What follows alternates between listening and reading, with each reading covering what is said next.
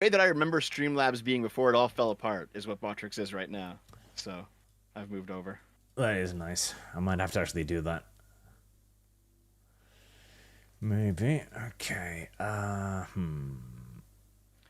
don't think it has like its own streaming program the way that Streamlabs does. Because Streamlabs has like, what is it called? Streamlabs. What is it?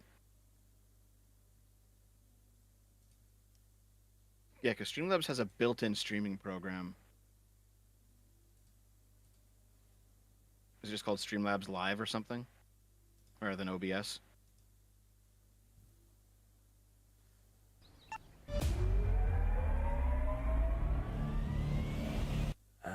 Yeah, Bosch doesn't have that. But Okay, right. Streaming directly. Okay, this is gonna have to be our emergency retard solution for today then. is it working? I believe so. Are we on your YouTube as well? I haven't even put it live yet. I would literally just have it unlisted, but it seems to be working now. Okay.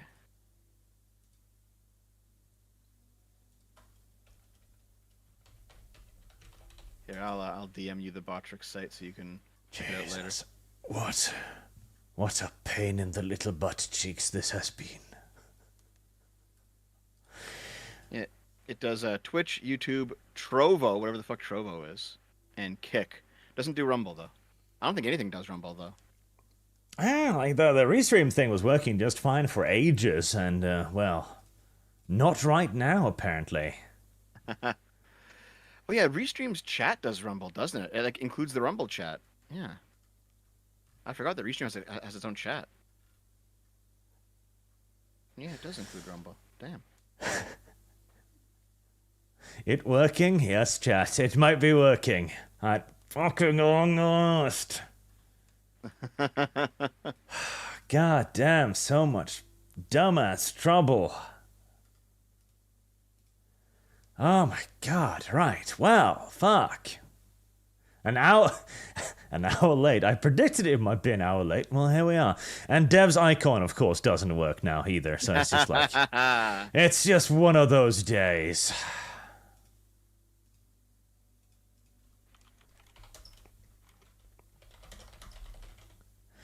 Oh boy. Oh boy, oh Jesus. Oh Lord, oh Jesus. So, I guess basically, hour late because Restream wasn't working for you. Yep.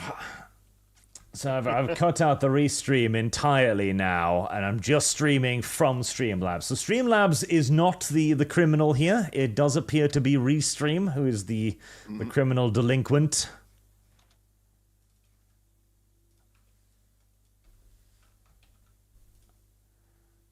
Let me just post. I'll post on my channel what's going on. Dumb and gay.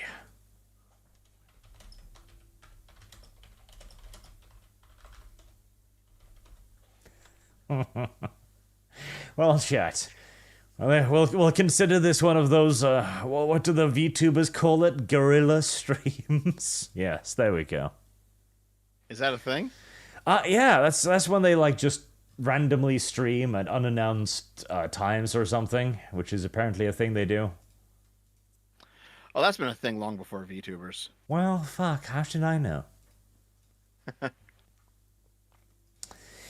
Right, it's not going to be working on Rumble or anywhere else, of course. So there's that too. It's only YouTube?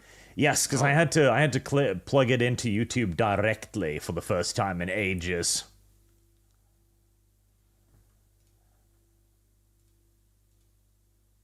Well, at least we're here and it's working, right? Yes, but it makes me worried for Restream in the future, like if it's gonna work or not. Well, I mean, I had that exact same error that you had like a month or two ago, and the next day it was fine. It could just be like a momentary thing. It might be. Like, I know one of my other friends had this problem too a couple days ago, where they couldn't start a stream, and that was fixed like just by itself a while thereafter. So. Yeah. So, hello chat. I'm back. I've returned to the ArchCast. So, here's the thing, right? there's some people who are like, "Oh, Dev, I'm out of here," and like they leave. It's like, okay, that's fine. But then I've also seen people like say, "God damn it, Lumi's on the Archcast and not Dev today," and I'm like, hold on, guys, who do you want as the co-host? Listen, everyone's gonna have their preferences and their likes and their dislikes. Such is the way of people. And yes, Renatera, all of the previous stuff has most assuredly been fully Yito Cheetoed, I'm afraid. Ito Cheeto, is that the new saying? Yes. It's like Super Chats, Streamlabs, Rumble, all that went straight down the drain. I apologize. I take no responsibility, but I apologize. Oh yeah, Hex in the chat says no one's ever said that, Dev. Listen, Lumi sent me messages with like screen caps of people saying it, and she's like, "Please come back." And I'm like, "Listen, you're doing fine. Everything's okay." The honest truth is, it's probably best if all three of us are here, but she's currently busy. She's at the Renaissance Fair, yes, having fun. So let's hope Lumi is having a happy, happy day. Now, let's see. Do we have a fix for Dev's icon? Do we? Yay. Thank you, Disco. Okay, well, I'll just shove Dev over there. He doesn't need to be that close. For the love of... Okay, right. Well, we're on track. An hour late, but we're on fucking track. So, I was going to start with just this retarded piece of side news whilst I was waiting for you, and then everything imploded. But let me translate this to English. I've got the live leak channel now above us. So this is from a Norwegian news site. Where one of our young politicians, Ariana here, she spent 3 weeks in England, and she came back to Norway and was like, "We've been far too kind to the immigrants. It's time to bring down the boots." So why did she say that? Well, basically, because she's seen the ghettoization in England, because... well, what basically happens is that young people who grow up with very little, they look at their neighbors who are criminals, and they see that they've got a giant TV, they've got a nice car, they wear a gold watch, etc. And they think to themselves, because children aren't stupid, they look at that and they're like, hold on, there seems as if there's a way out of poverty for me. And then they go to school, and the old school aunt is like, "You don't do crime, the police will catch you or something." And again, they look at their neighbor and go like, "Well, motherfucker hasn't been caught yet." And so crime flourishes. Surprise, fucking prize. Yeah, this is this is a video that I'm not done yet, but it'll probably be out at some point next week. I'm in the middle of doing a video on the nuisance streamer, which is, by the way, like not a new phenomenon, but it's only been recently given that name. And you know what I'm talking about when I say that, right, Arch? People who behave like shit stains in public and need to be beaten. Yeah, but they do it specifically for content. So they'll be live. They're called nuisance streamers, so streaming is involved. But also, like, people who do it in pre-recorded content, they're just like being shit stains in public. Yep. Yeah, same thing. But yes, so with nuisance streamers, one thing I realized is that there actually are people who are doing it because they feel like they have no other choice but to do it. Like, this is their only way out of poverty. And a great example of that was that Mizzy kid from last year, if you recall. I Black do kid in the recall. UK. Yeah. So he was like he was running around. He was breaking into people's houses. He was live streaming it. He was making videos out of it. He called like a prank channel, and he kept getting arrested by the cops. And then he went on Piers Morgan, and he basically said, "Listen, Western law is weak. You guys are just giving me slaps on the wrist for this shit. I don't care." And then that was, you know, the hard edge to it. And then the soft side of it was when he said basically he said in a different interview, he said, "I come from a poor family.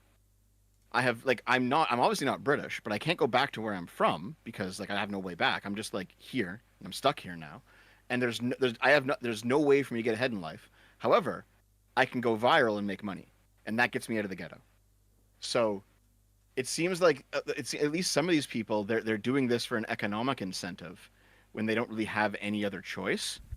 So it's not like it's still their fault for doing it, but it's one of those things where, like, okay, if I were in the ghetto and I had no other way but to be a shit stain to get out of the ghetto, I'd probably be a shit stain and get out of the ghetto. You know what I mean? So the issue ultimately is with the government because they're not like putting certain safeguards and guardrails around the situation.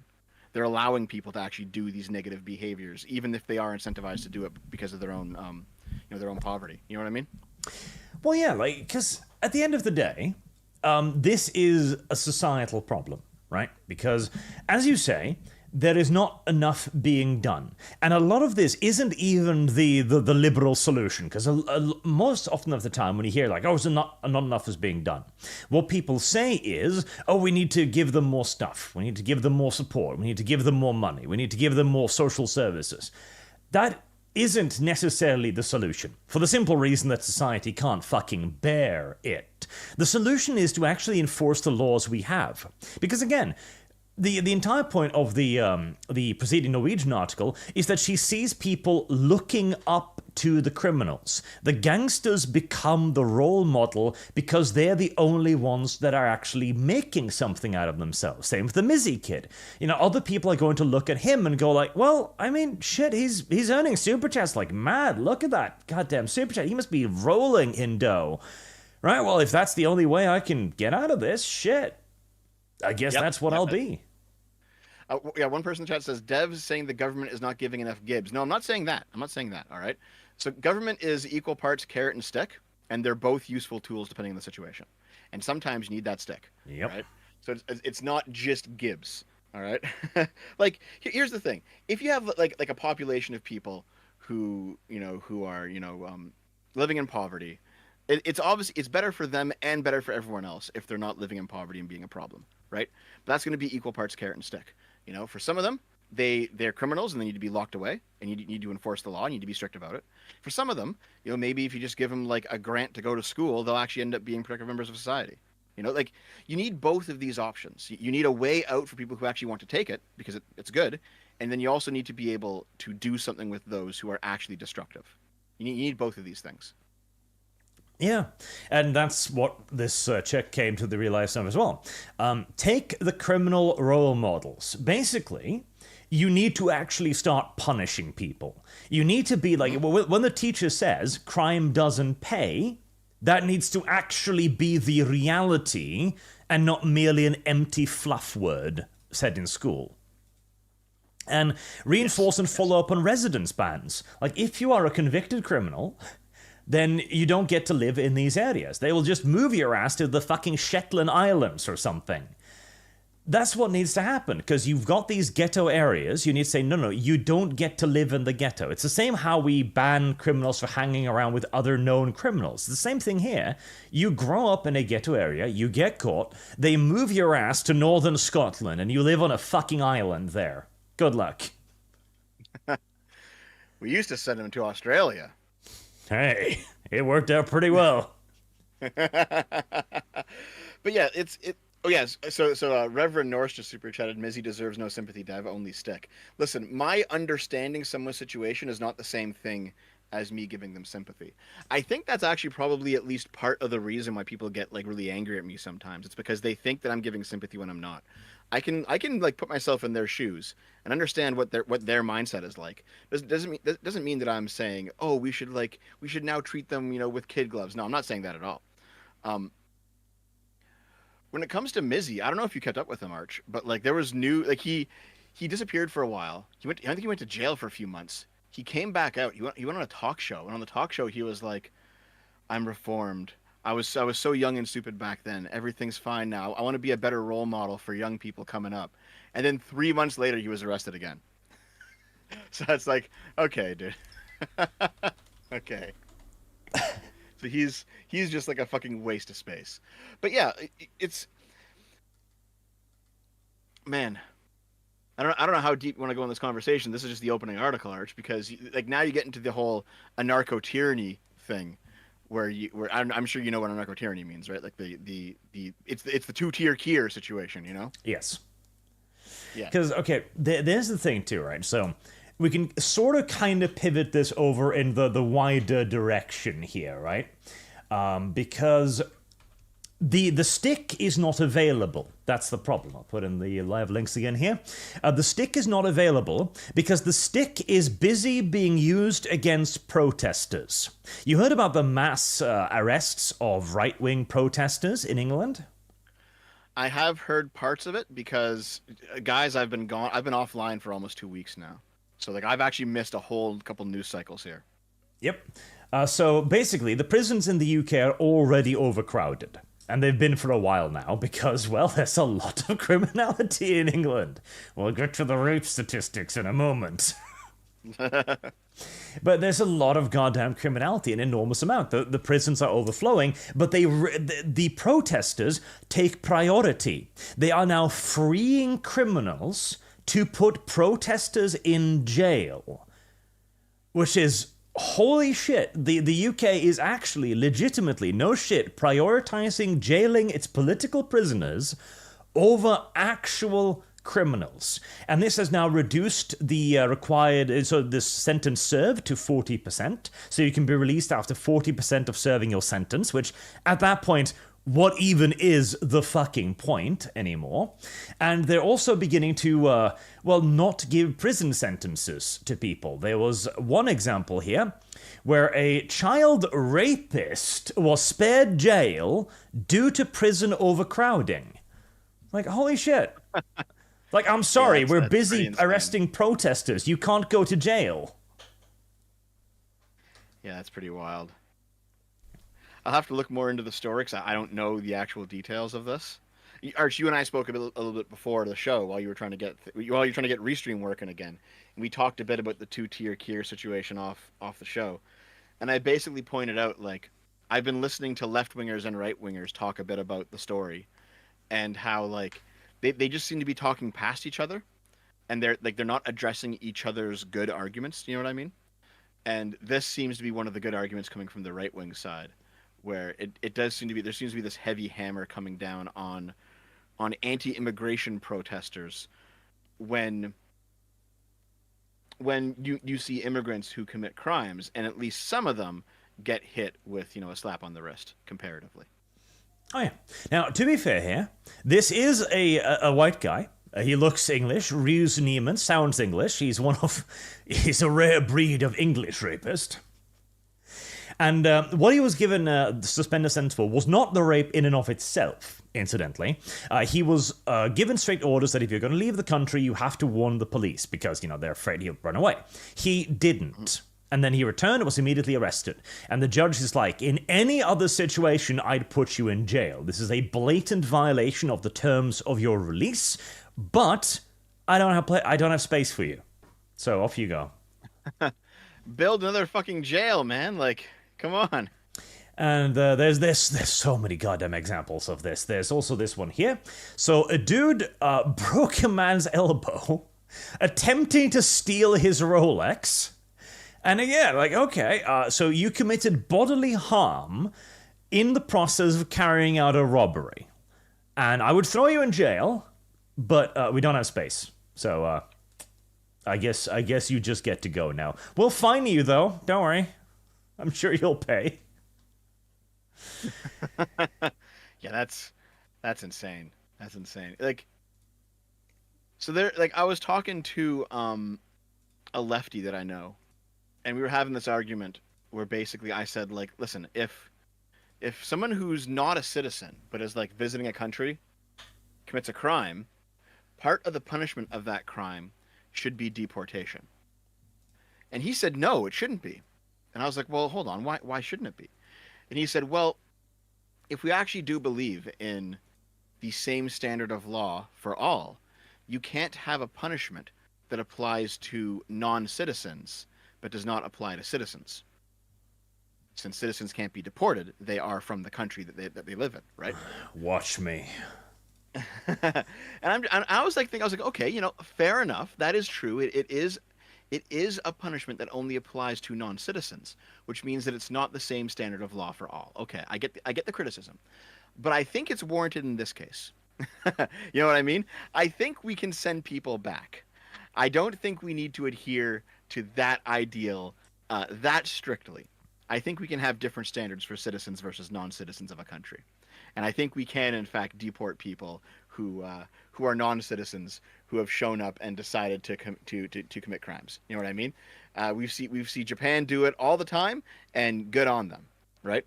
It doesn't matter that it's not equal. What matters is that it's right. Yeah, the thing is, citizenship is a privilege that is granted. Often it is granted via birth, but that is fine. Birthright is a thing. However, if you are granted citizenship later, then that is a privilege that could and should be, well, dependent upon your, at the very least, minimum of good behavior. I mean, maybe. So here's the thing, right? For example, if you only have if you're not a dual citizen, which I don't even think should be a thing in the first place, but like let's say that you come from some other country, and then you move to America, right? And then you adopt American citizenship, and then you get rid of your old citizenship, you're only a citizen of the United States and nowhere else, right? I don't think America should be able to strip your citizenship from you, because I think making people be citizens of no country is actually a really bad thing. You should be a citizen of at least one country. You should be able to hold at least some kind of passport, or be able to go to some kind of embassy for certain services. So you have to be a citizen of at least one country. However, it's different if you're a guest, right? Like if you're a citizen of, I don't know, of Libya or something, and then you come over to the UK as a migrant, and you're there as a refugee, or you're there as I don't know, like if you're there illegally, if you're there to be a student, or whatever the case may be, you're not a citizen of the UK. Then if you break a law, you should be deported. It should be as simple as that, right? Like I don't know why that's controversial to say, but it seems like that should be how it is. That if you're not a citizen of a country and you break a law in that country, you get sent home. Now, I mean, there's exceptions, right? Like if you for example, if you jaywalk, well, it's not a big deal. Like there's certain minor crimes maybe you shouldn't be sent home for. But we're talking like violent crimes. We're talking like theft. You know what I mean? You should be able to send these people home. Yes. Like there is a degree of differential treatment here that can quite easily be justified. And maybe we could look at it like 30 years ago and go like, no, principally we shouldn't do this. We don't live 30 years ago. We live today, where criminals are being left out of jail so the government can imprison protesters. And we're beyond that point now. Yeah. And there's also just, again, something that left-leaning people don't like to admit. Even some liberals don't like to admit, but it is true. Different types of people are not the same. And I don't mean that from like a racial perspective. I know whenever V and I used to have this argument about the differences in culture between the West and Romania or Russia, he would always make it into a race thing, which is it was honestly kind of left. It was lefty of him, because leftists do the exact same fucking nonsense. I'm never talking about race when I talk about this. I'm always talking about culture. Okay, if someone in the UK or in France or in Germany or in Norway decides to come over to Canada, the cultures are going to be more or less aligned in terms of their core values. They can fit in just fine.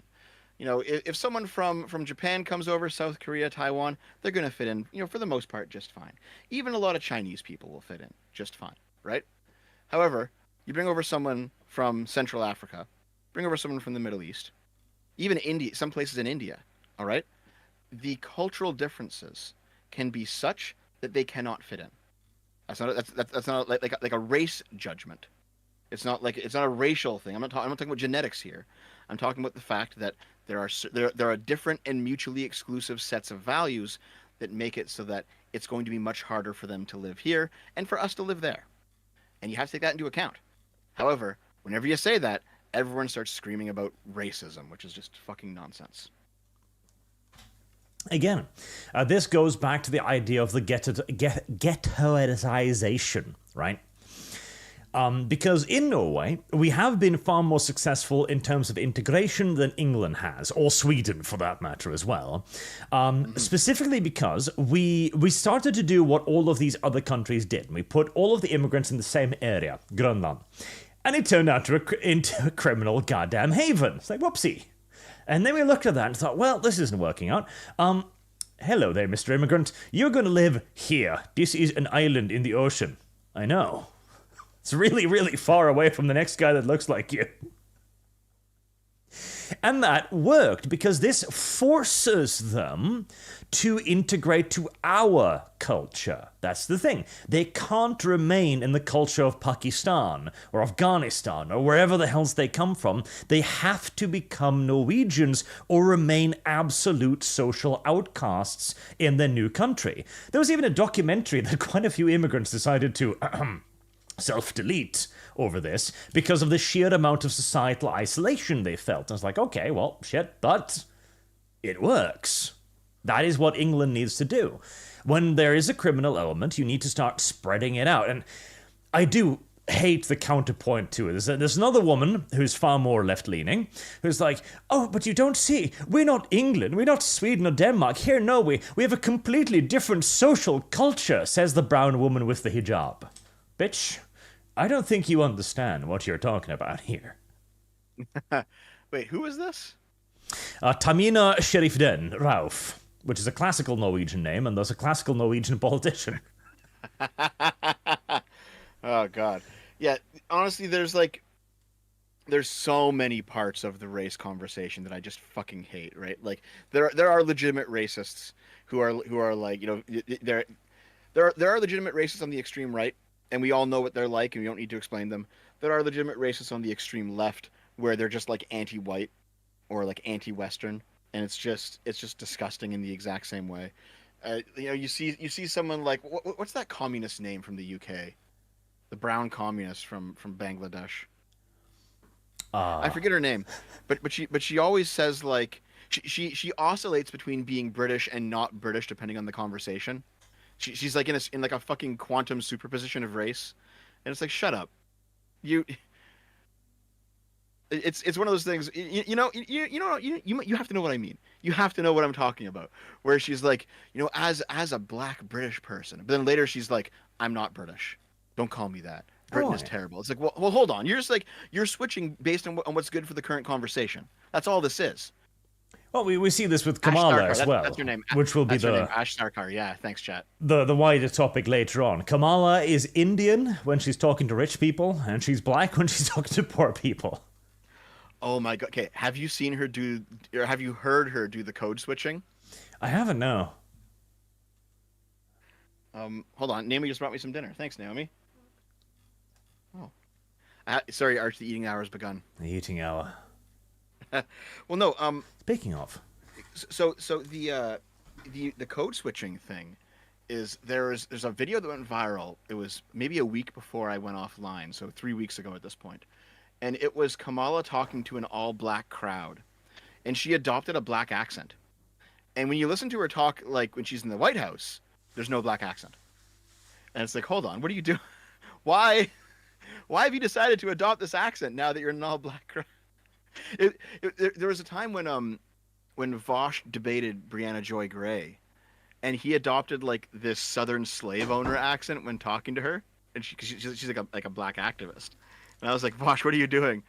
Why do you guys keep changing your accents? What's going on here?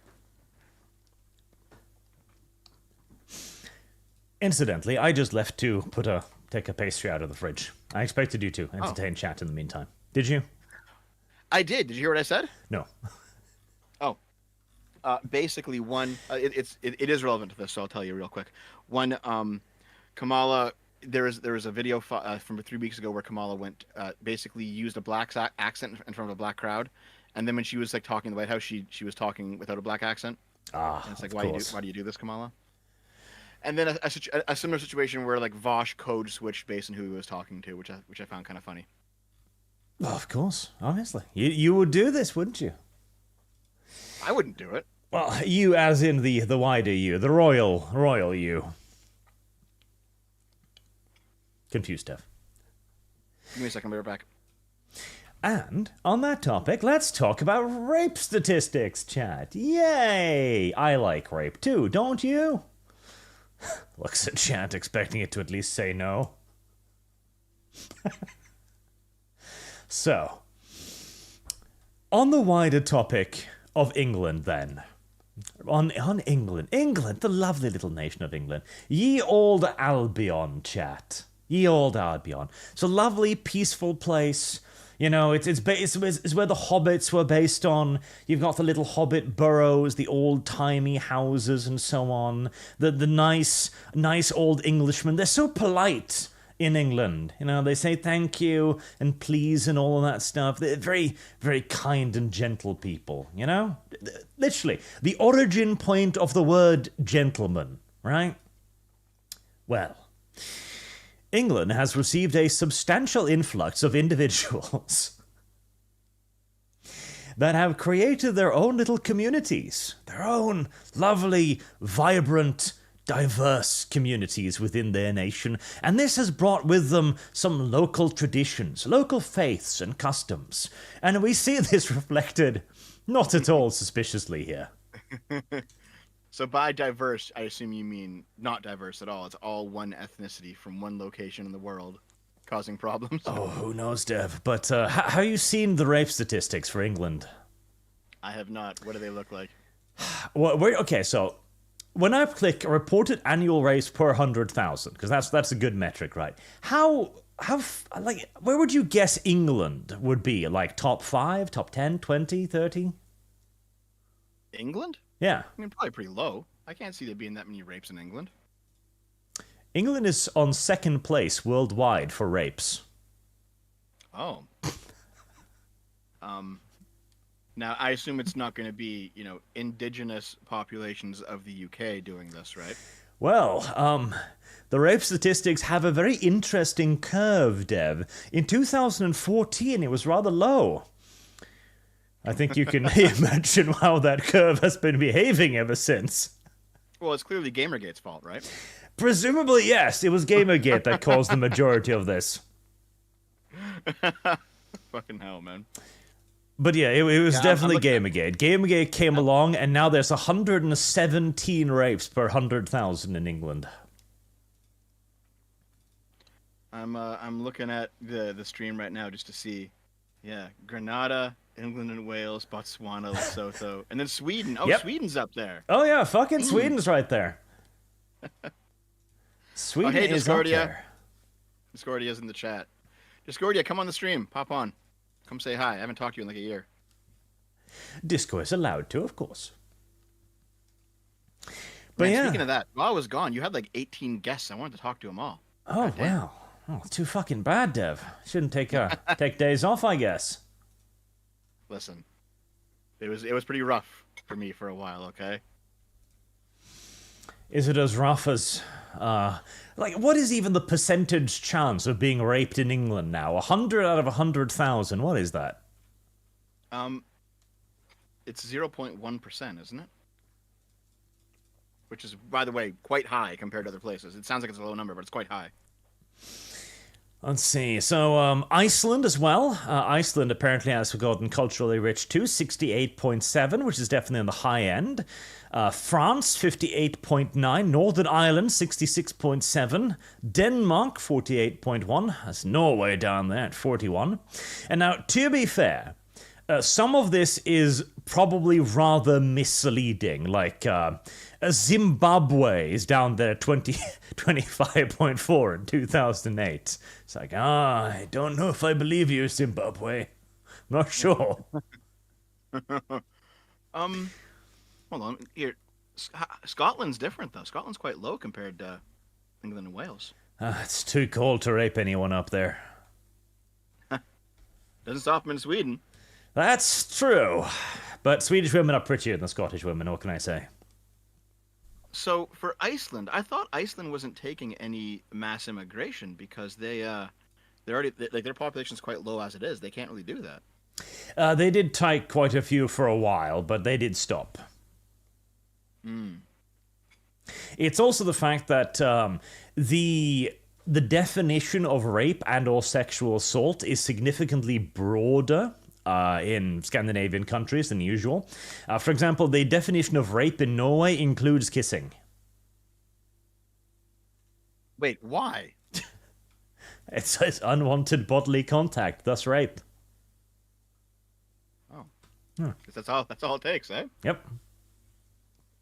That is all it takes in Norway, technically, to be accused and made guilty of rape. Wow. Okay. But England has some. England is not in a very good state. I think that is fair to say at this point. And Yeah. the English people themselves are, of course, very upset about it, which is why they're being thrown in jail at such a rapid clip. So the more reasonable left-leaning people out there, because I don't talk to the unreasonable ones because they don't talk to me. They think I'm a Nazi.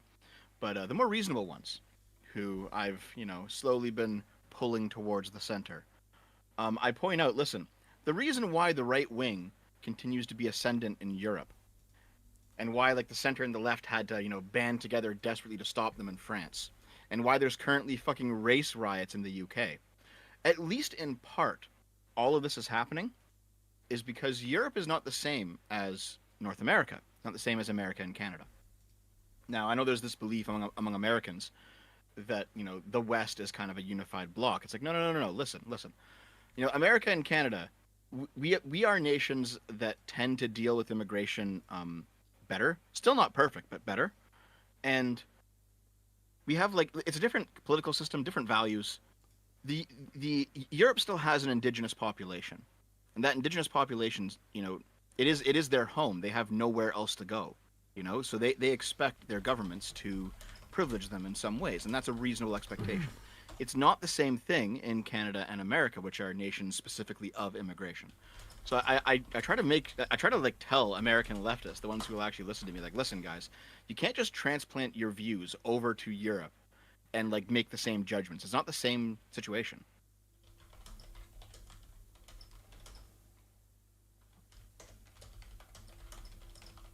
Someone in the chat said, "Imagine fence sitting as much as Devin still getting called Hitler." Yeah, that's how it is. That's how it is.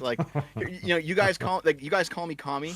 Some of you are joking. A lot of you aren't. The ones who are really mad about me being here sometimes, you guys definitely aren't.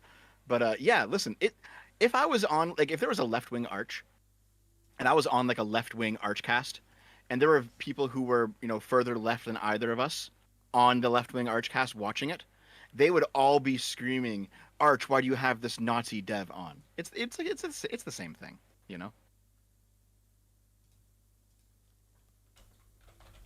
But yeah, I guess my point here basically is that it's more reasonable to complain about immigration in a place like Europe than it is in a place like North America, because the indigenous populations of North America are fucking gone.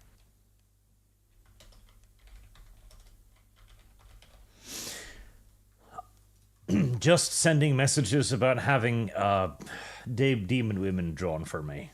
Distracted. But I'm back now. Oh wait, demon women? Yes. Who's drawing them for you? New thumbnail artist. Oh, that's neat. I've realized I have become the gatekeeper I always wanted to be, Dev. I constantly look through Twitter does anybody draw nice pictures? Can I make them draw boobies for me? And then I look at their profile. If there's a gay flag there, nope. If there's pronouns there, nope. I have become the gatekeeper of my own money, and I'm happy with that. That's how it has to be, man. I recall, this might have been in 2018. I asked an artist to do a commission, and they said, this was someone who was more left-leaning than me, I presume.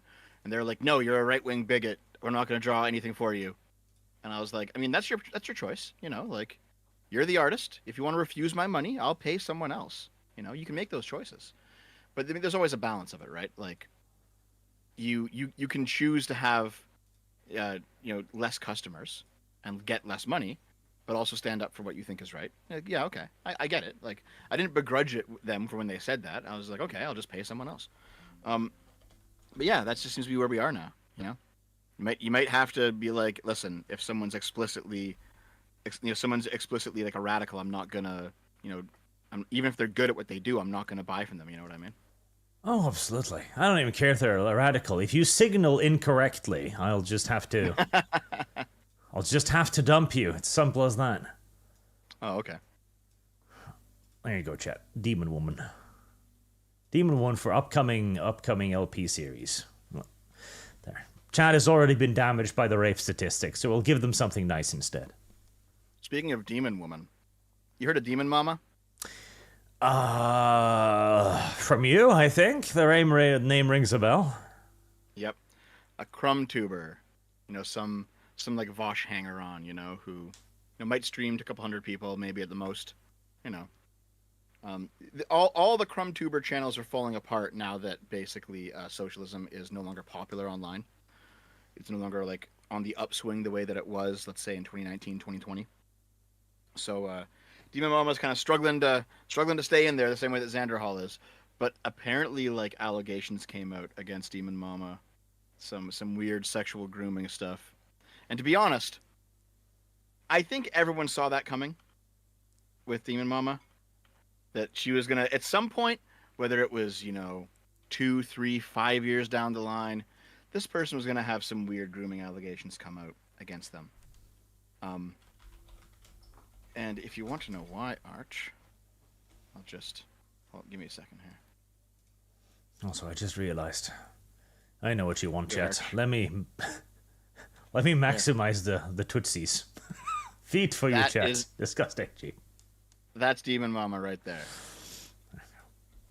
So, this person, by the way, trans obviously, so biologically male. But this person looks like they're gonna have some skeletons in their closet, eh? Let's see. Right, chat. I'm going to take Demon Woman away from you because Dev made me, and I'm going to give you this person instead. Yeah.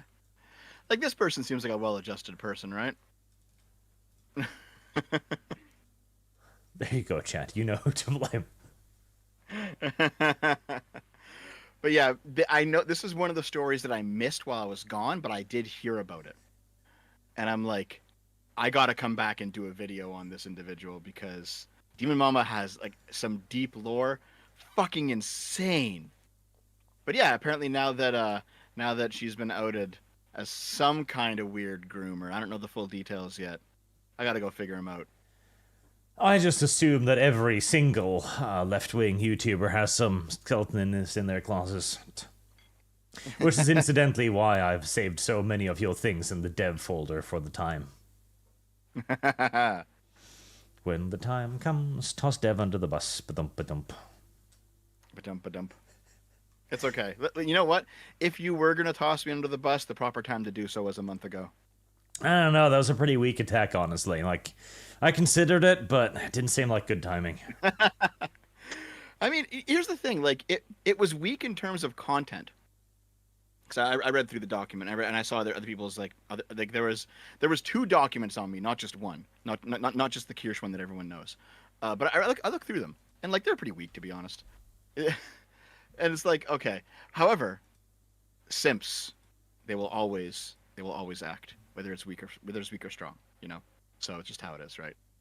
Like, I was looking through the documents, and I'm like, these are laid out like there's a fucking Me Too accusation against me, like I was grooming someone, or I was raping someone, and like you look through it, and it's all just like, Dev was mean to me. That's what I was hoping for. I was hoping for at the very least a rape allegation.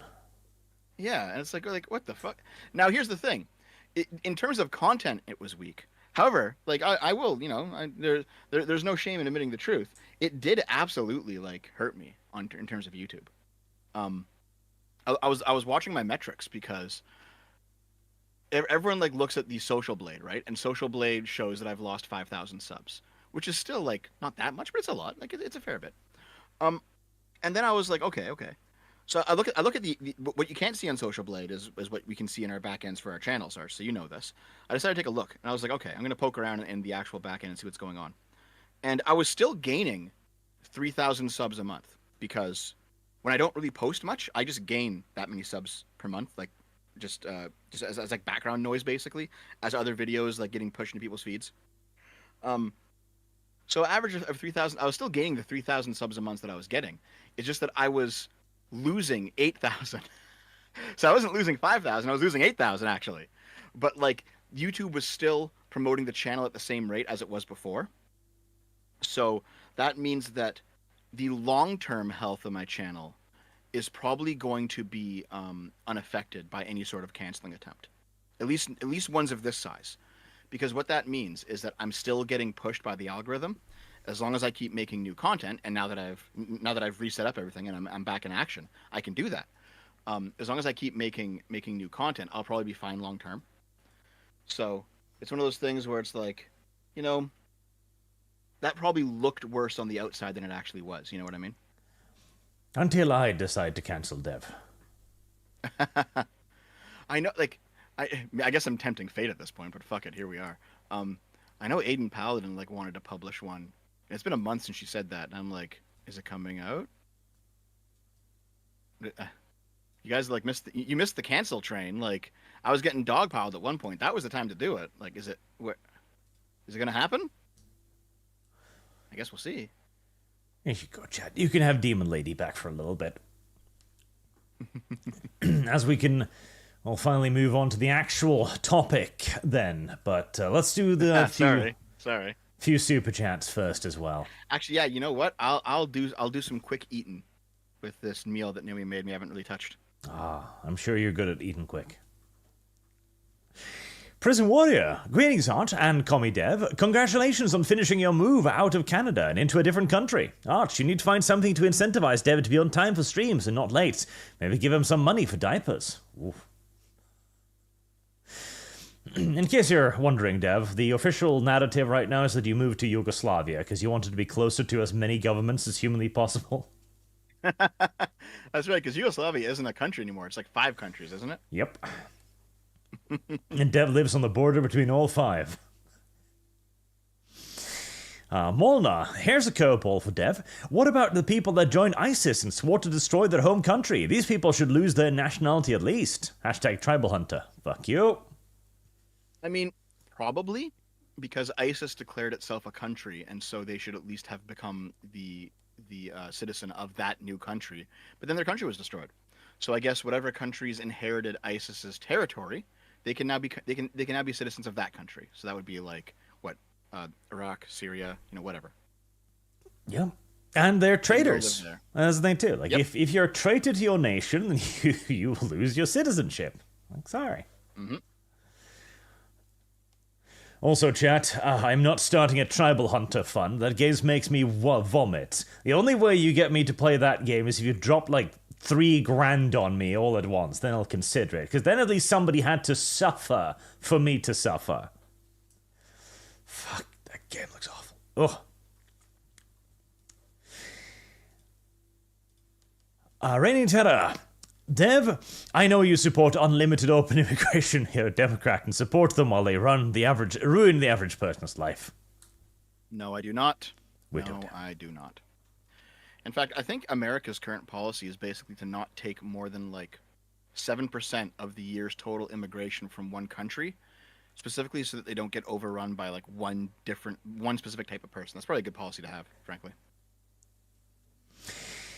Akaitski, how much dollars do we need to donate to get rid of Dev? Well, he earns me probably like $500 an appearance, so that would be a lot of money. Like, we're talking millions here to get rid of my poor little Dev.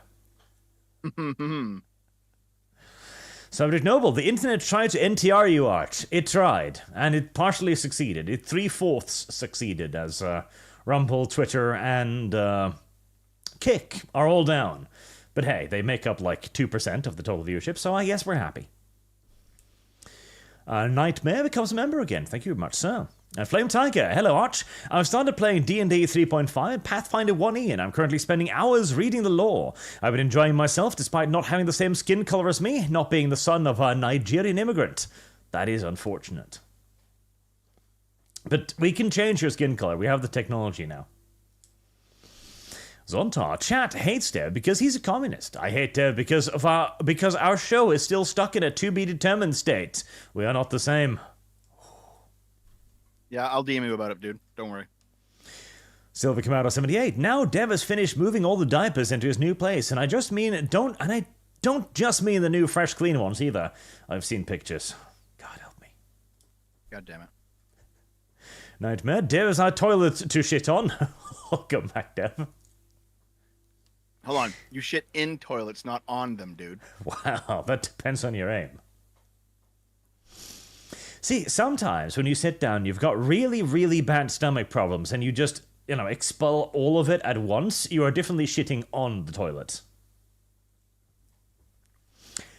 Raining Terror, my super chat was late and Base and Pony. Here's money for Nightmare Moon playthrough. Oh, Dev is back. Bring back V instead. V has a life now. He's not allowed to be on the internet anymore.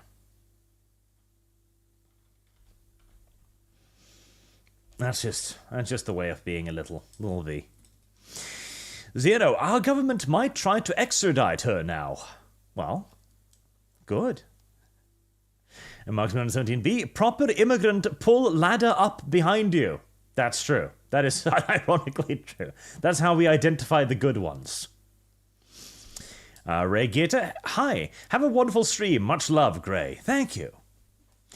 Sonic Nitro, hey Arch, have you heard of Tactical Breach Wizards? I saw it on Steam. Looks like a meme. That's all I know about. Silver Camaro 78, if Trump runs in November, Dev will make doo-doo in his diaper. If Kamala wins, Dev will also make doo-doo in his diaper. But it will be happy doo-doo. I mean, yeah, pretty much. Here's the thing, right? I thought Biden was too old, but I generally like a lot of his policies. Kamala's way too far left. I'm not a fan. They should have replaced Biden with someone like a Pete Buttigieg or something. That would have been fine. But like, I don't think Kamala would have stomached that. Basically, like here, imagine the shit show that the DNC would have been if Biden comes out and is like, "I'm dropping out. I'm endorsing Pete Buttigieg. Kamala, get fucked." Like it would be a nightmare, right? I think the nominee had to be Kamala, but Kamala is too far left for my liking. Rating Terror, stick Mizzy and his family back to Somalia, and his family too. Damn. Like, I'm sorry, sir. Your son has acted up. You're going back to Somalia. Is Mizzy even from Somalia? I don't even remember where he's from. Actually, you know what? That's a brilliant idea, Rating Terror. Yes, let's do this. Let's send their entire family back. If that doesn't inspire mothers and fathers of Somalian origins to beat the fuck out of their children for misbehaving, I don't know what would. In fact, let's make this the standard punishment. I don't even care if you're not from Somalia. If your children start being miscreants, we just ship their whole family to Somalia. No questions asked. I'm pretty sure Somalia would agree. Like, we'll just raise their immigration aid by like $100 million. They'll happily agree. It's like, yes, send us your poor, your starving, your criminal hordes. It could be the new Australia. Fuck yeah. Rowan Knowles, Missy deserves no sympathy, Dev. Only stick. Only stick. Very sorry, discuss Telegram news, you fools. What the fuck is Telegram? Silver Commander 78. When Dev poos in his diaper... Why is this? He puts the diaper on his head. Why? And that's why he seems to have shit for brains all the time. The diaper post won't stop. What? Is it always just blonde? Is it just blonde all the time doing that? Oh, this just happened. Okay. You know what Telegram is, right? Russian social media thing? Yeah. The founder and CEO of Telegram was arrested at a French airport 34 minutes ago. Really? Yeah, I'll post in the links. For the crime of being Russian, I guess?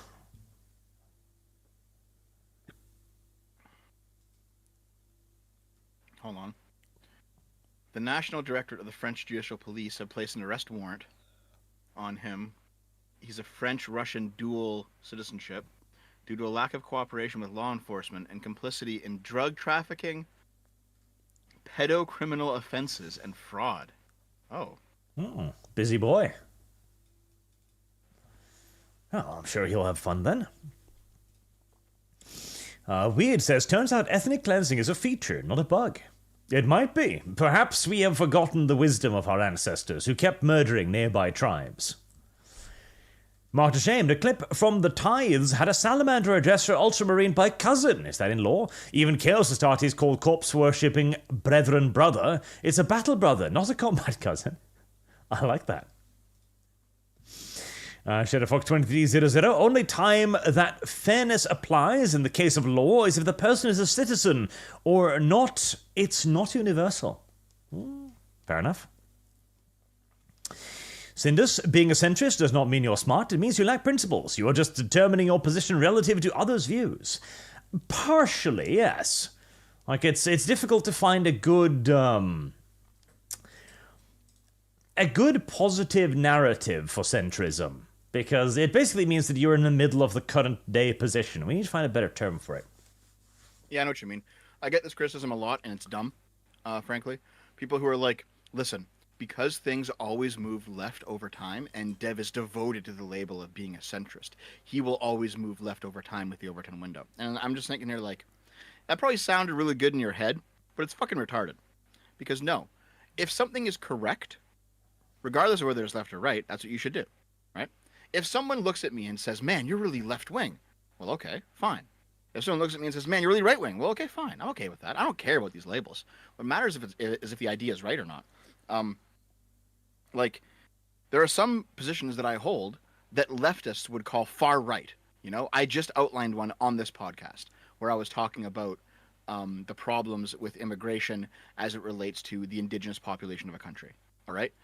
Any left-winger worth their left-wing cred would listen to me saying those things and call me right-wing. However, I'm correct when I say these things. That's what matters. You know, I'm not very right-wing at all, Dev. My only right-wing position is that we need to, forcibly, ethnically integrate the Sami population into Norwegian one. With stick. The Norwegianification program did absolutely nothing wrong. Other than that, you know, I'm pretty progressive myself.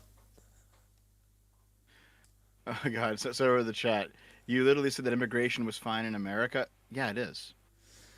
I don't mind immigration coming to Canada or America. I don't know, like, considering that you're an entire country based off of immigration, and so is mine, right? The issue ultimately is how many you're taking. Can your economy and your current infrastructure support that many? And also the values of the people coming in. That matters. But like the idea that immigration just as a blanket judgment is just bad, that's a ridiculous idea. Silver Camaro wants to make more fun of Dev's butthole, I think. Dev at the drive-thru, getting a small meal. I'll have 2 number 9s, a number 9 large, a 6 with extra dip, a 7, 2 45s, 1 with cheese, and a large soda. You know what? Dev, do you drink diet soda? No, actually. God. I drink water and coffee. I don't do the liquid calorie thing anymore. Wow, that's even worse. Is it? Yeah. Because I've never seen a thin person drink diet soda. Like, that's just a trap. Everything, like, cola makes you happy, okay? If you don't drink cola, that's the problem. You need to drink more non-diet soda. Yeah, I mean, fair enough. Yeah. But I don't drink it, so that's good. Yeah. Water and coffee, baby. That's it. I think those are worse. Though to be fair, like I might sit down with like a nice glass of lemonade on a hot day or something, but like that's rare. It's usually water and coffee. Yeah, no, soda's the drink of the gods. Proven repeatedly. Car Forever 3. What's with your princess and her shaman boy toy arch? Private wedding to keep the plebs out, only to then sell rights to tabloids? Witcher. Yes, that is a thing that happened. Our princess has decided to marry, and I shit you not, a African shaman in a private ceremony where they sold the rights to it to foreign newspapers. This is a thing. Wow.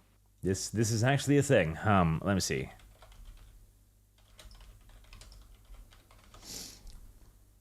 Let's see if I can find, okay. Right, so first a picture of the princess in question. Now she's getting on there in the years, and she's got a body count on her, including one husband she probably drove to suicide, but hey, details. Really? Oh yeah. Oh fuck yeah. Oh wow. She married a gay dude, and she did horrible, unspeakable things to him, no doubt. Oh Jesus. Oh yeah. Eventually, he just ended himself because he didn't want to be gay in a straight relationship anymore. That sounds rather wild. and her new African shaman boyfriend, soon-to-be husband. And yes, I'm not exaggerating. I'm not being racist here, YouTube. He actually declares himself as a fucking shaman. The man believes he has magical powers. There's frankly nothing more I can add to that conversation, honestly. There's nothing more to be said. There's nothing more to be done. This is just reality now. Much ashamed, Arch, you need to watch Now You're a Single Mom. Is that a television show? Is that one of those shows where we laugh at other people's misfortune? I don't think it is. I've never heard of it, to be honest.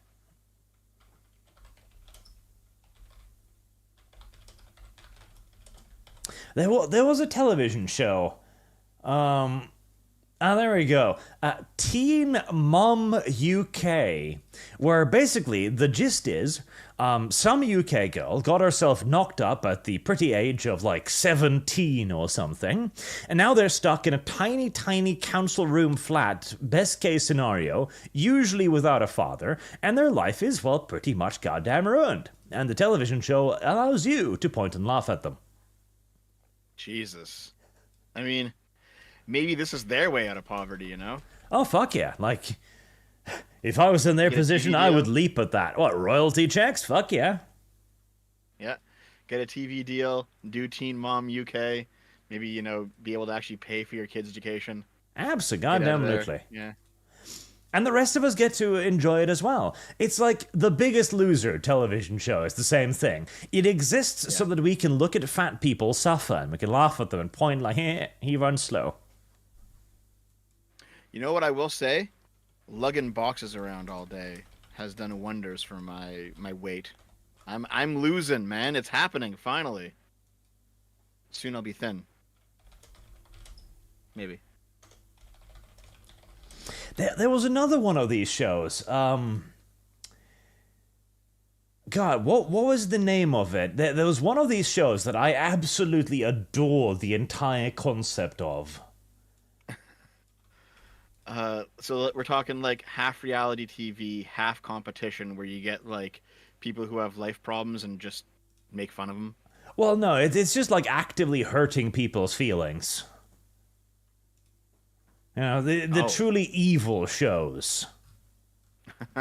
So like bum fights, basically. Oh, no, far worse. Like, bum fight wasn't that bad. It was just like two homeless people and like, hey, fight and I'll give you some money. Like, okay, you know, that causes a little bit of bodily harm, worst case scenario. Probably not a whole lot. You know, it's not a big deal. No, I'm talking about like long-term psychological damage, you know?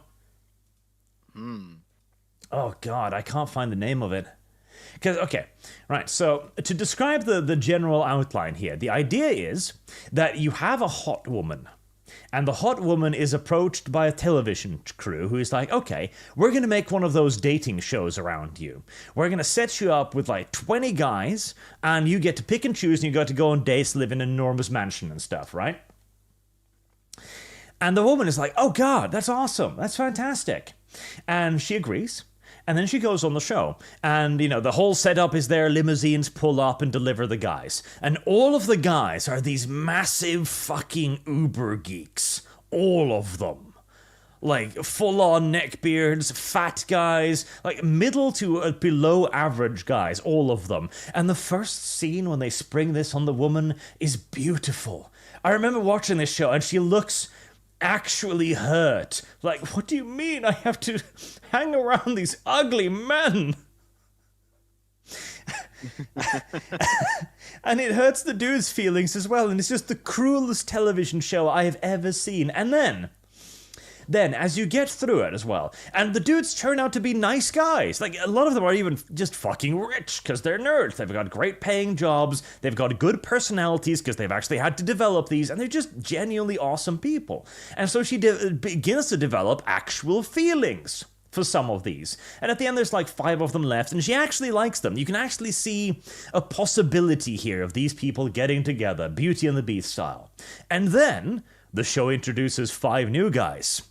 Ripped, fucking buff stallion motherfuckers who just come walking down the aisle to the sound of I Need a Hero, glistening with baby oil. Oh. And every time, Dev, every fucking time, the geek is left alone, standing on the tarmac, as the beauty and the hottie fly away after the woman chooses the big buff guy. Has the geek ever won? Nope. Not once in the entire history of the show. Not that I'm aware of. I gotta look this up.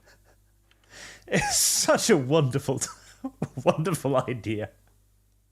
Because, okay, listen, chat. The point of all of these television shows is to watch people suffer, to watch them be in pain. And this show does that better than anything I have ever seen. And you know what? The best piece of it, the piece de resistance, just the final little happy ending, is that usually, after like 3 weeks, the hot guy dumps the chick.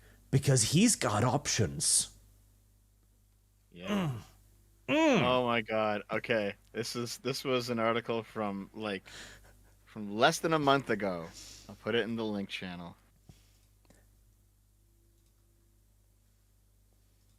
No, live links. Sorry, I'll put it in live links. Oh, beautiful. Yeah. Perfect. Yes, yeah. I'll see that. Beauty and the Greek Star admits reality show destroyed him after fighting so hard. Oh boy, look at him too. Yeah, poor bastard. Listen, there's nothing poor about him, okay? He's a vessel for my entertainment. He signed up to this. He knew what he was fucking getting in on at that point. He knew. He understood. But he thought like, oh, I could totally be the one to win. No, you can't, bruh. No.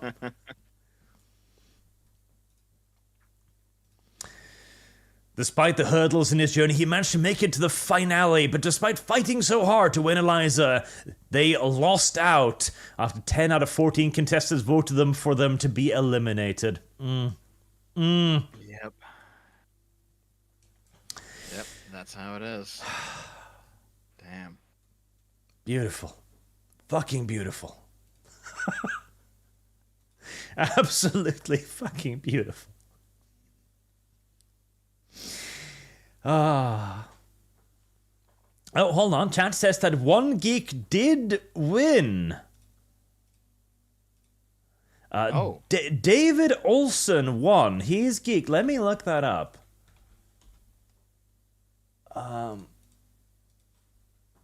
Let's see here if I can find this.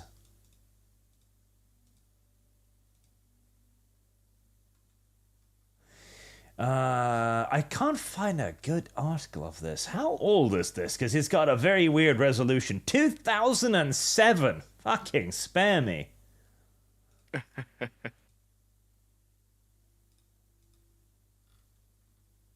I can't even find a decent picture of this.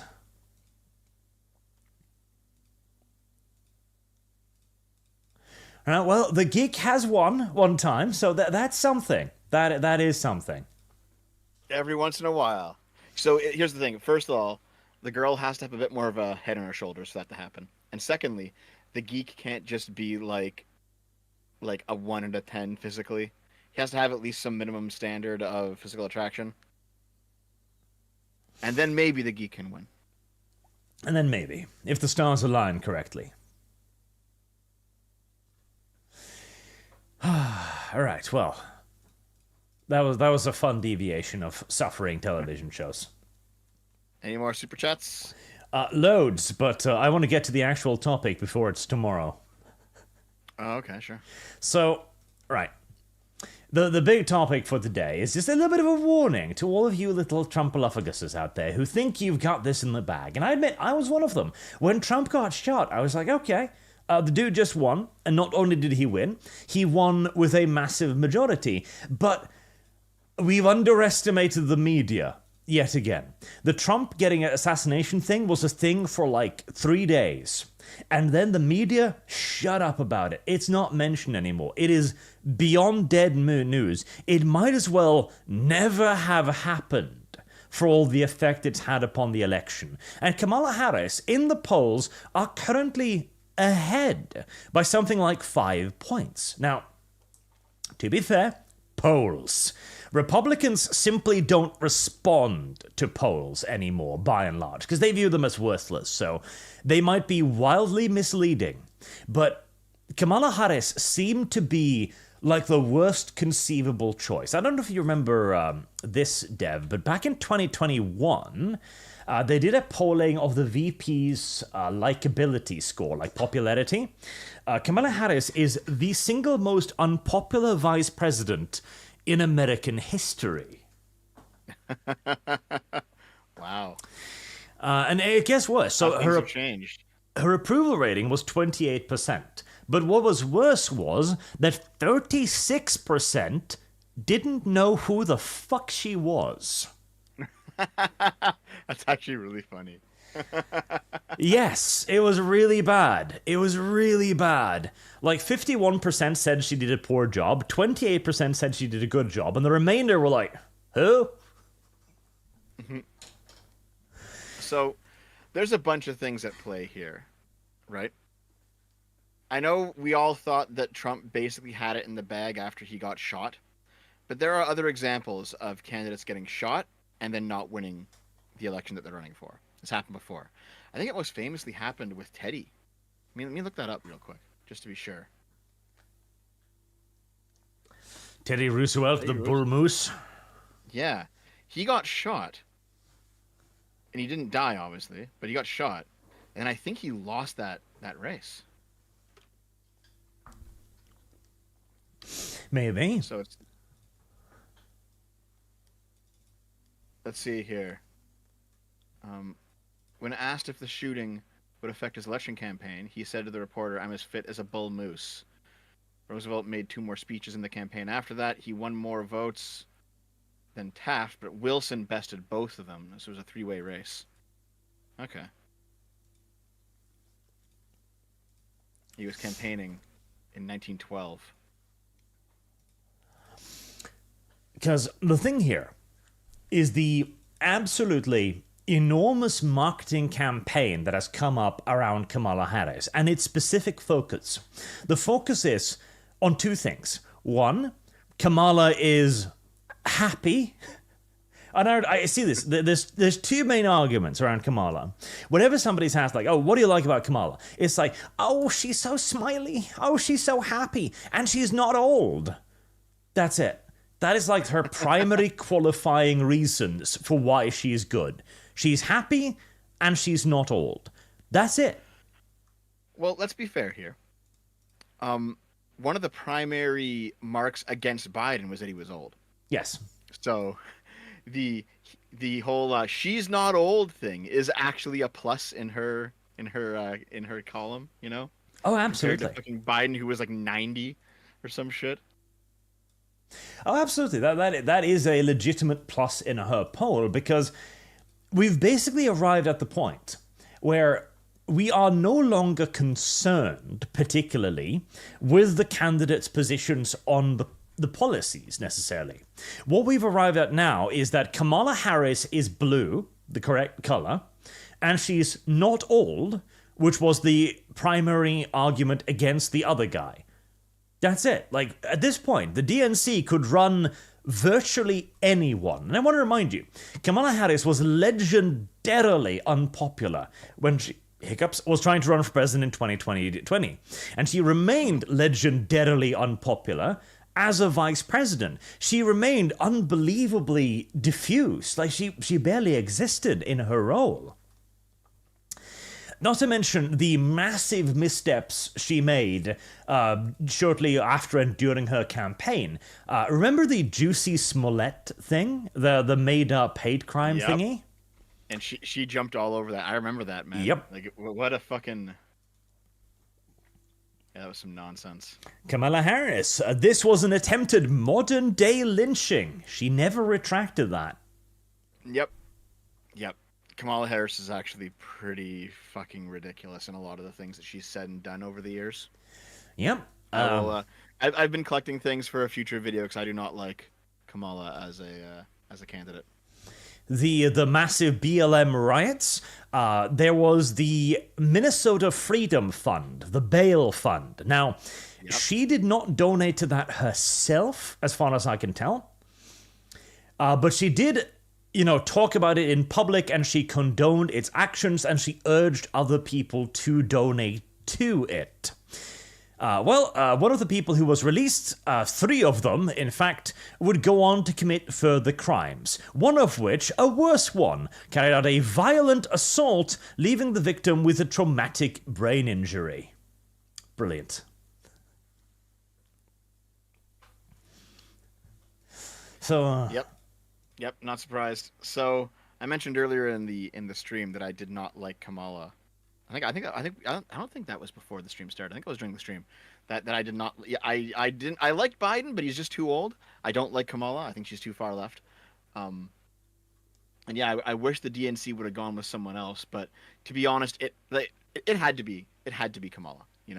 Like if Biden was going to step down, it would have to be his VP pick that takes the reins, just because of the fact that the reason you choose a VP is because if you are someone who's incapacitated, you're trusting this person to be the president while you're incapacitated. That's the job of the VP. So if Biden did not endorse Kamala, it would be an incredible black stain against the Democratic Party. So he basically had to. So that just because of the way things were, Kamala had to be the candidate, but Kamala isn't a great candidate, in my opinion. That being said, I mean, you showed those polls where Kamala's beating out over Trump, so. Yeah, see, that's where I disagree. I don't think it's about the candidate anymore, and I think she's actually the perfect candidate for what they're trying to do here. So you mentioned she is too far left. That is an understatement. Kamala is the furthest left. She, unironically, straight up. So this was one of those fact-checking agencies, so they're liberal and they would like to. Was Kamala Harris ranked the most liberal senator by GovTrack? Verdict, true. She is the most progressive American senator ever, basically. She's the furthest left anyone has ever been, and also been elected to an official position in the U.S. Really? Because I would have thought that like AOC or other members of the squad would be more further left than she was. Nope, she is even worse. Yeah, okay.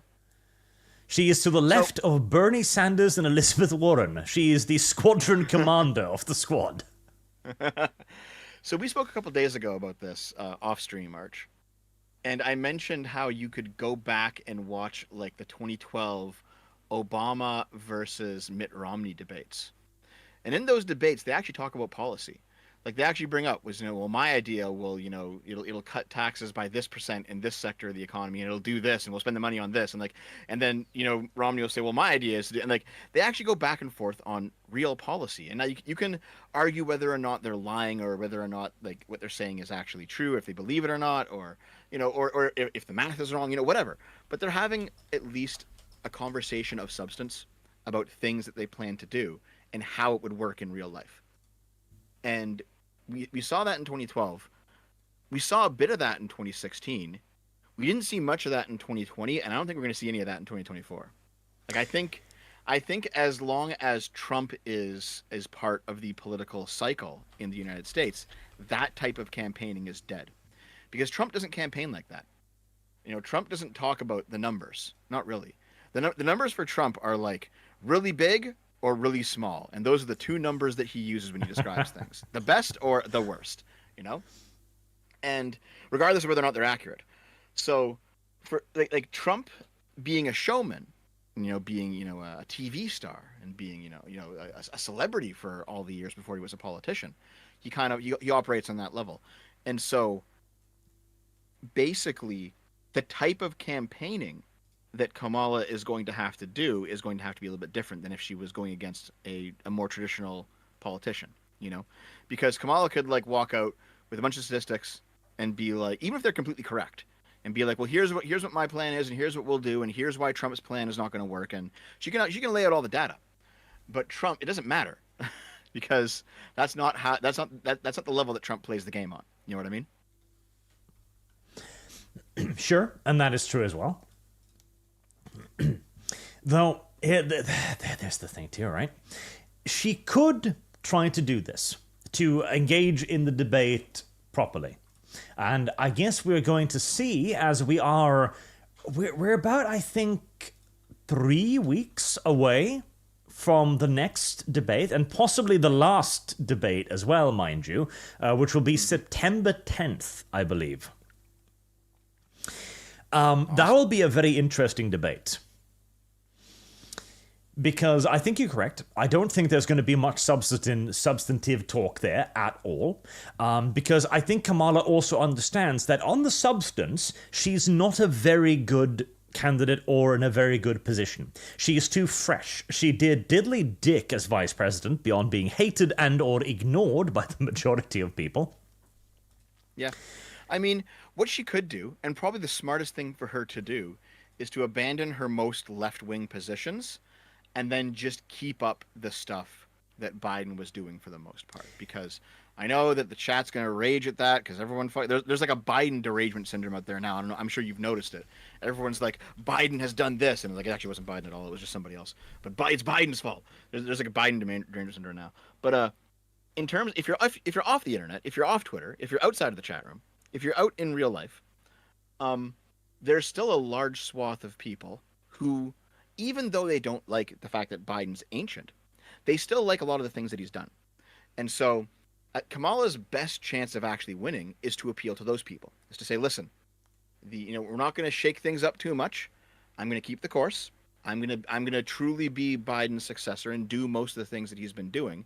And that ridiculous far left stuff that I said 4 years ago, just pretend that didn't happen. I'm walking all that back. That would be the best thing for her to do if she wants to win on policy. If she wants to win on rhetoric, to be honest, if she wants to to get into like the meme war with Trump, it's pretty easy for her to do. Trump at this point has 34 felony convictions. Whether or not you think that's appropriate or legal or should be thrown out, whatever. The fact is, right now they're on the books, and Kamala's a prosecutor, right? The jokes and the narrative writes itself just looking at those two facts. Whether or not you think it's fair, whether or not you think it's right, Kamala's angle of attack can simply be, I spent my entire life as a prosecutor and Trump as a felon. Boom. The entire narrative writes itself at that point.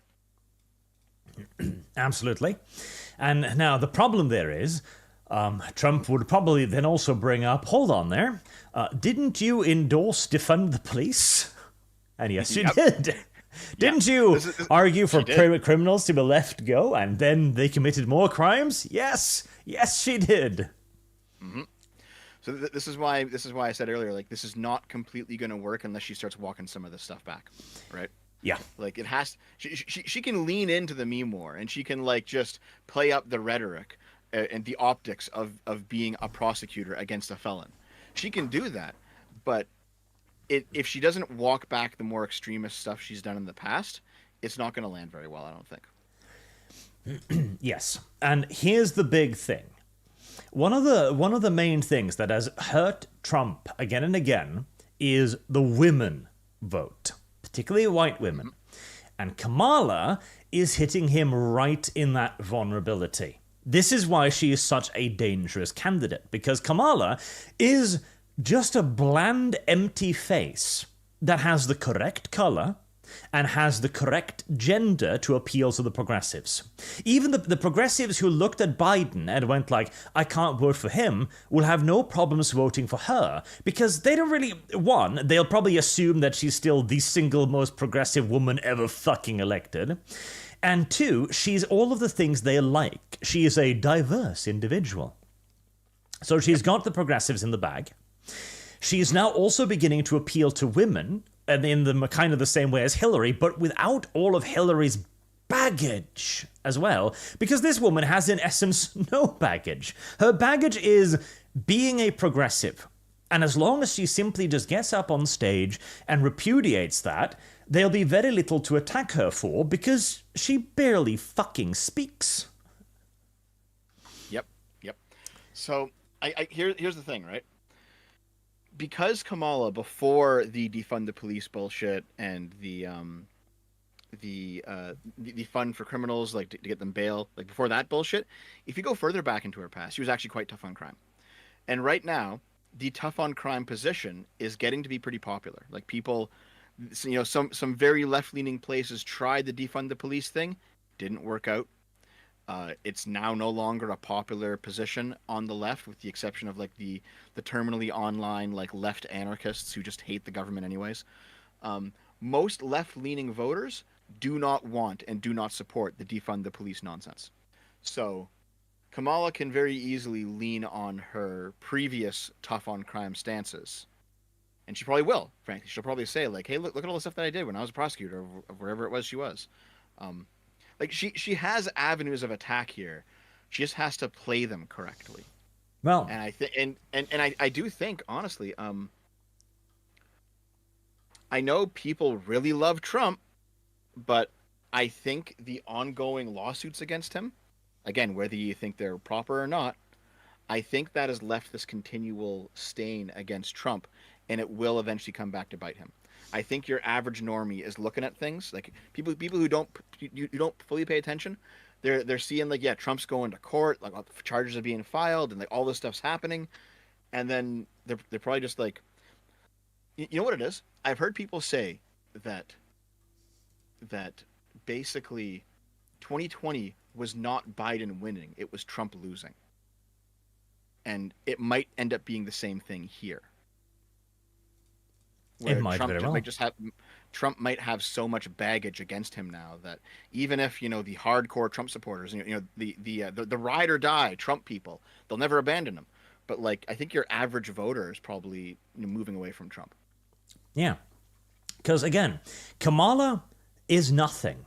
And nothing is actually very comforting for a lot of people who aren't on one side or the other. She is very comforting for the undecided voter. In fact, Mr. Luckless there for 1,000 yen, thank you very much, kind of puts it quite well. Kamala is a candidate no one voted for that the media is propping up, whose great success is doing literally nothing. Of course, a leaf would say this is a good candidate. I'm saying it's a Hold good on. candidate. Why? Because there's no baggage there. No, it's different. Yeah. I know what you mean though, right? Yeah, because like there's people in the chat who here. I think an hour ago, chat. I mentioned something an hour ago where I was like, listen, me being able to understand someone else's position and put myself in their shoes is not the same thing as me advocating for that position. All right. And currently, the entire chat has fallen into that trap. Right. I'm describing things as they currently are. I'm not saying whether or not I support this stuff, guys. All right. So like, calm down, okay? See, the reason why she's a good candidate is because she is nothing. There was this thing went viral when California's Kamala Harris becomes the first Indian American U.S. Senator, Associated Press. Biden picks Kamala Harris as running mate first black woman, Associated Press. 2020. She is whatever you want her to be. She is the amorphous blob, a non-interested voter. And again, all politics is the 2% arguing over the 98. And the 98 can project whatever they position they want on Kamala Harris. She is any color you want. She's any ethnicity you want. She's a working woman. And then she's the husband or the husband. Maybe. She's any gender you want to. And then she's a successful businesswoman at the same time. She is all of these things. She has Oprah Winfrey showing up at the DNC and supporting her. And Oprah Winfrey is like the avatar of the normie populace. And see, Oprah Winfrey is a perfect example of Kamala Harris. Oprah Winfrey is a billionaire, okay? Yep. She has so unfathomably so much money and so much authority and power as well. And she probably pimped quite a few girls to Harvey Weinstein as well, incidentally. Are you sure about that one? I mean, there are pictures that are rather indicative, shall we say. Alleged, let me be clear, of course.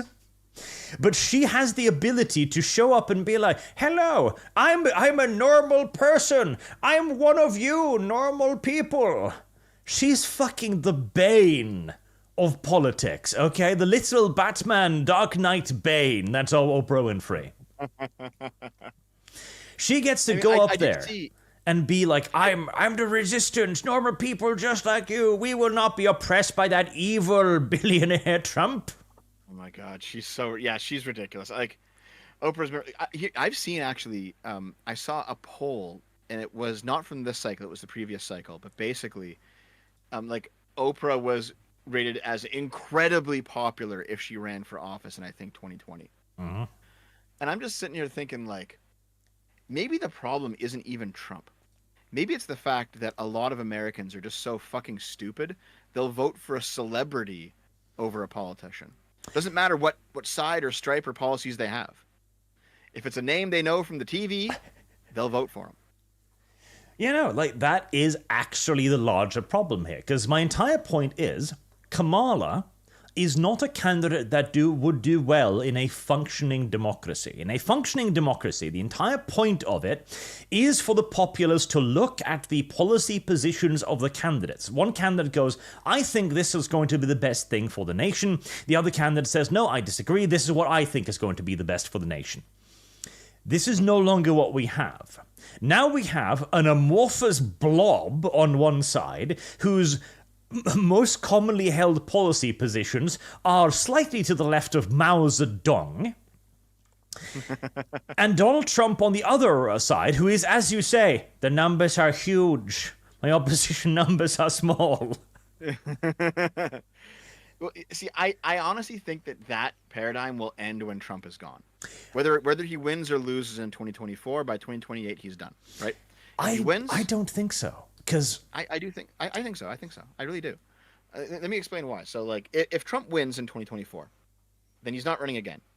Even if he decides to do some wacky shit and like get a third term somehow, he will eventually die. He's not being hooked up to the golden throne, and there's nobody on the right with enough charisma and political acumen and star power to take over Trump, his space. So I think once Trump is done, I think this type of politics dies.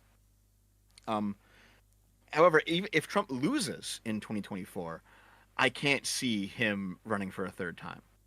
Like, if Trump's the nominee for the Republicans in 2020 and loses, and then the nominee for the Republicans in 2024 and loses again, like, there's no fucking way that he's going to be the Republican nominee in 2028.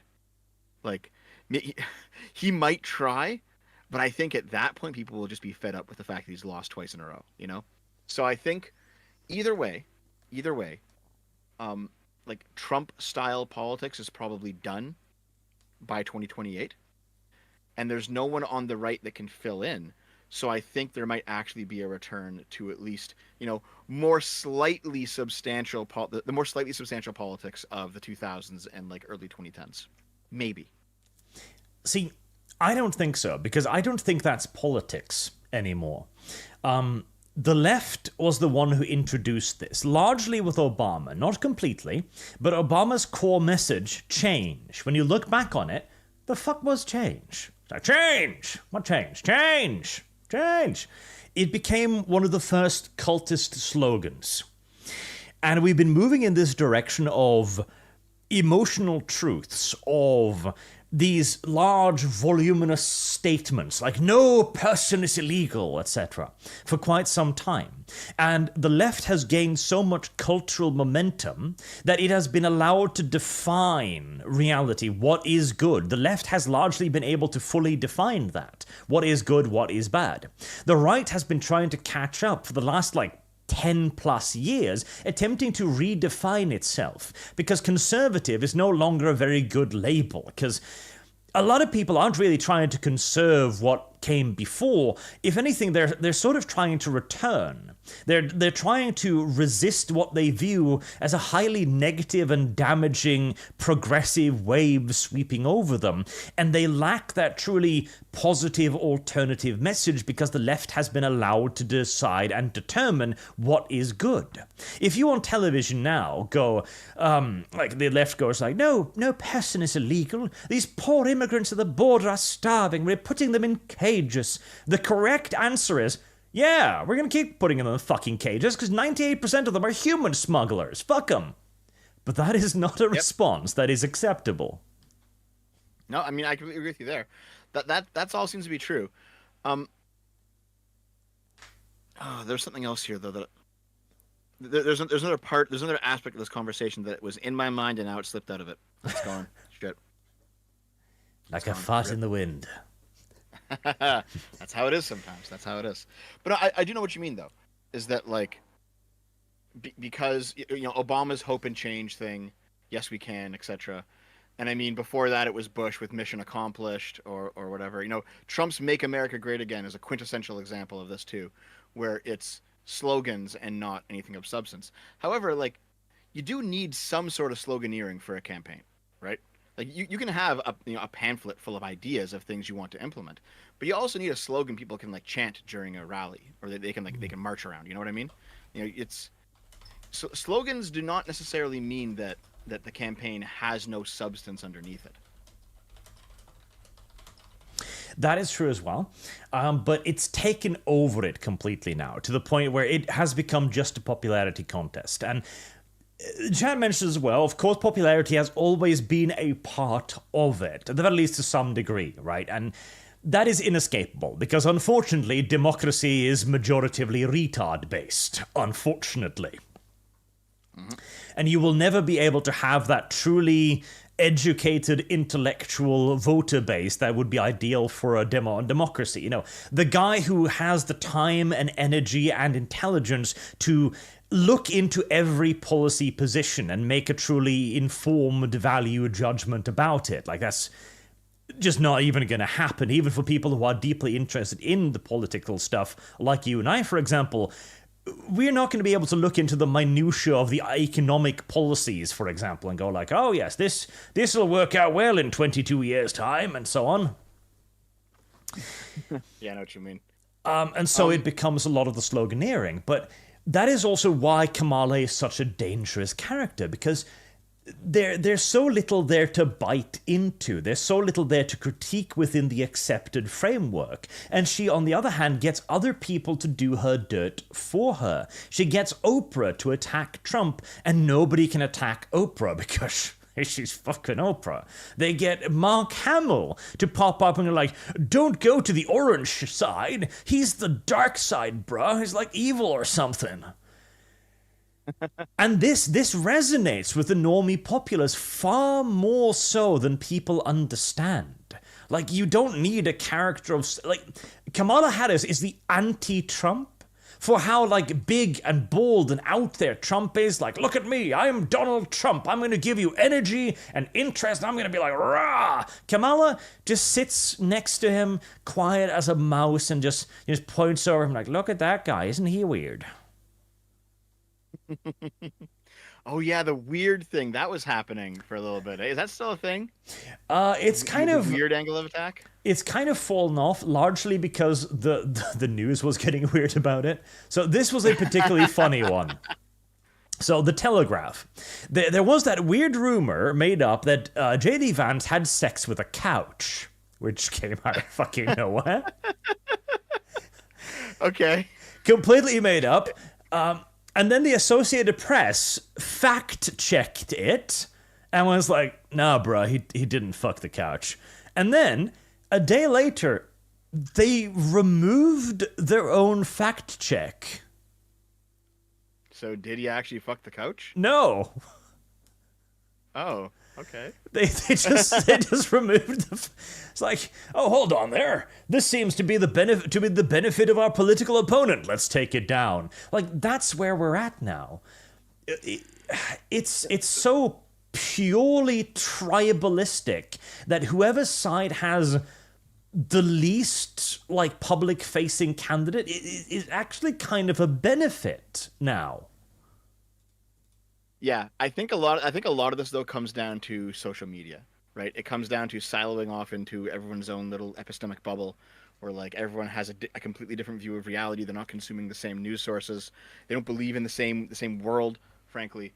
And then like those bubbles getting popped when it's time to come together for big events like this. So people like freak the fuck out when they get confronted with evidence that does not exist in their world, right? Because at least before social media, there were there were forums and there were, there was other places in real life where like you could go to, you can go to specialized locations, but there was still like, we still all had access to relatively the same canon of information. But now, like, if you go onto like right wing Twitter, you can see 100% people talking about how like, the vaccine is causing people to have like heart attacks, the left, right, and center. You see people talking about how 2020 was stolen and Trump should have been president, or like I don't know if you remember this in early 2021. There was actually some weird cope about Trump actually being a secret president, like he was actually still president. That was happening for like 6 months in 2021. You see stuff about like here, list off any single like populist talking point, and that's reality in the right wing sphere of the internet. And if you go over to the left wing sphere of the internet, there's a completely different set of talking points that make up reality. And there's nothing like that crosses over between these two things. And so when these groups come together and they realize that, oh, it's not just that we disagree on certain things, we actually see a completely different universe, which is what, these completely different value systems lead to a lot of the conflict that we're seeing. There's not enough exposure between the various groups.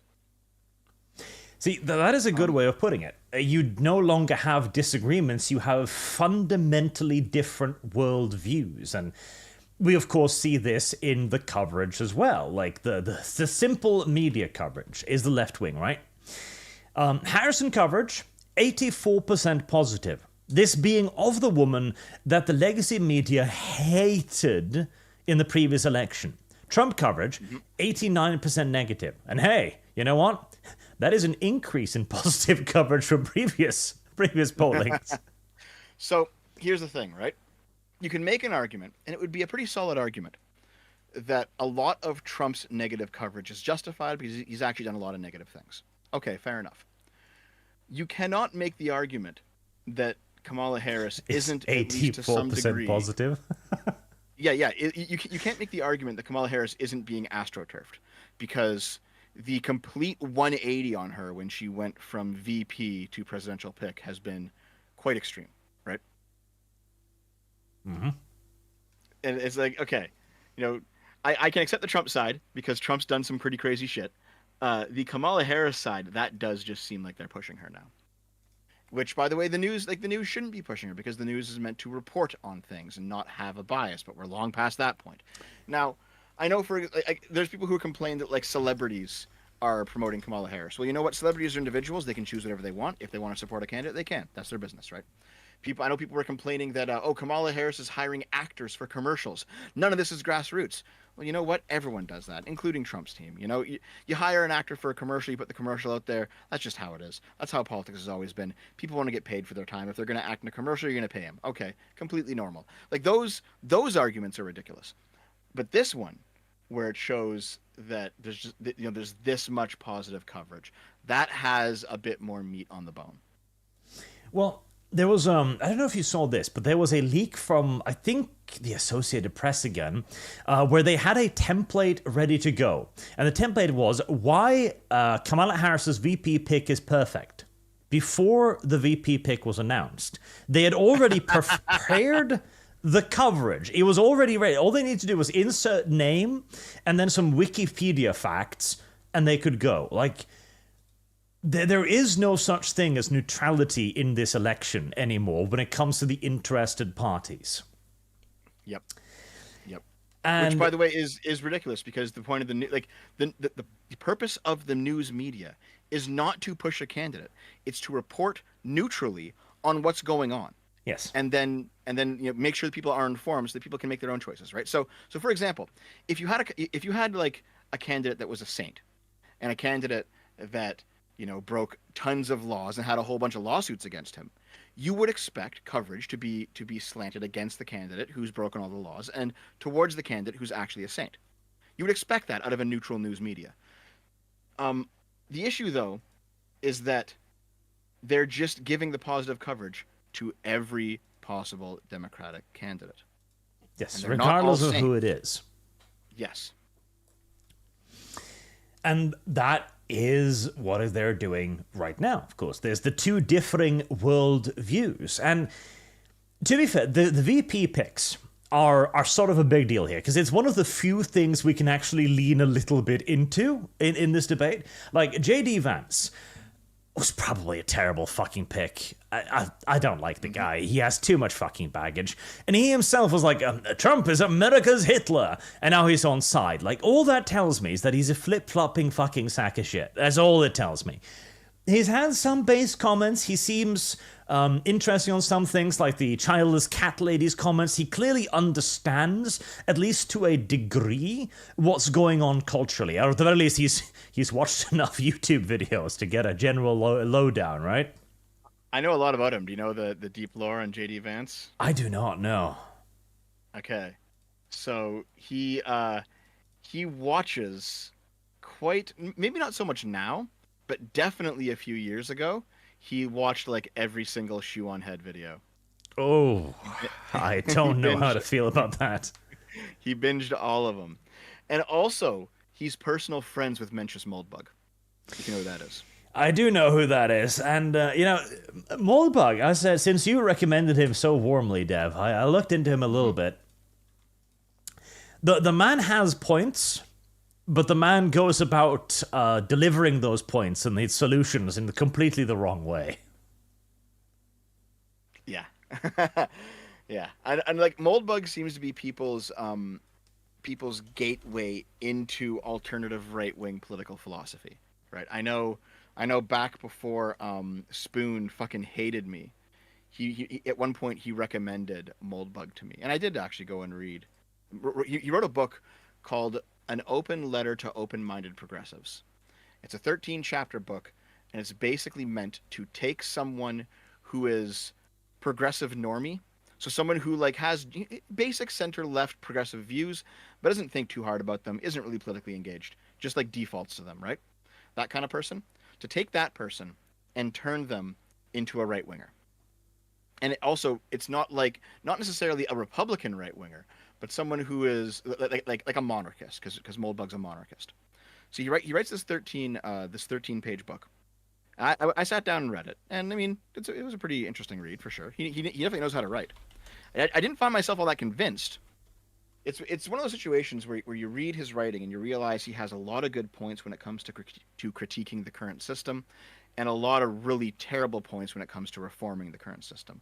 All of his ideas are fucking ridiculous. But it is what lots of people say. It was their gateway into a style of political thinking that exists to the right of the current mainstream that doesn't really have a voice. You know what I mean? Doesn't really exist nowadays. So when you look at JD Vance, you can see there's a lot of overlap between, I guess, what we'd call him. Like he's like, maybe we call him a neo-reactionary. Maybe we call him like 13-chapter book, not 13-page book. Maybe we'd call him a neo-reactionary. Maybe we'd call him like a post-liberal or something. But I think he himself referred to himself as a post-liberal, which is a term I am very fond of, because I too have started to look at liberalism and thinking, yes, this was a giant trap, and not because it didn't mean well, but because of the inescapable human condition from which we all suffer. I know. I don't know if he's ever read Latch, but Latch is like the go-to post-liberal, and Latch's basic argument is that the unleashed productive capacity of liberalism, the way that like the economy is organized and free trade and all this stuff, it has undoubtedly made everyone's lives better, because we now live in an era of incredible material excess that humanity has never experienced before. But it's come with certain downsides that liberals don't like to look at, and they might call you racist or sexist or bigoted if you look at those downsides, or they might call you a conspiracy theorist if you look at those downsides. But there are real downsides that have to be reckoned with. And the liberals do not seem to be interested in reckoning with them themselves, because it would be admitting that at least some part of the liberal project is wrong. So Latch is actually very interesting to read, in my opinion. But Latch is like I guess we call it like the first post-liberal. He's probably the first post-liberal. Yeah. But no, Vance like definitely seems like he's somewhere in that area. Like he's not a libertarian. He's not a neocon. He's not even a paleocon. He's a different type of right-winger, and he seems to be cut more from the Moldbug cloth than anyone else. than any other part of the right wing. You know. Yeah, I can see that, and I don't think he's a good candidate for Trump. Honestly, what Trump could have used was somebody more ameliorating with the same kind of charisma that he has. Like, honestly, I tell you, he should have just headed over to Twitter headquarters and been like, "Hello, Elon. Want to be president?" Yeah, that has been Vance's biggest problem. Even if I disagree with some of his ideas, in terms of just how he runs as a candidate, like none of his jokes seem to land, and Trump's entire campaign is like jokes. You know, like I'm sure you've seen those videos of JD Vance out there, like just bumbling on stage, you know, trying to say something. It's not really coming out right. No one's laughing, no one's clapping, and it's like, oh, dude. You know, say what you want about Kamala's candidate. Was it Tim Walz or something? Like people are laughing at him, but he at least seems to be kind of a jolly fellow. He does. He seems to be a little bit too much of a jolly fellow. Yeah, that's another criticism of him for sure. I mean, actually, did you see the Tim Walz Dreamcast story? Dreamcast? No. You know what the Dreamcast is? Yes, the little silly console thingy. Yeah, the 2000 swan song of Sega, the final Sega console. There was like a story from 20 years ago, or over 20 years ago now. Tim Walz was he was like 35 years old, and his wife was complaining that he wouldn't stop playing Dreamcast. He was like addicted to the Sega Dreamcast. That makes me a little bit more sympathetic to him, unfortunately. And I was like, you know what? Okay, I am now on the Tim Walz train. As a fellow Dreamcast enjoyer, I'm here. He would go to LAN parties and play World of Warcraft. Well, shit, that makes him infinitely more sympathetic, and I hate it. Yeah, apparently he was addicted to the game Crazy Taxi back in the day. I mean, the simple fact that he then grew up to be a Democrat shows that he didn't really lean into it properly, but oh well. Okay, so jokes aside regarding like it's funny, it doesn't really matter that he played Dreamcast when he was younger, like who cares, right? Jokes aside, how do you feel about Tim Walz anyway? Well, I think he's a better pick than JD Vance for Kamala. Because, in essence, what Kamala needed was somebody to reassure the older heads of the party. That was her main thing. And he is exactly that. He is the quintessential old, balding, white guy Democrat. He will absolutely perform the role of the steadying hand that the rest of the people can look to. So he's a good pick, I think. I don't know enough about the rest of his story to know much. I did think it was very funny. Did you hear about the horse cum drinking part? I've only it wasn't like part of like a college hazing or a party or something. Oh no. See, the beauty of it was so the Democrats made up the JD Vance fucked a couch thing, right? Okay. Fabricated from whole cloth. And was reported on quite wildly. So then the internet decided, okay, two can play this game. And they fabricated, equally so from whole cloth, the idea that he'd been drinking horse semen and had to have his stomach pumped. So that was all fake? Yes. It was kind of a beautiful power move, really. It's like, oh, you made that up? Hey, let me show you how you make shit up. I did hear about the whole tampon Tim thing because apparently he promoted having like the tampon vending machines in boys' washrooms or something. So I don't know how many girls' washrooms you've been in, Arch, but there's like vending machines in there sometimes. You put in like $1 or a quarter, you get a tampon, whatever, you know. And apparently Tim Walz he was pro putting those same machines into boys' washrooms as well, which is just fucking stupid and ridiculous. But yeah, and that's where the tampon Tim came from for a while. I don't think that really stuck though. I think he was also pushing for something like free tampons for girls or something like that. Oh, that's so dumb. But there's like a tampon, like I don't know. The tampons hold a weird place in the heart of your average leftist. as like the go-to quintessential feminist virtue signal. And it's like, okay, dude, all right. You know, a male feminist who holds up a tampon. Okay, I get it. I get it. Put it away. Fuck. Apparently. But again, he seems to be the ameliorating thing in Kamala Harris's campaign, whereas J.D. Vance is just more fire and brimstone. And I feel like Trump's already got the fire and brimstone down fucking pat. He needed someone more smooth and likable. And honestly, I am annoyed that he didn't ask Elon fucking Musk. I'm actually kind of slightly annoyed. You think it would have worked? I think it would have worked. I think the two of them together would be a dangerous charisma cocktail. Actually, Elon couldn't. He's not. He's not. He wasn't born in America. Does that sound from being from vice president? Yes, because the vice president has to become the president if the president's incapacitated. Yeah, well, that explains it. Elon, yeah, Elon couldn't do it. It's tragic. Yeah. Also, I think the difference though is that the radical left wingers, they pretty much failed at taking over the Democrats from within. Like they tried with AOC, didn't really work out. Didn't like Cori Bush lose her recent election. You know, the squad's basically been destroyed. AOC herself has been brought to heel by Nancy Pelosi. She keeps her trap shut and she jumps when she's told now. You know, the radical left, the truly radical left, like the anarchists, you know, the Antifa people, they failed to take over the Democratic Party. However, the radicals on the right, the populists on the right, the Trump people, they did take over the Republican Party. So a lot of the old guard Republicans, they've kind of been like swept. They've been swept aside at this point. The old guard Democrats have not been. So maybe it's a case of Kamala had to choose a Tim Walz character because the old guard Democrats are more important to the Democratic Party than the old guard Republicans are to the Republican Party. Yes, I 100% do believe so. That he was a nod to the established power structure, who had taken a massive wallop after their preferred candidate, Biden, was shoved out of the way.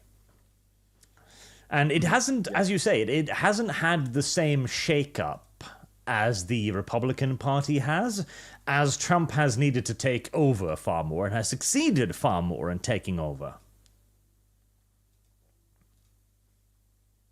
Yeah, I do think so. I think like a lot of the, you know, I prefer neocons to Trump people at this point, but I think a lot of the neocons are just kind of gone. You know, they've been marginalized at this point. The Republican Party is more Trump oriented than ever before, and basically, it'll probably remain that way until until Trump mania passes. You know, at least. So maybe because JD Vance is also a different type of outsider, but still an outsider to the mainstream right. Maybe this is a way of just kind of continuing the new trajectory of the Republicans after Trump's gone. Possibly. I mean, Trump will require a successor at some point, and I think the only way for the Republican Party to survive is going to be to go more in the direction of J.D. Vance, because at the end of the day, I view Trump as an attempt to return to a degree of normalcy, actually. I view him as the counter move to the left's absurdism. I view him as basically the left-wing version of a right-winger. He is the same kind of guy who uses more rhetoric than he uses fact. He uses more emotional sloganeering than he uses cold policy. He is more of a firebrand, more of an ideological leader. And if he was able to bring America back to a more regular state, we wouldn't need another Trump. Whereas if we don't have Trump, I think we're only going to go more extreme. And I think the Democrats are only going to go more extreme as well. I think the ideological divide will grow larger without Trump than with him. See, I'm not sure I agree with that. I agree that the left is going more left, and that's a serious problem. And I do not support that, which is why, I don't like Kamala as a candidate. But I don't think Trump is the answer to that. I really don't think so. I think the only answer is their own medicine, and Trump is that. I mean, I guess we'll know, right? We'll know in a couple months. See who wins the election. Ah, yes, and there's the big thing too. So to all of you Americans out there watching, I know there's like 80% of my audience are Americans, because you've got good taste. Do not for a second think that this is all in the bag. If you want Trump, you're gonna have to work for it. You're gonna have to go out there and do the legwork and do the voting that is required. Because Kamala, as much as a meme as she is, the simple fact that she is barely a candidate is actually the best candidate the Democrats could have right now. Do not underestimate the power of bland normalcy compared to something more frightening. Like, she is the safe candidate, whereas Trump is the out there crazy candidate. That is appealing to normies who don't really get what's going on. Also, I fucking hate the YouTube system. I've told it now to insert ads only every 30 minutes on the docs. I'm like, okay, that way it'll only do that. Because 30 minutes, one ad, I'm like, okay, that's fair enough. It still doesn't do that. Even when you tell it not to, it's like, now? No.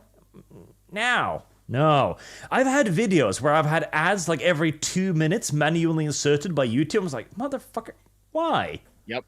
So what happens with YouTube is basically if there's ever any dead air, they put an ad in there. That's how the automatic system works, because it assumes that most like big YouTubers, when they have ads, like you look at Red Letter Media is a great example. When they have an ad, they'll like cut to a black screen with no audio for like 2 seconds, and that's where the ad plays. So YouTube just picks out any dead air and puts an ad there. And it just... Well, not even dead air. As you were speaking, it's like, we are going to insert an ad now. Well, that's how it is for videos. Anyway, I don't know about streams. I hate the new system. And the worst thing is, you can't really turn it off either. The only thing you can do is insert ads manually. And I'm like, I like the idea. I think it's fair to force my audience to watch an ad every 30 minutes. I'm okay with that. But I want it to be every 30 minutes, not every 2. Fucking hell. Yep. Okay, let's do some more super chats then, because I'm sure Chad has had many things to say about all of this. As I try to laboriously discover where I placed the Streamlabs window. Listen, chat, I know lots of you guys have just been like impotently raging in there without sending it in super chats because you're poors. That's okay. If you send it, we'll reply to it. But I just want to say to you guys, it's good to see you again. I'm happy to see all of your smiling faces in the chat as you rage against me being here. Rage against the Deviant machine. Prism I know Warrior. some people were saying, like, Dev, how could you like the neocons? Does it mean you like more war? Listen, I genuinely think that the second war in Iraq has left like a scar on the American psyche. And, for good reason, because the war in Iraq was a terrible situation. But regardless of that misstep, the American empire is far more good than it is evil. All right? I would rather America actually be the world police going around stomping terrorists into the dirt rather than giving that space to Russia or China, because they will take it, right? The American global hegemony is a good thing, guys. It is a good thing. I enjoy you Americans paying for my military. Based. See, this is one of those things where on the one hand I'm like, yeah, Americans, you really do need to force the rest of the world to pay their fair share. And at the same time, I'm also sitting here in Norway, it's like, yeah, you go do all the work. It's one of those things where people are like, oh my God, this America's caused the war in Ukraine. How could Biden do this, guys? What's going on here? The American empire at work. They're just sending Ukrainians into the meat grinder, and I'm like, this is one of those things where I'm like, you guys live in a different fucking reality. No, hold on. Based.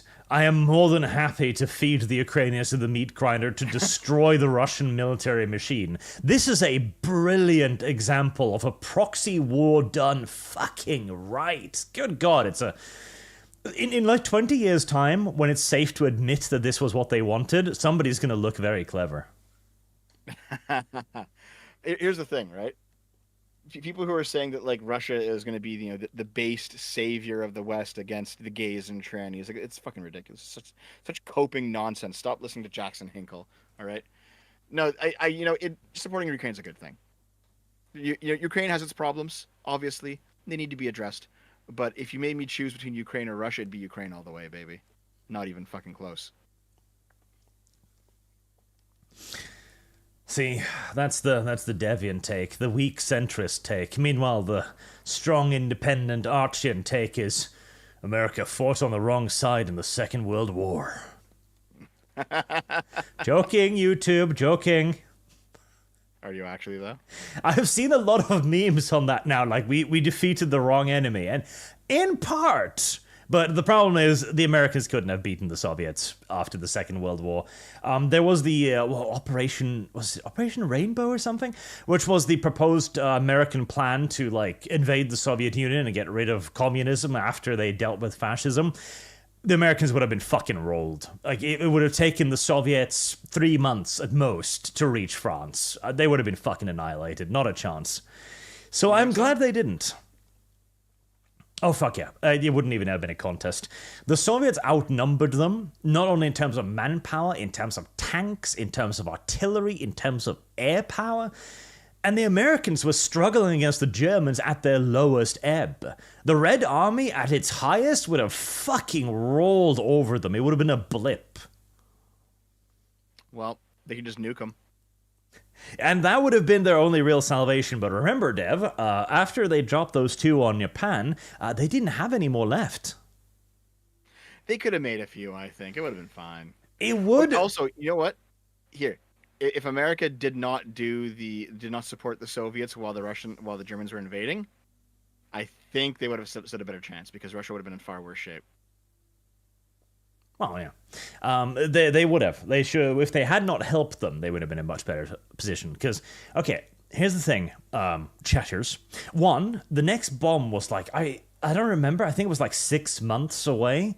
So they might have had one, possibly. But that wouldn't really have done it, because the Soviets would have reached the coast of France within 3 months. Like, there would have been a mass Allied evacuation, at which point the Allied would then either need to do a second Normandy, and this time not against fucking German reserve units like goddamn Hilfswillige from the Eastern Front, but the entirety of the Red Army. The same Red Army that brought 18,000 cannons to Berlin. They could have nuked the city here and there, but that's even assuming they could have done so. Bear in mind, the Allies would no longer have air superiority anymore, and they would have needed to actually get a bomber into Soviet airspace deep enough to drop the nuke on something worth dropping it on. Like, they could have nuked Paris, and, I mean, fuck yeah. But beyond that... I think the Soviets didn't get the bomb until, like, the 50s, right? It wasn't 47. The notice of the bomb was leaked for fairly early on. Let's see. Let's look it up. So let's see. First Soviet atomic testing, 1949. Yeah.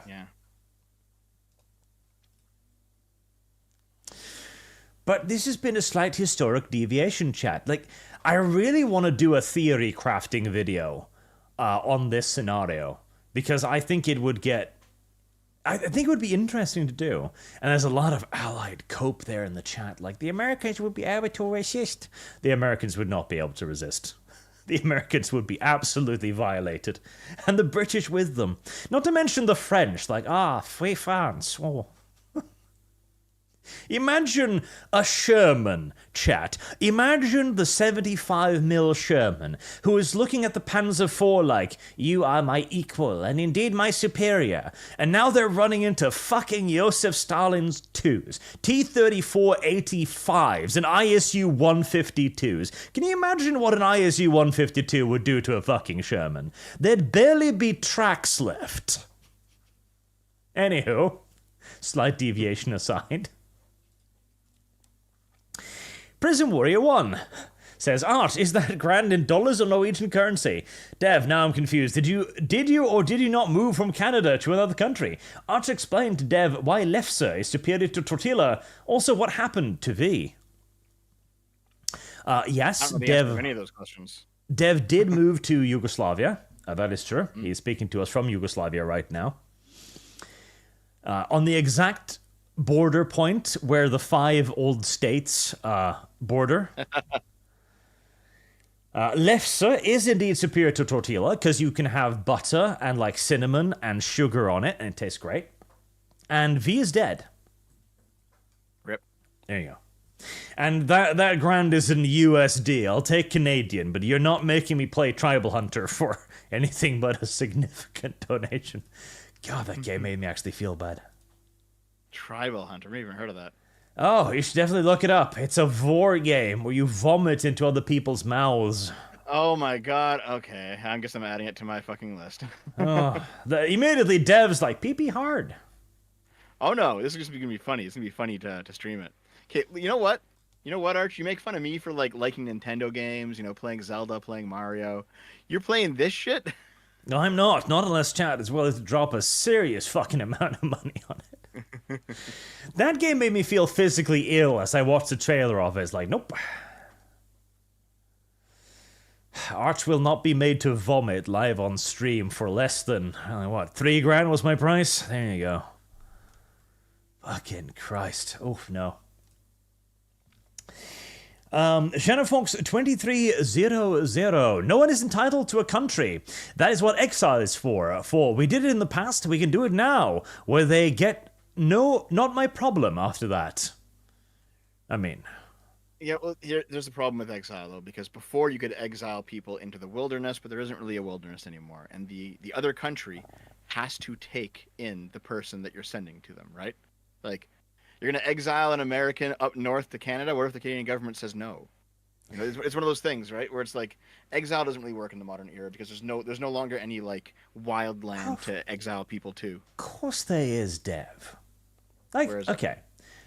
If the European Union and America got together and they approached a third world nation, Honduras or Somalia, or Moldova perhaps, and they went like, hey, we'll give you like $200 million more in foreign aid. All you gotta do is take our criminals. They would fucking leap at that. We wouldn't even be like, you don't have to take care of them or anything. You don't have to protect them. We're not asking you to store them. We're just asking you to meet them at the border and hand them a fucking Somali passport. After that, none of our business. That would fucking work. Also, yeah, I think the issue is in the modern era because if you're born as a citizen of the country you're born in, right? And everyone should be a citizen of at least one country. So you can't just kick someone out of a country that they were born from if they hold citizenship. You know what I mean? Like, it just doesn't work. Somalia. It's one of those things where it's just kick him to Somalia. Let us make Somalia the single most populous nation on fucking earth. Like, this is the reason that we jail people who commit crimes. You don't exile them, right? Think. If the Somalis take this gift we are giving them and use it wisely, they could become a small African superpower. Yeah, that'd be pretty cool. I like this. 1,000 years from now, the Somalian Empire rules all of Africa. So how did we get here? Strafbataillon. PC, what's the point of citizenship if it doesn't mean a country can treat you differently? Citizens should have more rights than non-citizens. Yes. Exactly. Now, to a certain extent, right? Like, for example, you would not want to just be enslaving non-citizens. Wow. Right? You wouldn't want to be like, oh, a citizen stole property from a non-citizen. Well, different rights. It's okay. Like, you can't do it like that. But when it comes to punishing people, yes, it should be completely fine to deport a non-citizen and not deport a citizen because the citizen he's already in his home, right? It's fine that that's not equal and it's not all the same. It's not a universal standard, and that's actually okay by me. Ray Getter, some cultures are incompatible, full stop. Ah, I'll do you one better. Some cultures are simply better than other cultures. Sure. Nikolaus Cantor, what's the best TFS mech? Hashtag Muvlov Alternative Miniseries.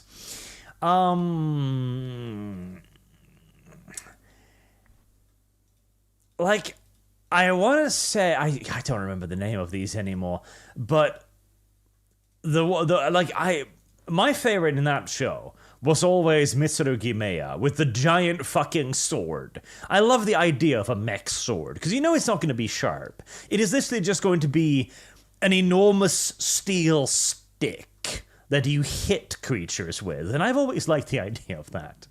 It's very blunt, but it's also very heavy. Maranga 2, I missed you, Dev. While I don't agree with you on a lot, I followed the Gen 6 inquiry as it was occurring, and you're correct on that point. Oh. Dev supporters. Weird. Well, thanks very much. See, people who actually look at the evidence rather than looking at Twitter hot takes, they tend to agree with me. Stephen Morris, November, the 5th of November. Oh boy. Are we going full Russian? Remember the 5th of November. Wait, what's that? Guy Fawkes. Yeah. I was thinking V for Vendetta, but yeah, it's Guy Fawkes originally, yeah. Yeah, but I mean, the Russians... Guy Fawkes didn't really do anything. He tried a thing and then failed at a thing. No. We gotta go Russian. The Russian Revolution. Yes, let's go. See, the only solution to a left-wing revolution is a counter-revolution, chat. Get on it. It's a right-wing revolution? Yep. Every good revolution needs a good counter-revolution. Sandoom, a need to bring back a certain type of treatment, particularly the type that Singapore likes. YouTube doesn't like the P word or referring to certain treatments to people. Presumably punishment for rape. And yes, no, we actually do need to return to a form of corporal and public punishment, simply because, again, this is way back when we were covering the Norwegian news, but yes, the issue is that you will have people looking up to criminals in their neighborhood because they will see the criminals living better than them. And if you allow that to persist, you will get more criminals. However, if you have, a national covering television broadcast of aforementioned criminal being slowly lowered down upon a Judas cradle, well, that'll teach many valuable lessons to the civilian populace, both about the punishment of crime and the capacity for the human anus to split open. It'll reduce the rate of gay people as well. We'll be far below 10% LGBT after a few of those airings. Sindhu, Scotland has not received much cultural enrichment. That's true. Reigning Tedder, I guess Dev. The Scottish nationalists are probably, against that shit, eh? I don't know about that. I know you support unlimited open immigration. Annette Talopi, lefty arch, Norwegian social democrat, the horror. Nationalize all of your natural resources. That is my left-wing position. Is that a left-wing position? Yeah, I guess it would be, yeah. Yeah, it is a left-wing position. There you go. Hexy, a troon is a predator colored me shocked, Dev. It did. It's surprising news. Brendan Lucas, thoughts on Dustborn and your tax kroner's role in its release, Arch? From the creator of The Longest Journey and Dreamfall, Nowhere's Fallen so low. I know. So Dreamfall is another game you might have missed out on, Dev. It's an incredibly progressive game that nobody bought, and it was funded in large parts due to EU grants, including a Norwegian grant as well. I haven't heard of that one. I did hear of, was it Dustborn? Yes. At the start of the super chat? I've heard of that. That's apparently a fucking shit show right now, but I haven't heard of the other one you're talking about. Mark Shame Acolyte gave us the choice of Star Wars getting graped or unalived. We chose the former because the victim can survive. Now we want the misery to end. The Acolyte was cancelled too, Dev, in case you missed it. I did see that. Oh, man. Poor Acolyte. Poor Philosophy Tube. Okay, you watched the entire Acolyte, right? I did, sadly. So where was Philosophy Tube in there? Fuck if I know. You know who Philosophy Tube is? Vaguely. Okay. Hold Probably on. not enough to recognize them on sight. Let's see. I'm going to search for Acolyte. Now, Philosophy Tube is a bread tuber who has a couple million subs, so a pretty big deal. And use the bread tube thing plus transitioning to become To become like, counterpoints. yeah, basically became Yes, counterpoints. Yeah, I remember also that part. To try and move into actual acting, and they've gotten a few roles now in certain shows. Let me see here. Oh my god. I don't think it was much of a role. I'll put it in live links. Yeah, I think she's just like one of the background witches. Ooh, good. Still cringe, but good.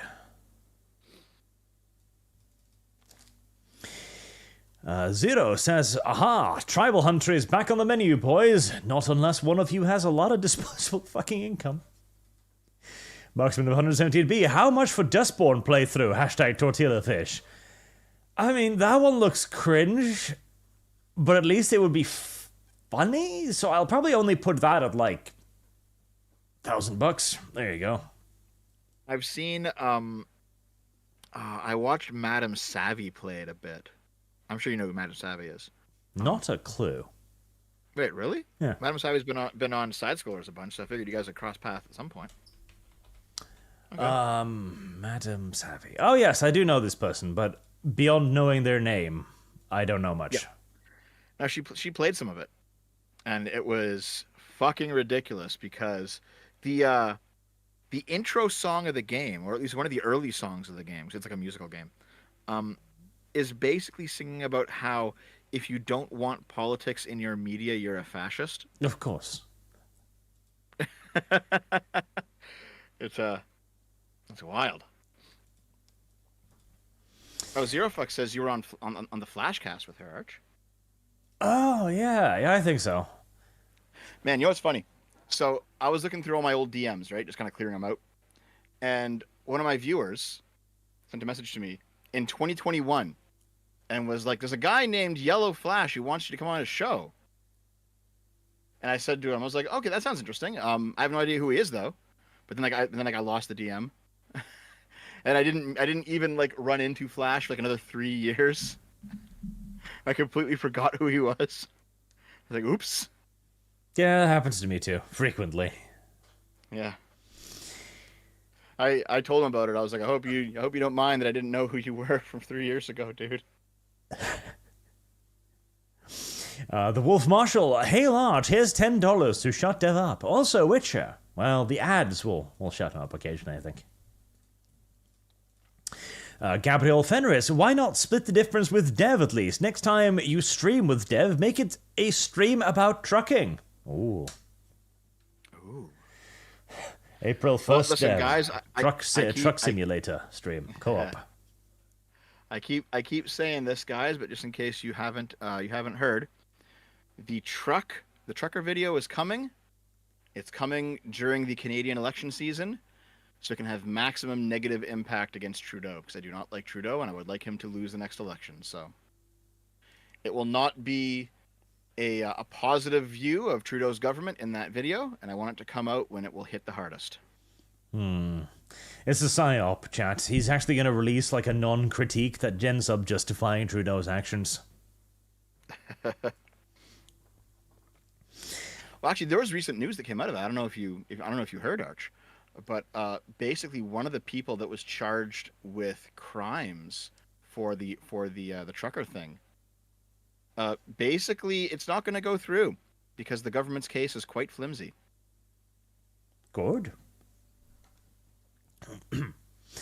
Noah Spragu Studio says, people give Dev a ton of crap, but I'll give him this. Coming on a podcast where everyone hates him and his buddy calls him Fat Commie all the time is something I've got to commend him for. But Fishwoman is still better. See, the best part about me and Dev's relationship is the way Dev lets me abuse him. Lumi attacks me back too often. See, Dev, even if I open up here, you'll see down on Dev's little model there, you'll actually see the hammer and the sickle repeated repeatedly on his sweater. Snuck that one past. That'll always be there now. Listen, I have learned the value in understanding, when it's a good idea to, go hard on someone, and when it's a good idea to go soft on someone, right?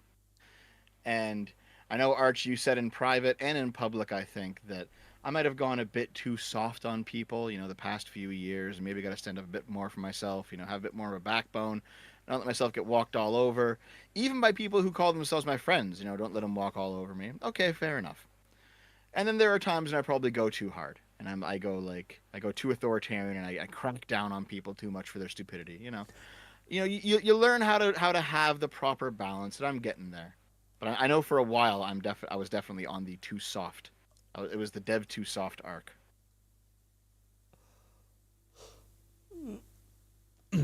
Your only friend is me, Dev. Oh, is that true? Yes. Not even like my real life friends? No. They're just using you for housing and heating.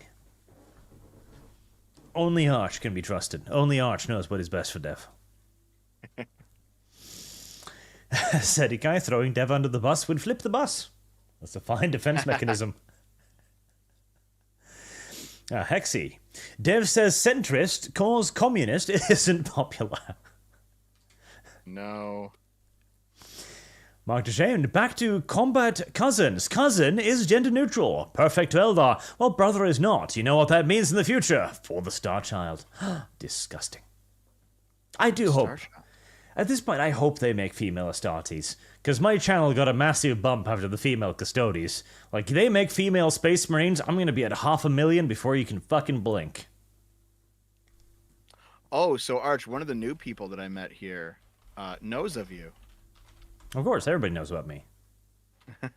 He's like a Warhammer fan, and he's like, oh yeah, the Arch Warhammer guy. He's a Nazi, isn't he? And I was like, no, those are just leaked Discord DMs, it's fine. And he was like, oh, okay. See, they make female Space Marines. I will grow faster than Cristiano Ronaldo. Did you hear about this thing, by the way? Nope.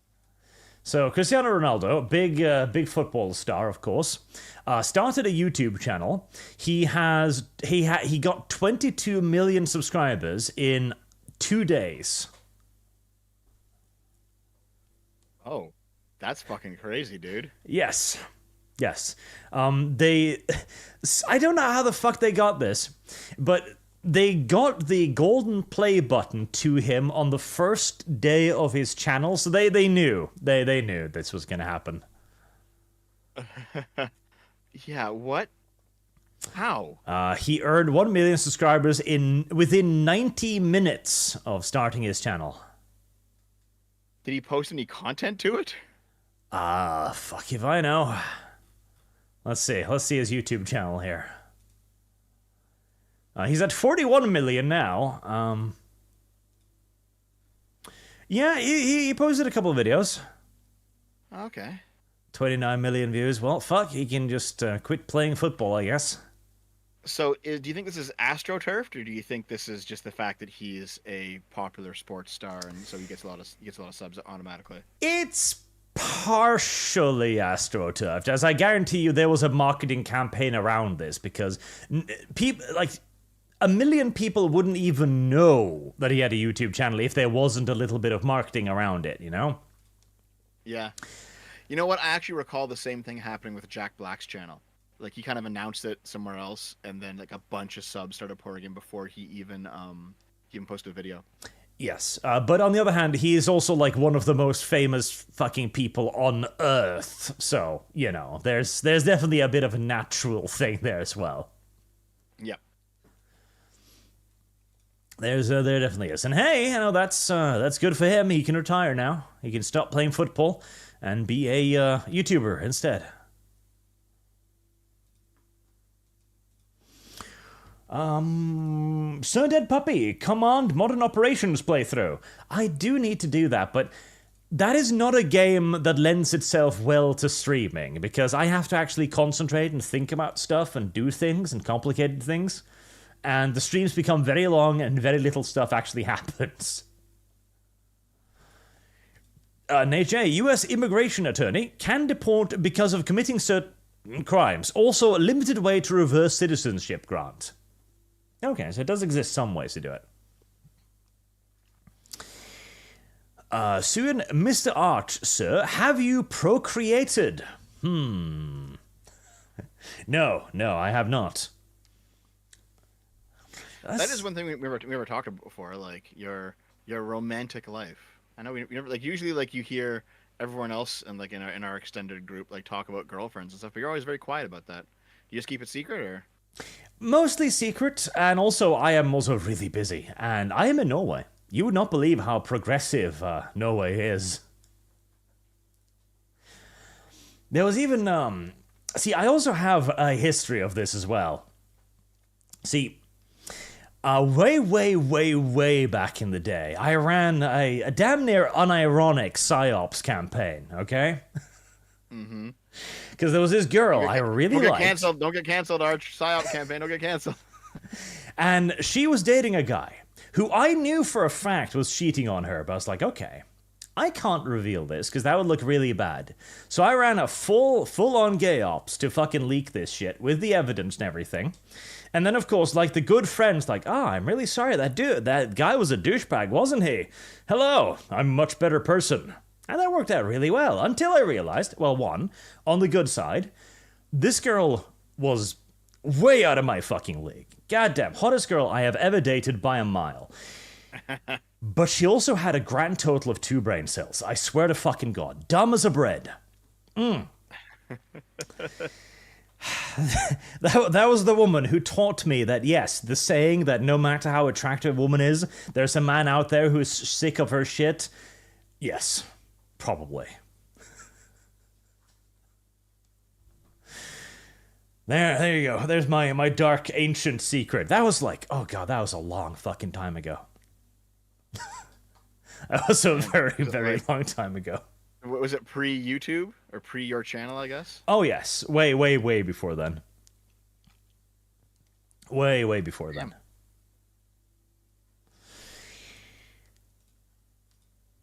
But of course, you know, if you're a candidate, DM me and I'll probably ignore you. All the femboys should DM. I don't know. If I'm aiming to procreate, how exactly am I going to do that with a femboy? Just try really hard? You haven't seen? Oh yeah, you haven't seen the schematic? The schematics? Oh God, are we talking about, like, oh, we're gonna have to do the whole transplanting wombs thing? Heavens. Hold on, you probably can't show this on stream though. I don't know. I don't like where this is going, Dev. I can't find it.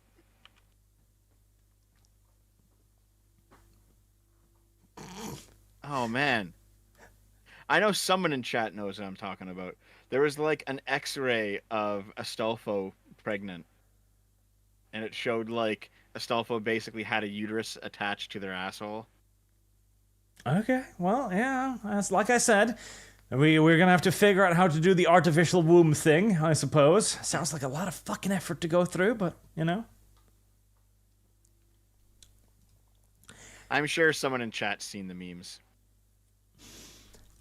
Anywho, ancient Archian relationship law. And no, this is not the same woman who gave me the scar on my forehead, incidentally. That was another one again. I have had great luck with women in the past. Fantastic luck, actually. That sounds wild, yeah. A scar on your forehead? Oh, yeah. It's pretty visible on my videos, depending on the lighting, but I've got a nice big scar on my forehead. That was from one relationship. Jesus, dude. Listen, crazy with bitches, be the best kind of bitches.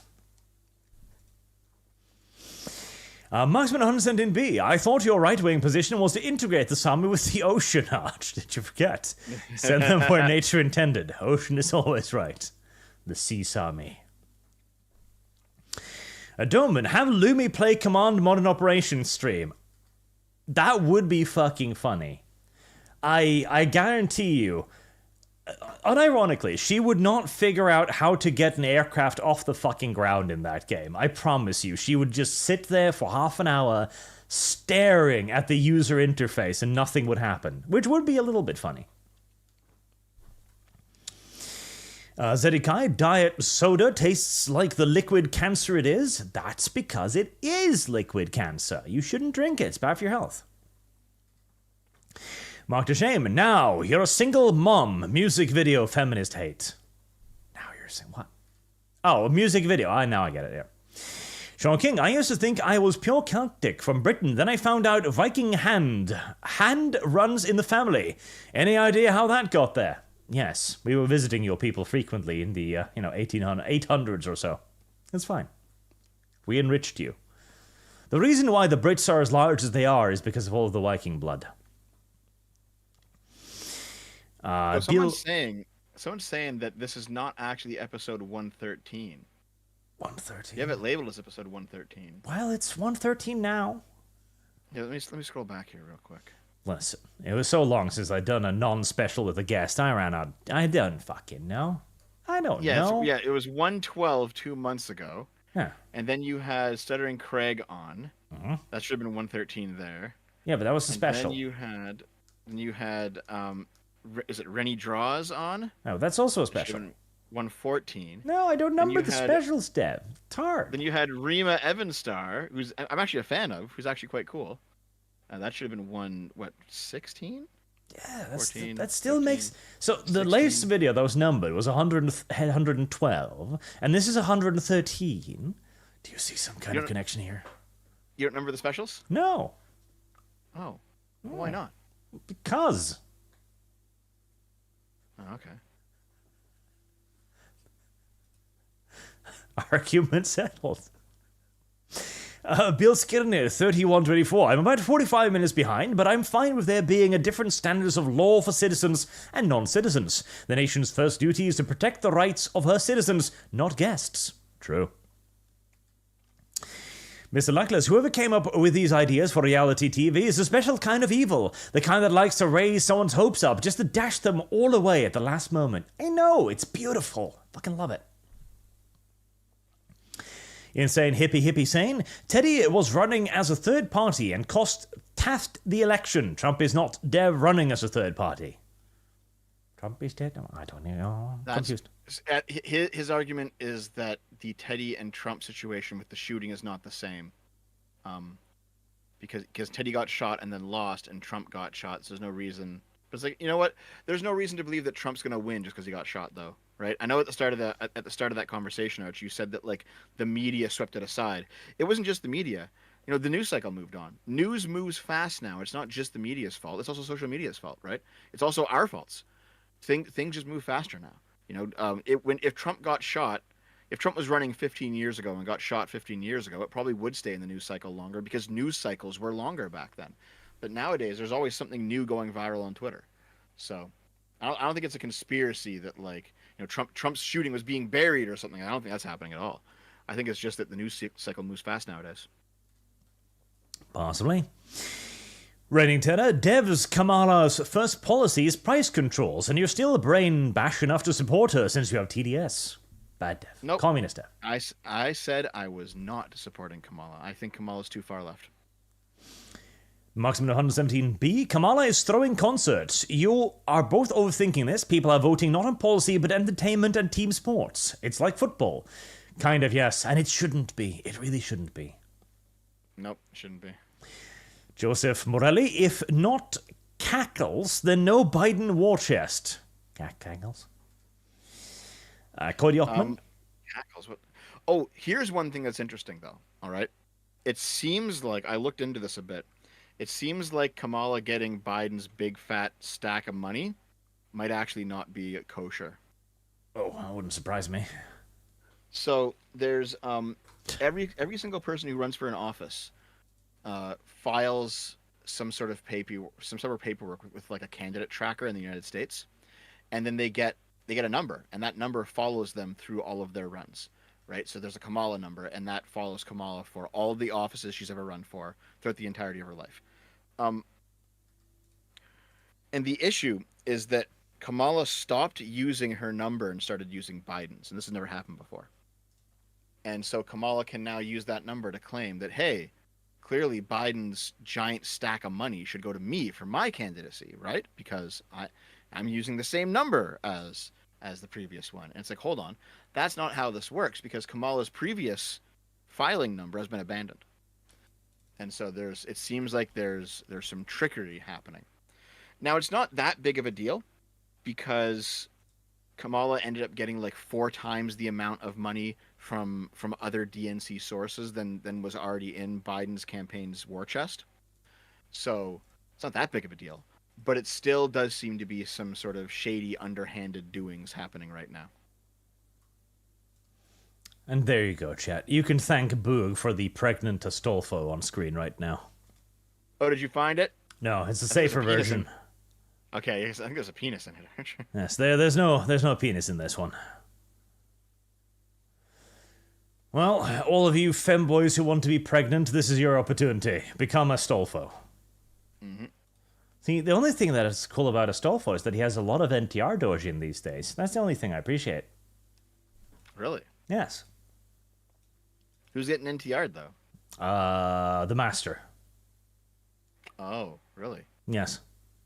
Oh, so Astolfo's fucking the girls and the Master's watching. Yes. Oh, I see. Okay. Cody Opperman, you should have Guardbro join you for ArchCast. He wrote his own book, The Veil Riders and TTRPG. He might even run a one-off game for the group. Maybe. I don't know who that is, but maybe. Mark Shame, the prediction, Trump wins, assassination is successful this time, recount declares Harris was always the winner, Trump vote goes to re-education. Trump voters. Well, we've always had good luck with camps so far.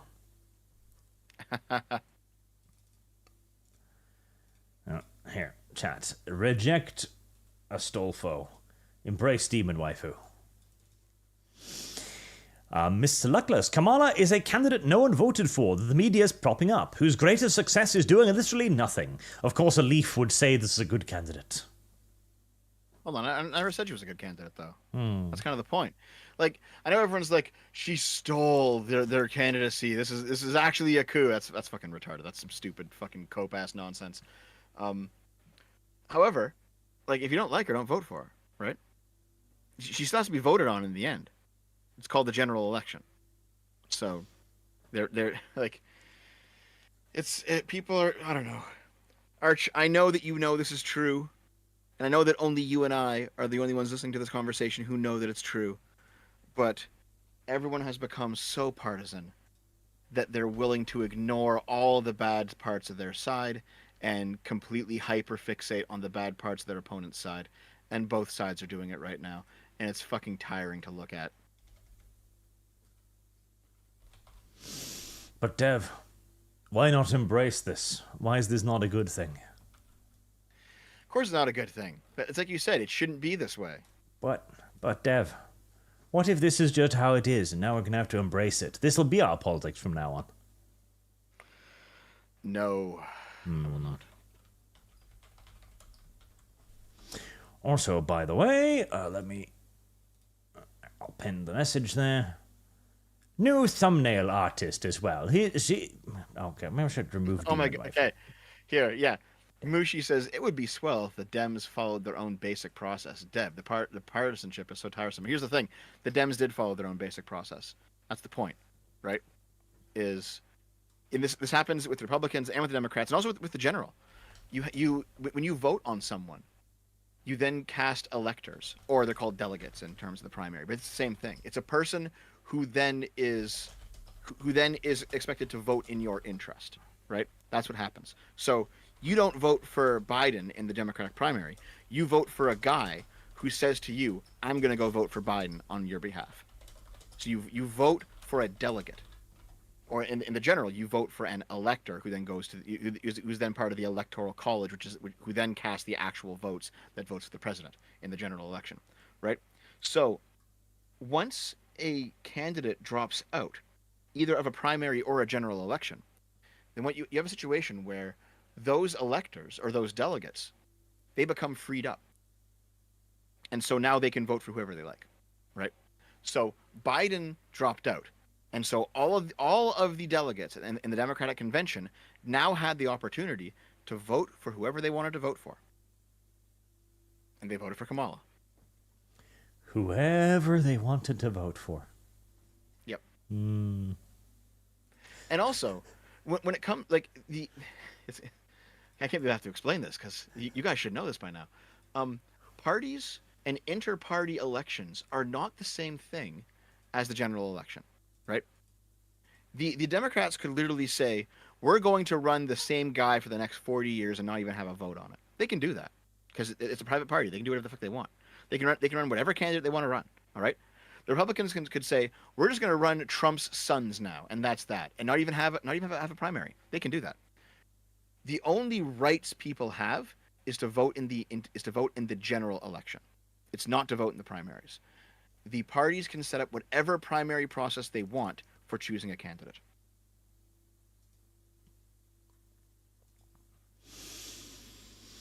Yeah, Mr. Lucas says there was no vote. Yes, there was. That's the point. All right. You vote the Democratic. Also, I don't even think any of you guys are actually Democrat voters, but those of you who actually voted in the Democrat primary, those people voted for delegates.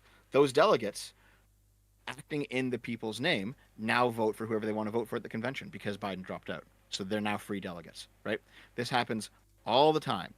It even happens when you're passing legislation, man. Like, you vote for a congressman or a senator, and then you're not the one passing legislation. You're not voting on legislation. They are. They act in your stead. That's what a representative democracy is you vote for someone to represent you. But they do the actual choosing. You don't do the choosing. It's the same things happening here. People are just pissed about it because they don't like the Democrats. That's all that it is. It's all just a bunch of fucking cope. Hmm. Hmm. Hmm. Hmm. See, I partially agree with the chat, because normally, of course, these candidates are voted on before in preliminaries. There was no opportunity to do this with Kamala, which allows Kamala to get into a beneficial position, which she probably would not have had otherwise, because of how bland she is. She has not had to appeal to the Democratic voters, who probably wouldn't have accepted her if the previous election is any indication. If she had actually run fair and square to try and become the Democratic candidate for president, she probably wouldn't have won. Not guaranteeably so, but her odds would have been slight, in my opinion. This is why I think it is a reasonable argument to say that she stole it, quote-unquote, because if she had gone through the regular process, she would probably not have been in the position that she is in now after Biden steps down. So here's the thing, right? There was a primary. It's just that Biden won it overwhelmingly. And now you can say that Biden should have dropped out months earlier, and they should have had an open primary where Biden just didn't win most of it. I actually agree with you on that. That would have been a more ideal situation than this one, especially for Kamala's candidacy. However, this does not make her illegitimate. That's kind of the point here. People are screaming that it's a coup and that it's this and that, and that she's not actually going to be the real president if she wins, and no. All of the procedures were actually followed as laid out when it comes to a candidate who has won a nomination, but then drops out or dies before the actual election happens, or when they win an election but they drop out or die before they actually take office. Right? The process is that the electors are now free to vote for whoever they want. That's how it's always been. And so people are screaming now because they don't like Democrats. It's as simple as that. Hexy says, Commie Dev supports the state's prosecuting opponents. Commie Dev does many things. I support the state prosecuting people if they've actually committed a crime, yeah. Rex Vectum, she wasn't very hard on Steve Mnuchin. I don't. This is why things need to come with timestamps. Betty Brucer, Dev, Kamala outright said she's for price controlling the food market. Just 1 to 2 weeks ago, she is going to ruin the economy. Well, she's already ruined the economy. Did you see the thing that they have probably inflated the numbers of jobs gained massively? Yep, I saw that too. So in all due likelihood, see, okay, Deb, I'm gonna have to go with the V inside here and Hmm. remember a couple arguments a few months ago. Well, it's okay because I had the same argument with Artemis, right? And I basically said to Artemis, "Listen, Artemis, you've been claiming this whole time, but you've been claiming it without proof. There's been no evidence on your side. Now here's the actual evidence, and this is what I've always been wanting." And Artemis was saying, "No, Dev, you actually just said it wasn't happening." I was like, "No, no, no, Artemis, you need to show me that it is. You're making a claim that this is being covered up. Show me evidence that it's being covered up, and now we have it." That's always been my contention, even with V. But is this not yet another example of somebody knowing something before it is proven and then being proven that it was in fact like that? No. Hmm. What happened was you had a hunch, you had a guess. But it was a correct hunch. It was, yes, but Me it wasn't guts. correct back then. It wasn't correct back then. Is the point? Because here's But the thing. it was Right? correct back then. My stomach was right then, as it is right now. So here's the thing, right? If you take a wild guess based on a hunch or based on, you have an ideology that you're following, and you're like, oh, it turned out to be true. You're like, oh, I actually know what's going on. I see it. One that ignores all the times in which you're wrong, which happens all the time. What is this? This is like called the Nostradamus effect or something. But what Where if my someone- stomach is never wrong, Dev? It's wrong a lot. Most hunches are wrong. But also, it's one of those things where if we're talking about like a justified belief, and I'm doing a video on this too about the concept of you should never actually change your mind. You should only update your mind. If you know what I'm talking about, Arch. I'm doing a video on this too as well.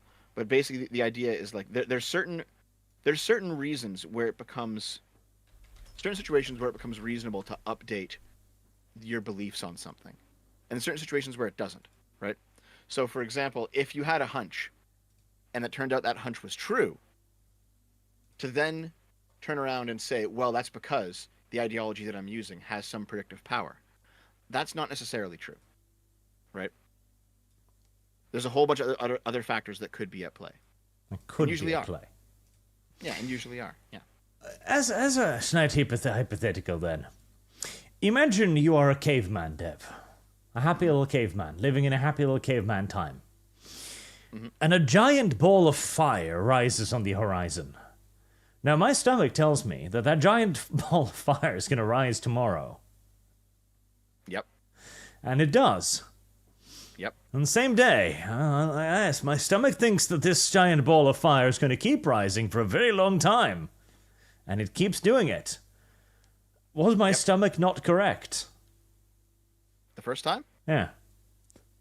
Looking back, you can do that, sure, but it doesn't mean that you were correct to believe it in the moment. That's what I mean, though, right? Because I know the example that you're talking about, and I think you know that I know the example you're talking about, right? So if you lived your entire life in a cave and you never saw the sun, and the first time you stepped outside and you saw the sunrise, to immediately say the sun will, with no knowledge of what the sun is, to immediately say, oh, that's going to happen every morning, that's just a hunch. You have no reason to say that.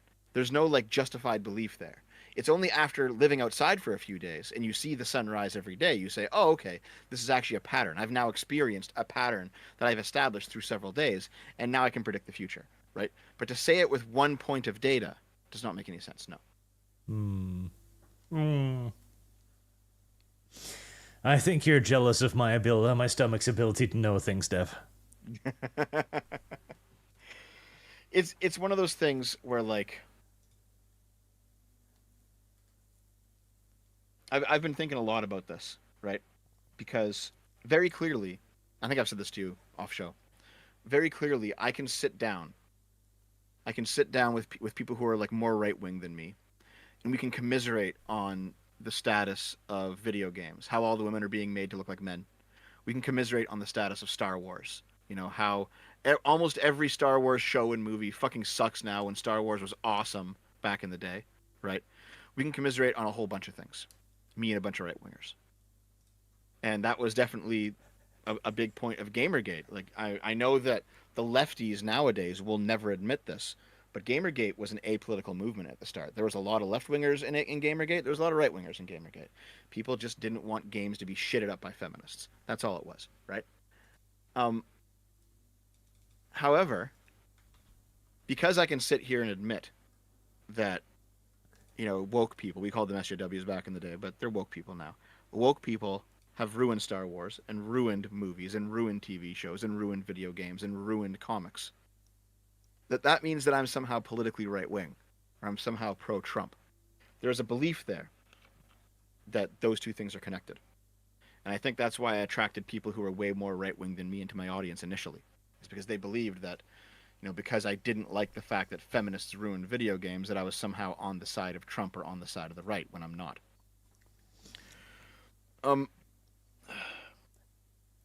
But the danger issue is there that you may very easily be perceived as the Aztec person stabbing the woman in the chest and going, no, this is necessary. We need the sun to rise. I know what you mean. I guess what I'm saying though is that people in the chat right now are talking a lot about pattern recognition, and you brought the pattern recognition thing, right? That's all. Hey, Lumi, that's all fair. Hi, I heard you missed me. Of course I did. Yeah. Fucking woman, I have to rearrange the icons. Okay, fuck you. I'll leave. No, don't leave. So here's the thing. Here's the thing about pattern recognition, right? Is that there are people who recognize zero patterns. And they're like, oh, every event is just an isolated individual thing, and you can't draw out any sort of correlation. And if you do, you're just being a conspiracy theorist, and you're putting on a tinfoil hat. Lots of lefties like to think like this, right? They don't recognize the pattern. They don't see the pattern between a whole bunch of different events that seem to be unconnected, right? The issue on the right now, and the issue with a lot of people in your audience, and frankly in my audience too, Arch, is that their pattern recognition software is tuned up way too high. They're seeing patterns where there actually is no connection, which is why I think a lot of them initially believed that because I disliked woke people ruining my video games, that I was a Trump supporter, right? Because if you have your pattern recognition tuned up way too fucking high, you're going to see a pattern between those two things where no pattern actually exists. Because you know what? All the people who thought that I was a Trump supporter, it's because they saw a pattern where there was no pattern. And now they're mad about it. So, okay. What have I been missing? We're talking about pattern recognition right now. We're talking about my stomach. Yeah, that as well. So the idea is like, how many pieces of evidence do you need before you can actually predict the next event accurately and say that it was a reasonable thing to predict it? You know what I mean? So the example Arch gave was if you lived your entire life inside a cave and you walked outside and you saw the sunrise for the first time, is it reasonable to think on the first day that the sun is going to rise every day? The answer to that's no. But after 4 or 5 days, the answer to that's yes, because now you've experienced 4 or 5 sunrises. So, how much evidence is actually reasonable to be able to predict future events and not just be either completely blind to what's going on, or on the other side, be a complete conspiracy theorist? That's the discussion. Also, how was the REM fair? It was a lot of fun. Boyfriend spoiled the hell out of me. Went to a lot of shops debating on whether I'm getting a axe or a sword. We're going to be going back to get some more stuff in next year when we have more spending money. It's going to be great. Awesome. I'm going to be putting together a better costume and all that. I want to go all out. That sounds like a lot of fun. Yes. It was lots of fun. I was debating on either taking a nap or bothering you guys, and I decided bothering you guys would be a lot more fun. So yeah, the conversation right now was it came out from some government institution or agency that they said, oh yeah, listen, it's actually 800,000 less jobs than what some other government institution said there was. And so now we're talking about, oh, okay, what's going on here? Oh. I don't know. If I was actually, part of the conversation earlier and I can get my thoughts wrapped around things, I have to be more conversational about it, but I drank some mead and I am just having a good time. And I also heard that Twitter fucking sniped you from the rooftop. Oh, did they? What? No, not you, the stream. Oh, no, it wasn't Twitter. It was Restream. Technical difficulties. Oh, okay. So Arch is having a woman moment. Got it. You know, I was debating whether or not I was going to make a joke. It's good you didn't have a nap. It's dangerous for fat people to sleep outside of their usual hours. But I figured, no, I'll be nice. Then Lumi quickly reminds me why being nice is not a fucking option. Oh, see, this is why I love it here. You could just have fun. There was two things. One was the jobs revision. What was the second one? Well, first and foremost, I wish to pose a question to Lumi. Lumi, imagine you're a caveman. Or, well, a cavewoman in this case, I suppose. Hold And on, you what? go outside, Uh-huh. and you see a giant ball of fire rising in the sky. Mm-hmm. Do you think it likely that the giant ball of fire will rise in the sky the next morning as well? After only seeing it once, I would probably think, oh, what the fuck's going on? And then if it goes away, and if it comes back up again, I'd probably be scared again. Give it a couple times, and it's like, okay, this is a regular thing. Okay, sure. And that's the woman point of view, chat. So meanwhile, I will look around and see all of the things growing and the animals and stuff and go like, well, they're clearly getting energy from something. Giant ball must be a frequent occurrence here. I mean, I hardly like to go outside now. Do you really think I'd want to go outside if I had no reason to go outside? It would be my boyfriend's job to do the hunting and gathering, not mine. So I guess the point is, when it comes to the jobs, right, is that people are saying they got to be faking the numbers, or something's got to be wrong here, because people are like, if they're saying there's 800,000 jobs, where are they? And it turns out, it comes out months later, oh, there's actually not 800,000 jobs. Okay, so the question then is like, did they purposely fake it for malicious reasons? Did they just make a mistake and fuck it up? Like, is there something else happening here that we just don't know about? So those are all decent questions to ask. But then also you have to say, well, the person who said 6 months ago that the economy is doing worse than the numbers claim, was it reasonable for them to say that?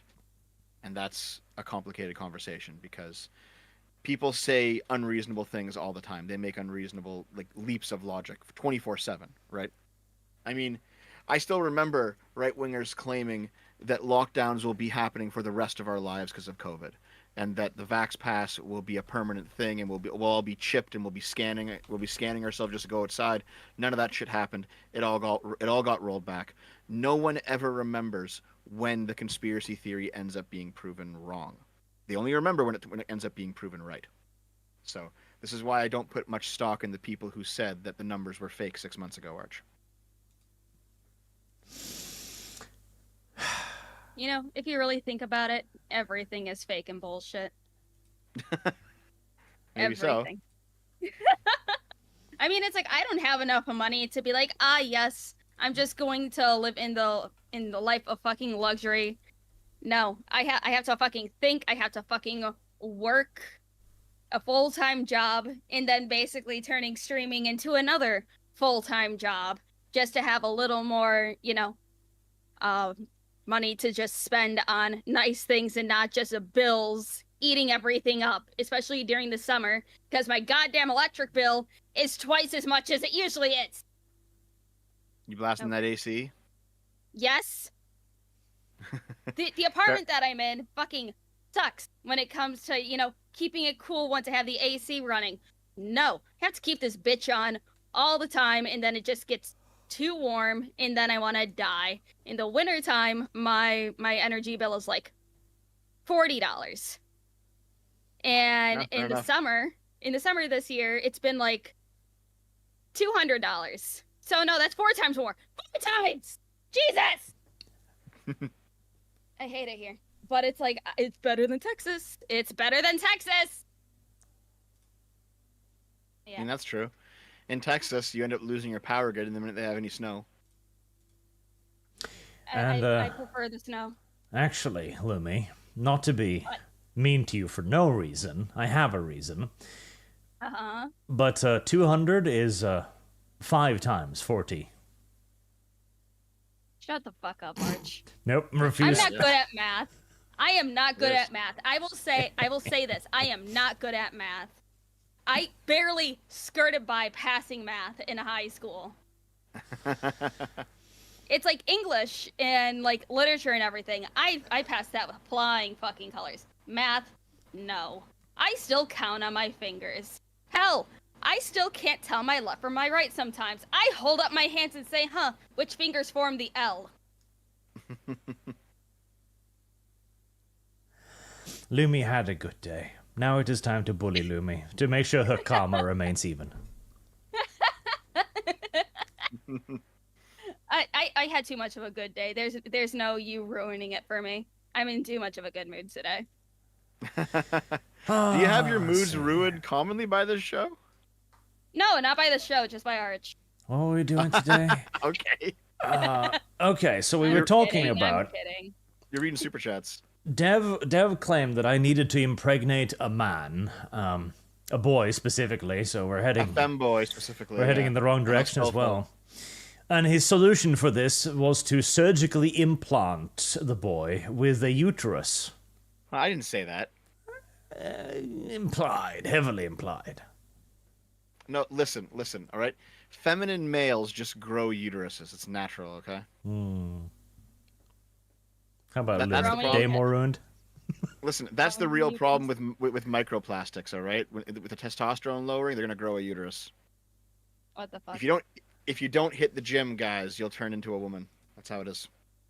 Do you know how many femboys go to the gym so they can look nice? They don't want to build the muscle, they just want to be lean. Yeah, it's going to be tiny. Yeah.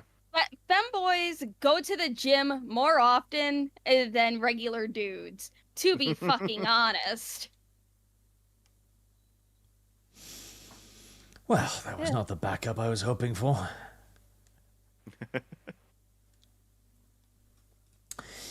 Oh, well. More super chats. Resta Zero, how can Kamala justify keeping a man on death row? Power abuse. I'm not sure. Was there a reason why I was on death row? Is this like a story or something? Also, fun fact, Hassan Piker was kicked out of the DNC, just as a side note. I Funny. fucking seen, and that was fucking funny. Oh, fuck Hassan, dude. He's such a brainlet piece of shit. Mark shame. Dev, be like Kathleen Kennedy for president. You would like that, wouldn't you, Dev? Oh my god. Kathleen Kennedy for president? I mean, she's a Kennedy. That's the wrong Kennedy. Is she actually related? No, I don't think No? so. No. It's like saying, is every Smith related? No, they are not. Zero says the Emperor protects. He does, when he's not busy.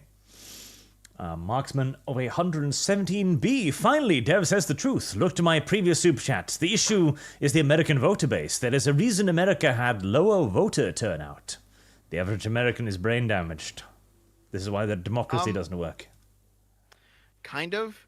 So this is something that I actually looked into. Well, no, I didn't. I was looking into something else, and this came up as like a side. I was like reading a book about something, and this was actually in the book, not part of the main topic. Basically, in democracies, when there's less voter turnout, that's actually because most people think that they don't need to vote because things are going more or less okay. And that surprised me. But I was reading through it, and I was like, I don't think that's the case now. So I was reading, well, the book came out I think in 2012 or something, but I was reading through it and I was like, okay, well, and I read through it, I was like, oh, this actually makes sense.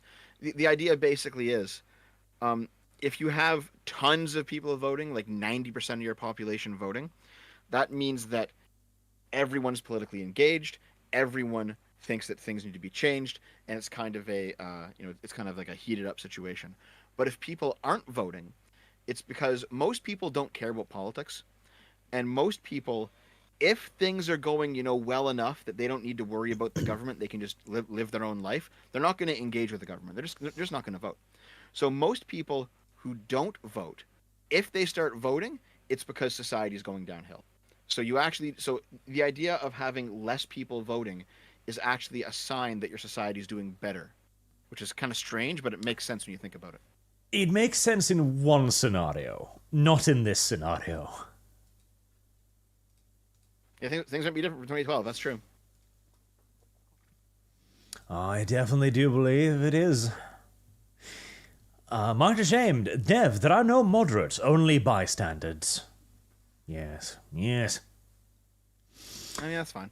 Medins, the problem with Kamala's old stance is that she was not hard on crime, but zero tolerance. She was seen as part of the prison industrial complex. I heard about Based. Good. Listen, that's based as fuck, all right? Throw all the criminals in jail. None of the soft bullshit where it's like, oh, it's okay. You know, oh, you committed a crime. Oh, you like raped a baby. Oh, you're black. Okay, it's fine. It's fine. Black Lives Matter. No, lock them up. Damn. Right? None of the soft on crime bullshit. Lock them all up.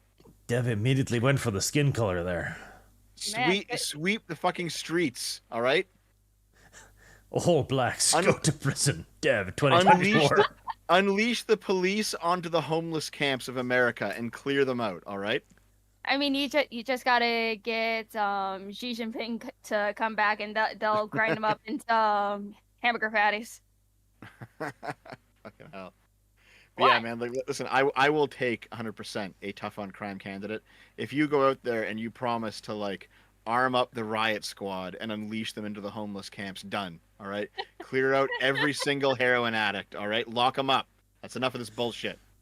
2024. The picture is of a SWAT officer driving herds of homeless people in front of them, beating them with sticks.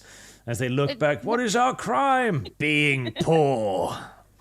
No. The better way to do this is to borrow the snow plows from the northern states.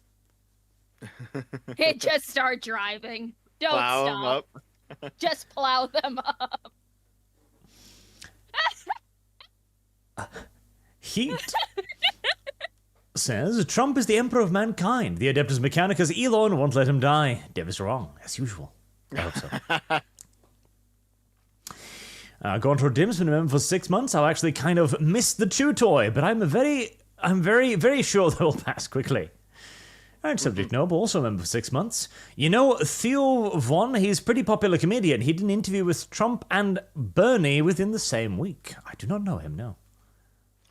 Well, actually, how have your numbers been tonight, Arch? More or less with me back? Pretty much exactly the same as usual.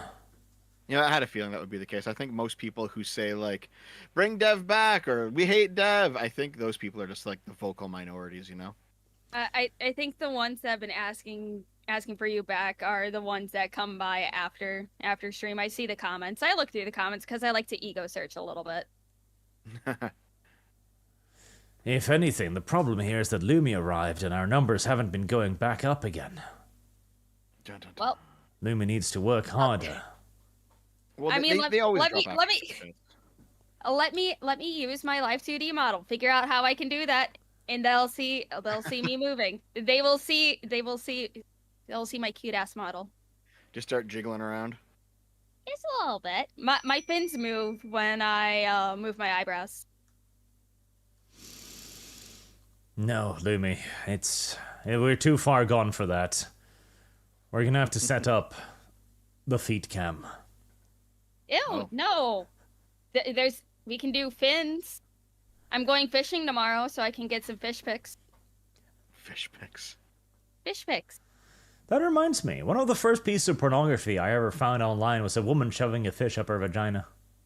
Why are you like this? Well, it's I relevant to think the conversation. One of the earliest ones that I saw was a guy shoving his bald head into a vagina. Ooh. Yeah. She was all stretched out and like his whole head fit in there. Damn. I'm It's- going to it's kill like- myself. It's like a famous porn from like the late 90s. Oh, maybe I can still find it. Maybe it's still out there somewhere. Well, I wish not to see it. Thank you. ShadowFox2300, name the broken laws, Dev. Oh yeah, I immediately found it. Holy shit. Okay. He was busy. No. Do you want to No. see it, Arch? No, not particularly. No, just send it to Arch. He'll eventually have to open it. That's a whole head. That's a whole head inside of a vagina. Wow. Jesus, that's fucking big.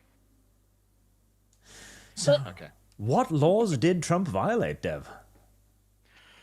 Well, they were the ones that he was fucking charged with. All right, Jesus. But name the Listen. laws, Dev. Name the laws. Okay. Do you really want me to go through all of it? Like, how much time do you? Name one law. So, okay, the most important one I think was the Washington D.C. District of Columbia case, because that was the trying to overturn the election. Um, that was the trying to overturn the election charge. And when Trump went to defend against that charge, he didn't even say, I didn't do it. He didn't contest any of the facts of the case. He simply said, I should be granted immunity because I'm president. So it's like, well, okay, dude, that sounds like it's fucking ridiculous.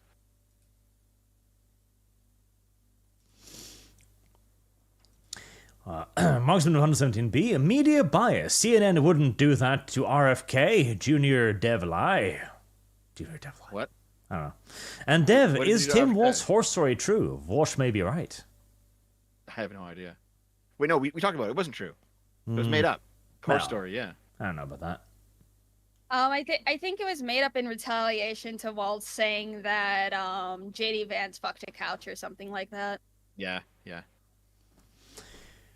I found the official charge from the DC case. Conspiracy to defraud the United States, conspiracy to obstruct an official proceeding, obstruction of an attempt to obstruct an official proceeding, conspiracy against rights. Okay.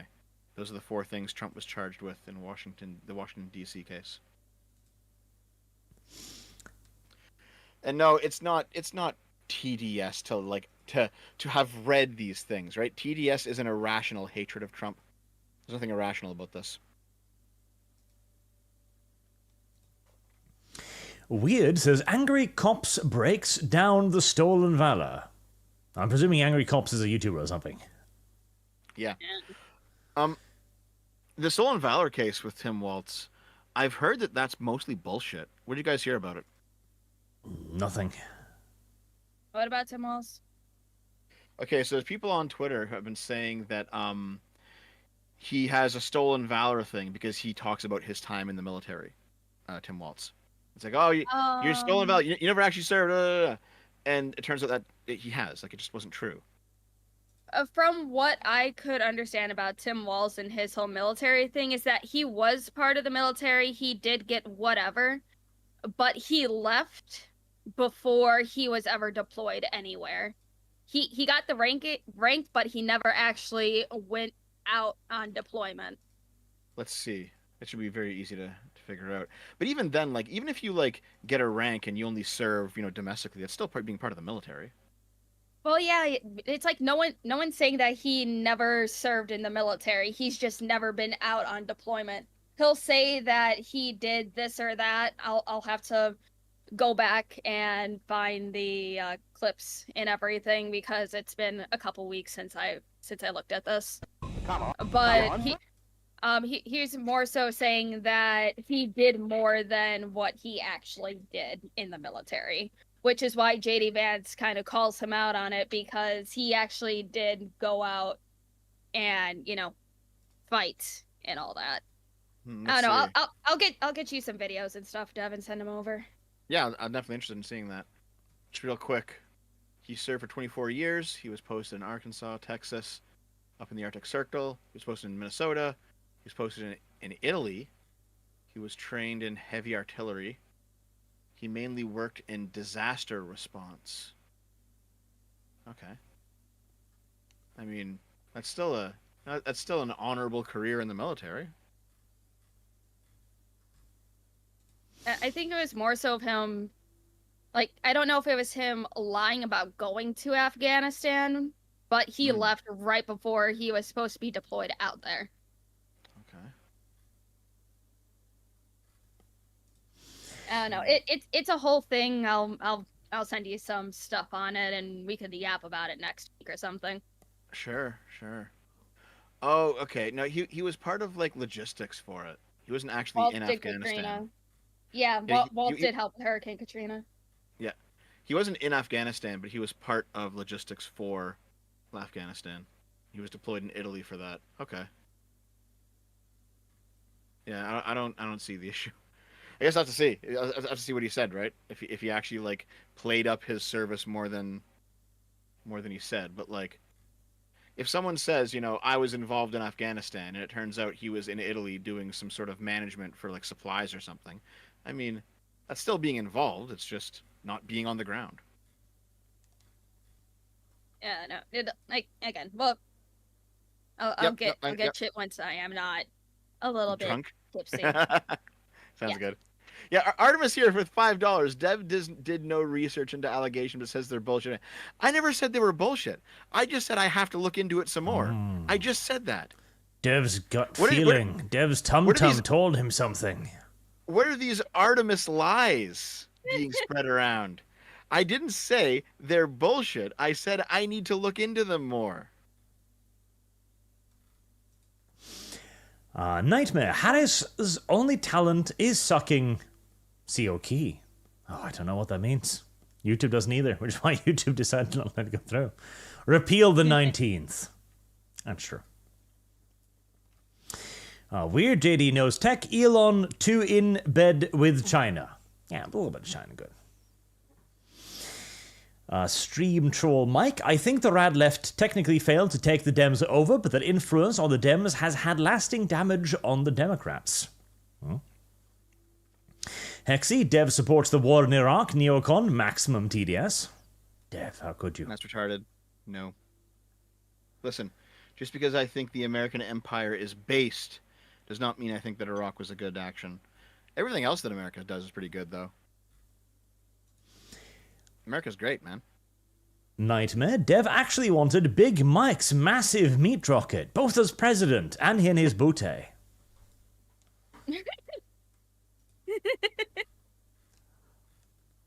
Do you like Big Mike, Dev? Does she look like she's man enough for you? Who's Big Mike? Michelle Obama. Oh my God, really? Okay, I gotta know. Do people actually think Michelle Obama is biologically male and like is trans? I mean, Is that just a meme, or do people actually believe that?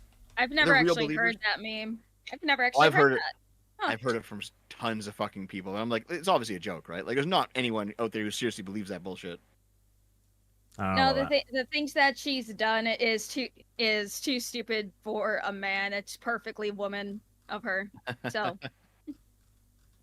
Yes, says the chat. Oh my God, yes. Wait, it's funny that most of the yeses are the people who hate me the most. Is there a correlation between like being anti-dev and being fucking retarded? No, Big Mike is just really hefty.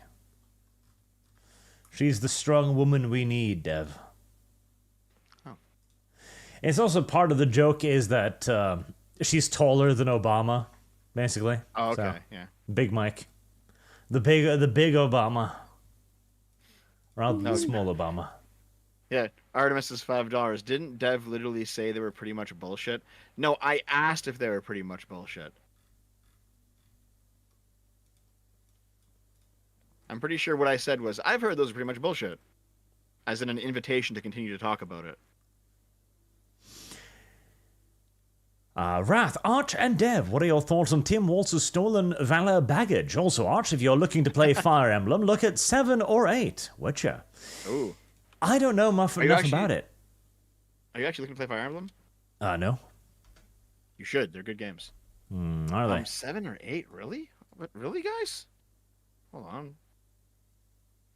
Oh, come on. You guys got to choose better Fire Emblems than that. Listen, there's a great Fire Emblem on the GameCube you should play.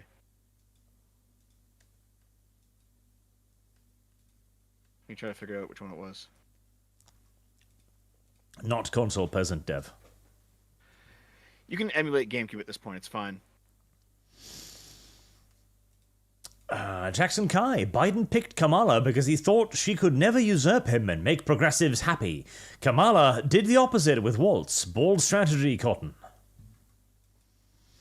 Well, actually, wasn't the whole reason that she didn't pick that Shapiro guy is because Shapiro was actually like someone who was more presidential than she was, frankly. yes, fucking Josh Shapiro, I think that's his name. He's Yeah.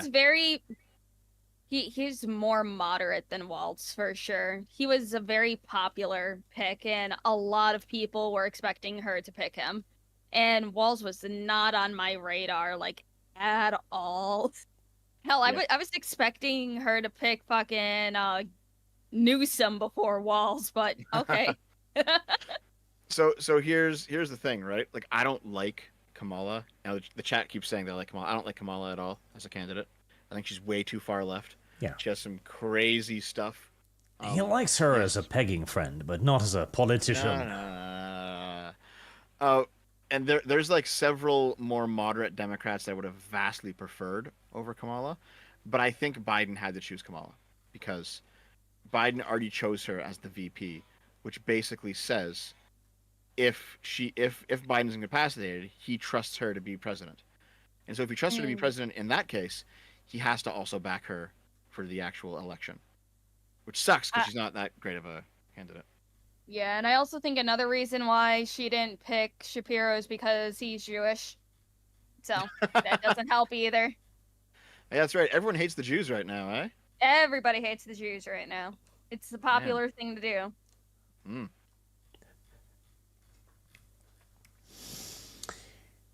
Insane hippie saying, the old guard are nothing but cowards that have one too many times backstabbed their voter base. Well, I can't say I necessarily disagree with that one. Especially in England. That is another one of the reasons for very low voter turnout, is when people no longer feel represented by their governments. Nightmare, what are your stream account? I'll send you Dustborn. Oh, you need to do a lot more than that. $1,000 and I'll consider it. Maybe. Here, send me Dustborn. I want to try that piece of shit. And Zero, don't forget it's real people dying in these wars. People are always dying in wars. It's just how things are. Some people die over there, some people die over here. Yeah. Honestly, I know that was in context of the like American Empire thing, and honestly, that's just some cuck bullshit in the end. Like, you know what? People will always be fighting. People will always be doing their wars. If America withdraws from the rest of the world, you are simply giving it to your enemies. Okay? You are simply allowing Russia or China or whoever else to fill in the void after you pull back. And you can say, well, I don't care. Who gives a shit? They're not Americans. You can say that right until your enemies have conquered the entire world and made it so that it's everyone versus America. And you can't do that. And it's like, honestly, small government types just don't seem to understand the dynamics of international power. They just don't fucking get it. All right. The reason that America is safe and prosperous is because of the empire abroad that keeps it that way. It keeps shipping lanes open. It keeps laws enforced. It keeps bad actors suppressed. That's a good thing. Every time America steps backward, things get worse, not only for the rest of the world, but for America as well. It just takes longer for it to happen.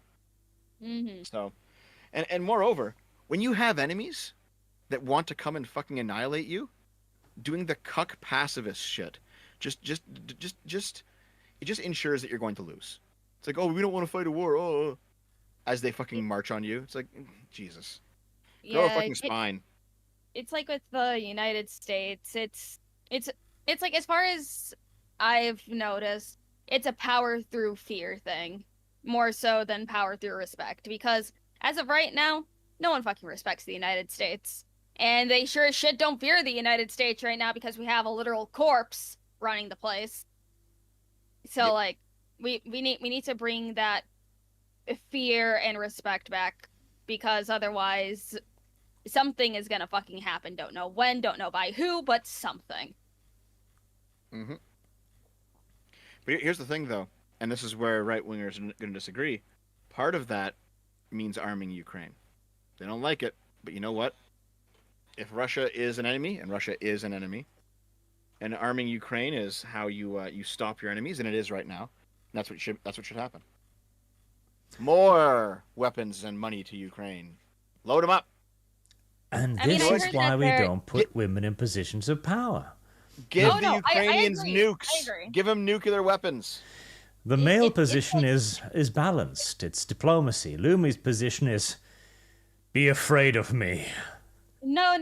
It's like I agree women should not be in like, high political power because women do operate through emotions. I make decisions based off my emotions and then afterwards I'm like, wow, what the fuck is wrong with me? Granted, I should be medicated, but that's a whole nother thing. But it's like, no, women run things via emotions, which is why, a lot of decisions will be, in the moment because anger.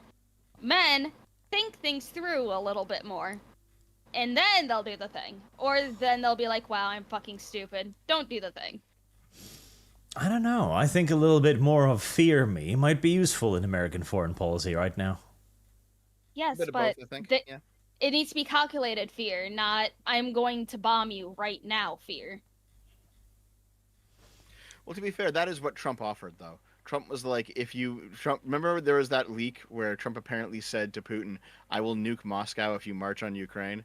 That was some "I will bomb you right now" fear, and it seemed to work at least initially, if that was true. Well, because he thought it through beforehand. He knew that, like, if he knew that there was a high risk of that backfiring really fucking bad, he wouldn't have said that. He had the confidence that Putin was going to stay in place, and he did. So that is a major fucking difference. And also tone of voice. Tone of voice is fucking everything as well. I don't know. That's just me and my womanly opinions. Well, the situation that we're currently in is that, Russia's invading Ukraine. Not doing so well at the moment. I'm sure you guys have kept up with it, right? That's one thing. That's one thing I did keep up with while I was offline, was just the absolute shit show that's happening with Ukraine, like counter invading Russia right now.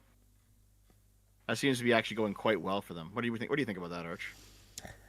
It is. They need to demonstrate to the Russian populace that Putin can't keep them safe. That is the only way they can get him out of power and thereby get a compromise. Basically, they need to they need to do what Germany did to Russia in the First World War. I just hope they've got a Lenin stocked away somewhere. Oh god. It's a whole thing. I'm sure we won't see the end of this for at least another year or two. Yeah, it's going to be a while, I think. Yeah. Hey, wait, someone in the chat says, therefore we must start more forever wars. No, dude. Russia started this war. For fuck's sake. You know what? Since you guys need to start going back to your Nazi philosophy and reading some Carl Schmitt, okay? America's my team. The liberal capitalist democratic world order is my team. Therefore, it's good. That's how it is. Evolved Potato says there was evidence for them lying about job numbers. If you actually looked into it, you'd see they'd round them down for the next 2 months after they first reported. It was easy to find, but Dev just ignored that. There was evidence to try and get known. That's true. My evidence was my stomach. And my bill. These two things combined together I didn't see to form it. truth. Did you not buy groceries, Dev? Oh, yeah, sure, of course. Was that Naomi's job? No. But your groceries have grown more expensive. I mean, yeah, but not a crazy amount, to be honest. Not a crazy amount? Oh, they've gone up 48%? I think it's because I do a lot of deal hunting. And also I have like a big deep freeze, so like we buy in bulk when it's cheaper, and we just freeze it and eat it over the next like 6 months. That's disgusting. It's like I wish I can do more deal hunting and stuff, but unfortunately because of some family things, I have to buy all gluten-free stuff because yay, celiac disease. And that is already double the price of normal food, and just this going up is making it fucking worse. Well, Naomi's actually the same way. She eats gluten-free stuff as well. So I get it, man. I get it. Maybe hers is not nearly as bad as other people's, though, because she can eat, like, small amounts of gluten and be okay and not be, like, doubled over. So, but, like, if she eats nothing but gluten, like glutinous bread or whatever, like, it fucks her up. But if she stays good on the diet and then like has one random sandwich, she's okay. You know what I mean? Yeah, no, this is just like actual celiac disease on top of some other stuff. Not me, but another person in my family. And like Yeah. it's just it's so fucking hard. Especially it's like it's nice that name brand stuff is starting to like, get some actual gluten-free things out there and it's not just the like, weird business here. Have a thing of gluten-free bread for fucking $13. Yeah, Now, so fucking expensive. it's like now DiGiorno is making a gluten-free pizza, which is really nice, and I found that on sale for like $7.99. Still fucking expensive, but it's better than Yep. 14 fucking dollars. Also, to be fair, we shop at Costco, and Costco still has pretty solid prices because it's one of those stores you have to pay for a membership, right? Yeah. But I mean, the membership comes with perks because there's regular pretty good sales. Prices are still pretty low. You can get stuff in bulk, which is nice. So you buy like a 50-pound bag of rice or something, just eat it for a whole year. You know, Yeah. it's one of those things where like we've definitely managed to organize shopping for the household such that whenever like meat goes on sale for a good price, we'll buy 6 months worth of it and then just freeze it in our giant freezer. So there's no more of like, oh, we ran out of meat. Let's go pay 3 times the price at some shitty grocery store. It's like we have like a system to basically Yeah. make sure that things are affordable. You know what? Maybe I should put it on my throne. Hey, who wants to buy me a year membership of Costco? I'll send you What's the price of it? like unreleased Lumi merch if you get me a Costco membership. Let's see. The Is that- poors we are actually bonding over their we mathed it shared out. economic in. We mathed Capabilities? it out, and yeah, so it's $60 for a year of Costco, and we mathed it out, and we save way more than $60 on groceries. So it's I like mean, hey, it with was obviously the worth it, yeah. let's see, annual 2% reward and Costco services discount is 120 a year, so get cash back every year. Oh, nice. He wants to give me Costco premium for $120. I will get you Lumi merch. Also, dude, those dollar hot dogs, it's fucking incredible. It's like a whole ass meal there for $1. It's still $1 even now. Uh, I gotta get a Costco membership. I think it would save money, honestly. It's like Do I you live? buy Do you like live um near Costco? one was built here a few years ago. It's like a 10-minute drive. It's better Yeah. than the 25-minute drive to Walmart. Yep. Yep. Ours is about 10 minutes away too, so it was worth it. Weirdos. Costco membership for feet pics? No. I will send you pictures of the catfish that I catch tomorrow. Wait, Arch, do you have Costco in Norway? Of course not. Oh. Well, there we go. Mercenex21 says, so, got your Sonny Chew medallion yet? You will regret it if you do, no question. So this is my warning. As for Russia in that kerfuffle, alas me the vodka. Ukraine has been involved in human trafficking. Woman. Have you got mean, your if Sonny Chew Ukraine- medallion yet? I have not. No, I don't mind one. I don't mind getting one though. But if Ukraine's been involved in human trafficking, I gotta see proof of that. Yeah, and Dev doesn't trust his guts. I just want to see proof of it. God damn it. Okay, there was a chat that scrolled by like half an hour ago that was drowned in the sea of bullshit, but it was actually really good. And the guy basically said, "It's so surprising that asking for proof causes this much anger. Just show me the proof. It's okay. I'll look at it." One guy asked, "Does inflation exist?" I mean, yes, obviously, of course. It's because Guys. the Deviant position is just the Archian position, but 6 months later. Listen, If you elect Trump, you're gonna get even more inflation, guys. You gotta calm down. Libra Wolf, Dev, if Trump wins, will you stop talking about him? I will not be surprised if you don't, because you can't help it. Also, hi Arch and Spoon. I don't think Spoon's here, but I mean, as long as Trump is in the news, and my job is to talk about the news, I'll of course talk about Trump. Like, it's normal, man. Insane hippie sane, NATO started the war in Ukraine, Dev, and you know it. Did you really think that Russia would accept losing access to their only warm water port via political maneuvering of Ukraine joining NATO and not start shooting? That's retardation. Well, In fact, I think no, it isn't. before 2014, I don't think there was any danger of Ukraine joining NATO, frankly. Well, there's the thing, though. There was a danger of NATO joining, Ukraine joining NATO. Yeah. And that would see, that's the thing. That this isn't NATO's fault. NATO didn't do that, but this is kind of a value-neutral proposition. Russia, too, has a right as a sovereign nation to act in its own interest in relations to its power to do so. Russia believed it could prevent Ukraine from becoming a strategic threat to it, and again, hindering its access to its only warm water port, and it tried to do so. It failed. But America would do no less. Maybe so, yeah. But this idea that it's NATO's fault or the West's fault or something like that's been retarded. It's been retarded since the very fucking start of this whole thing. Power politics is value neutral. I guess the way I put it is like, Russia obviously doesn't want Ukraine to turn towards Europe, and Europe certainly wants Ukraine to turn towards Europe.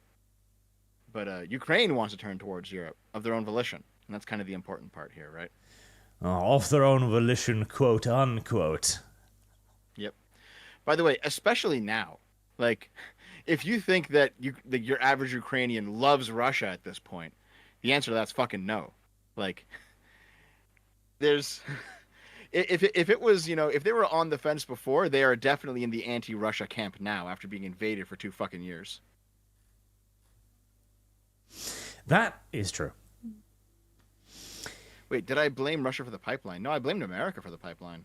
Apparently Ukraine did it though, right? Didn't that come out while I was gone? Well, they authorized it. I don't know if they did it. And if they did it, they probably did it with American help. Yeah. No, I'm fine with that though. Mercenary X21, that 10 and this too goes to Snoot Game. Arch better. Snoot Game. Anyway, Heat, why Dev and Arch like Ukraine versus Russia? It's the ultimate NTR story. Russia the cuck trying to enter girlfriend Ukraine, but American Bull dominates them both. It's beautiful. The Sober Viking, well, here's the first donation for Tribal.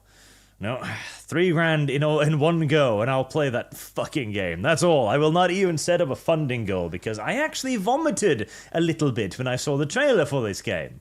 Unless somebody makes me seriously feel bad for that amount of free spending money, I am not playing that game. You are going to have to reach the level where Arch feels bad for saying no. I've got a skedaddle in 15 minutes, Arch. We're coming up on the end of dev time. The Sober Viking, yes. Dev was speaking to me. Hello, Dev. My brain disconnected itself from the rest of the world there for a second. I said I'm leaving in 15 minutes. That's fine. You little Judas, you. I'll read this $10 super chat for me though. Electing Trump will cause more inflation. You mean lie last time? Okay. Listen, okay. The reason I said that is because Trump's next plan, which he didn't advocate for this during his first term, but he's currently advocating for getting rid of the federal income tax, right? I think I'm pretty sure that's true. Mm-hmm.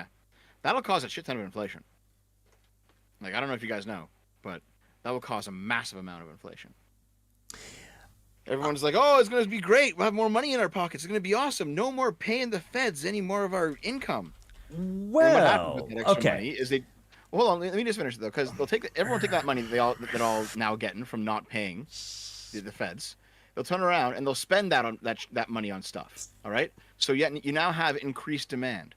So companies now faced with increased demand, either they increase the supply, which some of them might be able to if they can ramp up production, or they raise the price, because that's what happens when demand increases. Either supply increases or price increases. One of the two. So you're going to end up with inflation. The issue ultimately is that if you really zoom out and look at it from like a very far away perspective, inflation ultimately is just the product of how much the government takes in and how much the government spends. And if you increase that gap, either by increasing spending or decreasing taxes, one of the two, you will always increase inflation. It's simple as that. So the issue right now is that people seem to want things that are completely they're mutually exclusive, right? People want housing prices to go down, but they also don't want inflation, but they also don't want interest rates to keep going up. They also want prices down, but they don't want to pay taxes. Like, you can't have all of these things at the same time because the economy is complicated. And when you pull one of these levers, other ones start moving. This is true, but there's also a counterpoint there about the multiple levers. Because another lever that he wants to pull is an increase of tariffs against China.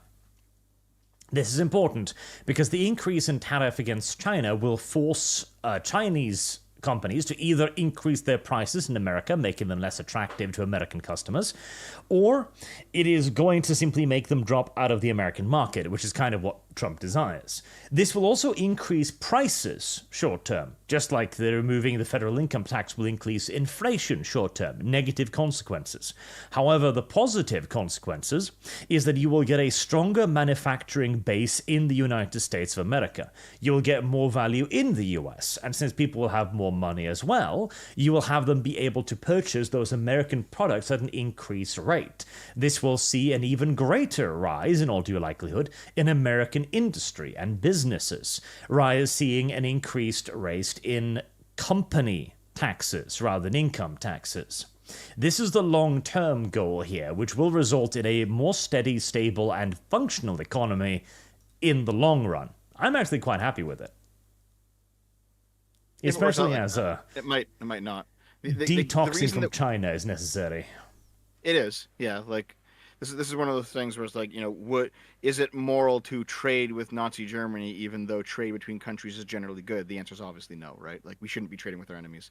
The issue though is that once you stop trading with a country, you're more likely to go to war with them, because if you are trading, then neither government wants to risk war because they have more to gain from trade than they have from war, right? So there's a double-edged sword here.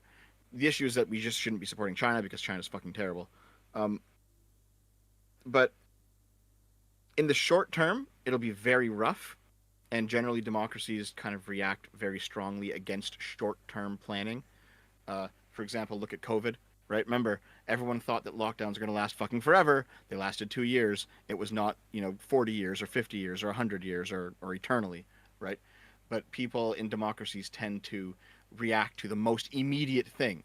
So even if tariffs would be good in the long term, and Arch, I disagree, I'm not even sure they would be, but even if they would be good in the long term, I think people would immediately react to the fact that there's no longer Chinese goods on the shelves, or the prices have gone up, and now everything costs more again, and people will just react to that and be like, well, fuck this, like this is no good, even if 5 years or 10 years down the line it would be better. So I think that that is a weakness of democracy, is that people tend to just to not really think long term. That is correct, but detoxing from China is simply something that has to be done at this point, and doing so with tariffs and a reduction or even removal of the federal income tax sounds like a good plan to me. Terra, exile them to an isekai world is an option. Via trucks. Then again, truck-based executions sound complicated and lengthy, but hey, might work.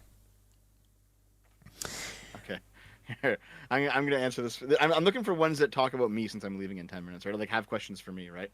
This guy here for $5 says, didn't Dev retract his apology over trying to grift off of a guy who was murdered trying to defend his family on the Asmongold call-in talk show? How many wrong things are in that super chat, Arch? Asmongold? What? Weren't you on side scrollers? Yeah, how many wrong... There's so many wrong things in this. So, like, I didn't retract the apology. I wasn't trying to grift off of a guy who was murdered. It turns out he wasn't even trying to defend his family. That ended up being fucking false. And also, I wasn't on an Asmongold call-in talk show. Like, not a single part of that super chat was like factually correct. But Dev, why? Why did I not do the impossible thing? Asmongold reacts to Dev's ramblings? Huh? What? Is that a real thing? I No don't way. know. Let me look. There's no fucking way that Asmongold even knows who I am. Nope.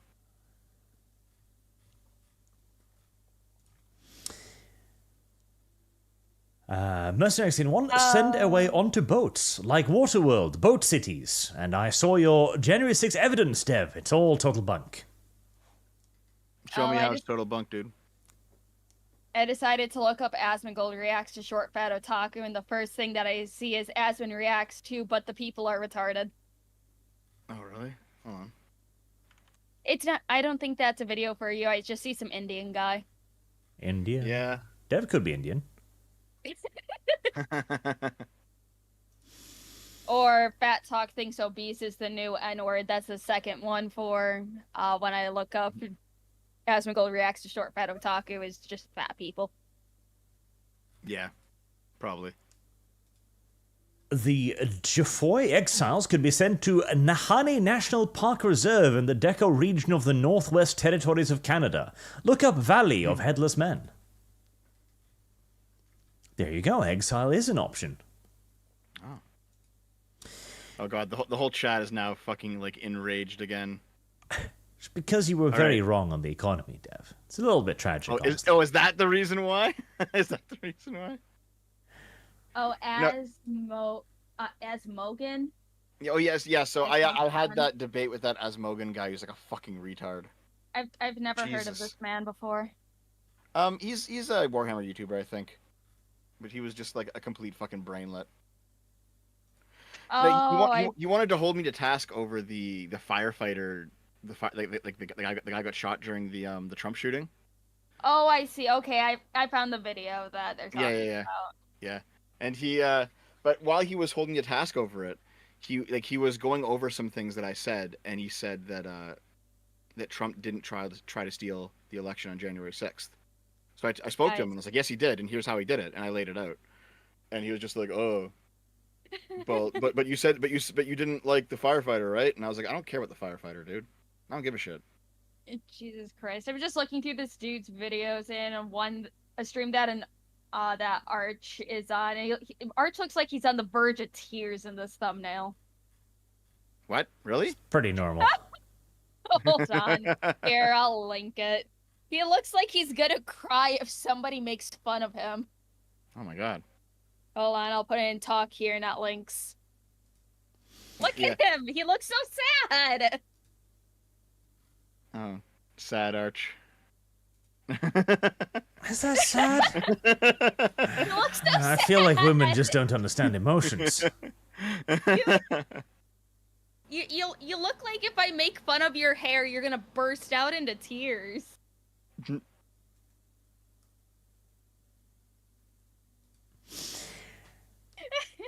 Raining Terror, how much for you to play Dustborn Archlay? It's guaranteed not popular, so you can play it tomorrow. $1,000. There you go. You shouldn't ask me to play such terrible video games. Stop it. Oh, yeah, people are saying Dev just called the family of the man who was murdered a liar. People are like jumping in on this now. You know what? Yeah, actually I am at this point. So, you know what? Here, I'll put my foot in my mouth one final time. Because why the fuck not, okay? Arch, you probably can't show it on stream. So don't worry about it, because you'll just get your channel fucking nuked. But did you see the video? The alternate angle of the shooting when it came out? Nope, I did not. I probably did, but I don't remember. So there was like another video from the crowd. I know Artemis saw it, because Artemis and I talked about it. There's a video. There's another video of the shooting where you can actually see the firefighter who got shot, and he didn't jump onto his family to protect them. That didn't happen. He just got shot, and it seemed like everything happened too fast for him to be able to react. Which, by the way, it's normal. It's not normal that he got shot. It's normal that he wouldn't have time to do so, right? That's what most people. That's what would happen to most people, including everyone who's currently listening to this. Is that like if something was going down, they'd be like, "Oh shit," and then they get shot, and then that would be it. They wouldn't, have time to heroically jump in front of their family. It seems like that story just came out of the family because, well, they were coping. Like, their dad just died in front of them, so of course, and they said that, and then it got picked up, and then it became the narrative. But it didn't happen because you can see the guy get shot, and he just gets shot, and that was that. So. Yeah, lots of people are saying, oh, he was a hero. He heroically jumped in front of his daughters and took the bullet for him. Didn't happen. It didn't happen. He was just a victim. Now, that's factually accurate, but everyone is going to be mad at me saying that. Yeah, Zero Fucks in the chat says it was from the daughter's Facebook post. Yeah, exactly, right? It came from the daughter. And the daughter probably said it because she was grieving, but it didn't actually happen. But Destiny, why not simply let them have this thing then? It's not true, Arch. Destiny. The truth is the most important thing. The truth is not the most important thing, clearly. There's people saying I'm evil now. Like, how is anything that I just said evil? Let's be honest here. Where's the evil? Destiny does not even understand how far he has fallen. I didn't shit on the man. I simply said he didn't jump in front of his family, and we have video proof of it. It's like, okay, I think I believe I can see where people are coming from with this, because it's like, all right, how the family, processed to that absolutely horrible situation is that their last perceived moments of their father is him protecting them. So having that be the last thing that they remember about him is probably better than him being gunned down like a fucking animal, which is like, I would much rather like think to myself, wow, my dad saved me, instead of, oh no, my dad got shot. So it's like, Sure. I understand where people are coming from. I understand that, oh no, there's video evidence of whatever. But I would just say let the daughter, let the family think what they want, because at this point it's over. There's nothing else to be done. I agree with you, right? Because there's definitely the human aspect of this helps them, which is why they said it. Their motivations are completely human and normal, and we can all understand them, right? The only problem is that it's now become a giant narrative that people are expected to adhere to, and if you don't, you're evil. And that's a problem, right?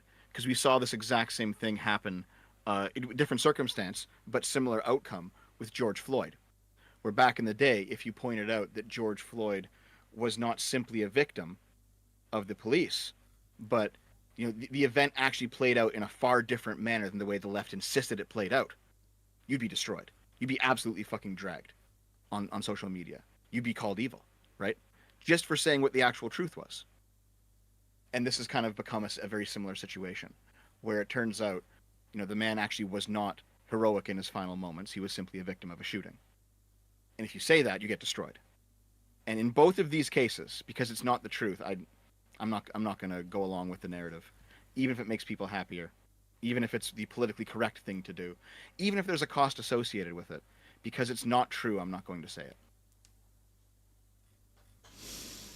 We all have our hills. And Destiny will die on this one.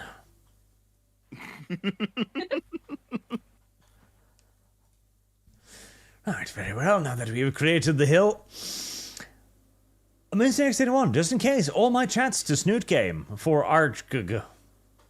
Summarize them. If you don't summarize them, I'm going to ignore you. Snoot Game? Yeah. What's Snoot Game? Is it that inflation one that you loved so much? No. Oh my god. What is the game then, Arch? That's another game. Snoot Game I'll happily play, because that looks short and fine. But Inflation Game, Inflation Game will not even have a funding goal. It must be $3,000. I'm gonna do the Loomy thing here, all or nothing, because that game makes me a little bit sick. Yeah, I didn't expect it to, get you staying sick even afterwards. Oh, you didn't throw up, right? You ate and you just felt better, right? Yeah, I just had a clump in my throat for the next 3 hours. Disgusting. I see. Hexy, if you get shot at a Trump rally, Dev goes hard. He does. Raven's been a member for 8 months. Now I understand the connection to Lele more and more, Archley.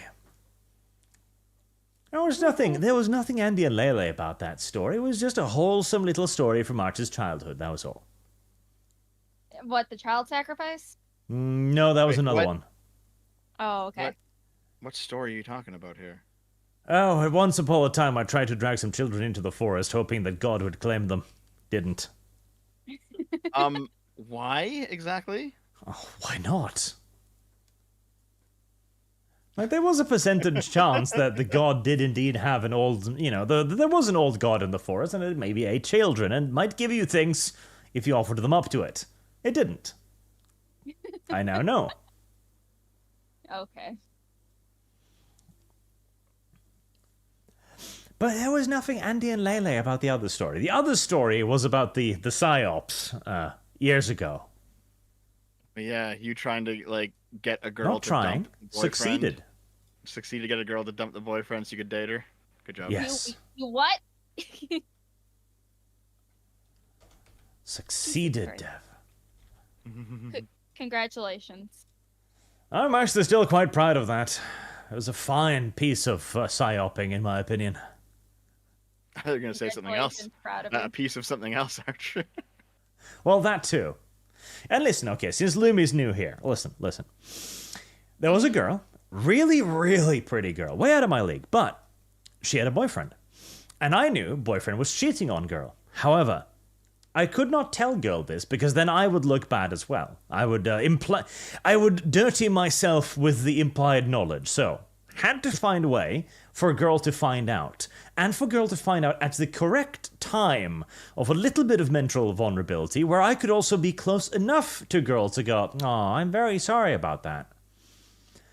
And so I manufactured a rather brilliant series of events, in my opinion, to get all of that to work out just perfectly and get the girl in the end. It was pretty brilliant. All of that planning, just for that, you could have done something very interesting and maybe made money, but instead you're like, I got a girl. What was the alternative for all the planning? I don't know. Well, there you Something go. that would get you money. I have never gotten a girl to break up with her boyfriend and to date me. You ever got a boy to break up with his girlfriend? No. That was a hesitation there. No, I never got a dude to break up with his girlfriend because, frankly, I wasn't interested in dating when I was younger. I was too busy being, manipulated and groomed for that.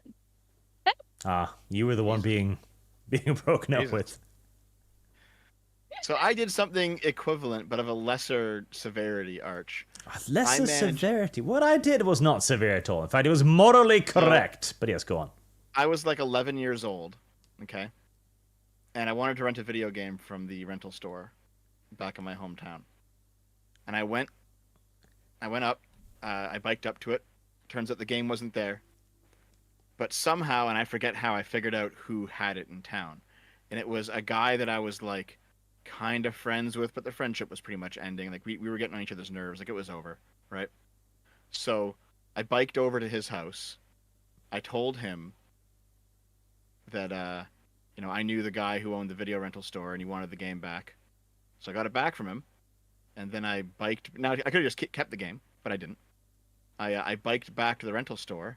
I handed the game back in and I said, "Okay, I'm going to rent it now." And then the guy at the rental store was like, "Really?" And I was like, "Yep."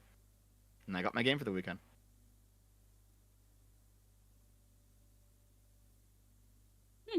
I don't understand how this was evil.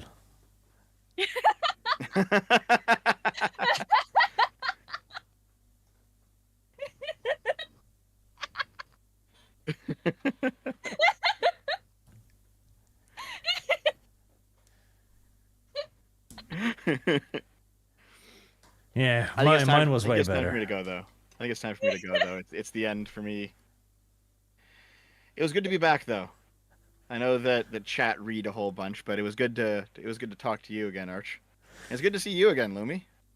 I see you too, Dev. Hopefully life doesn't screw you over, and you can come back to the loving arms of Chet since they missed you oh so much. Have a good day, Well, Dev. I'll see you guys later. Have fun. Bye.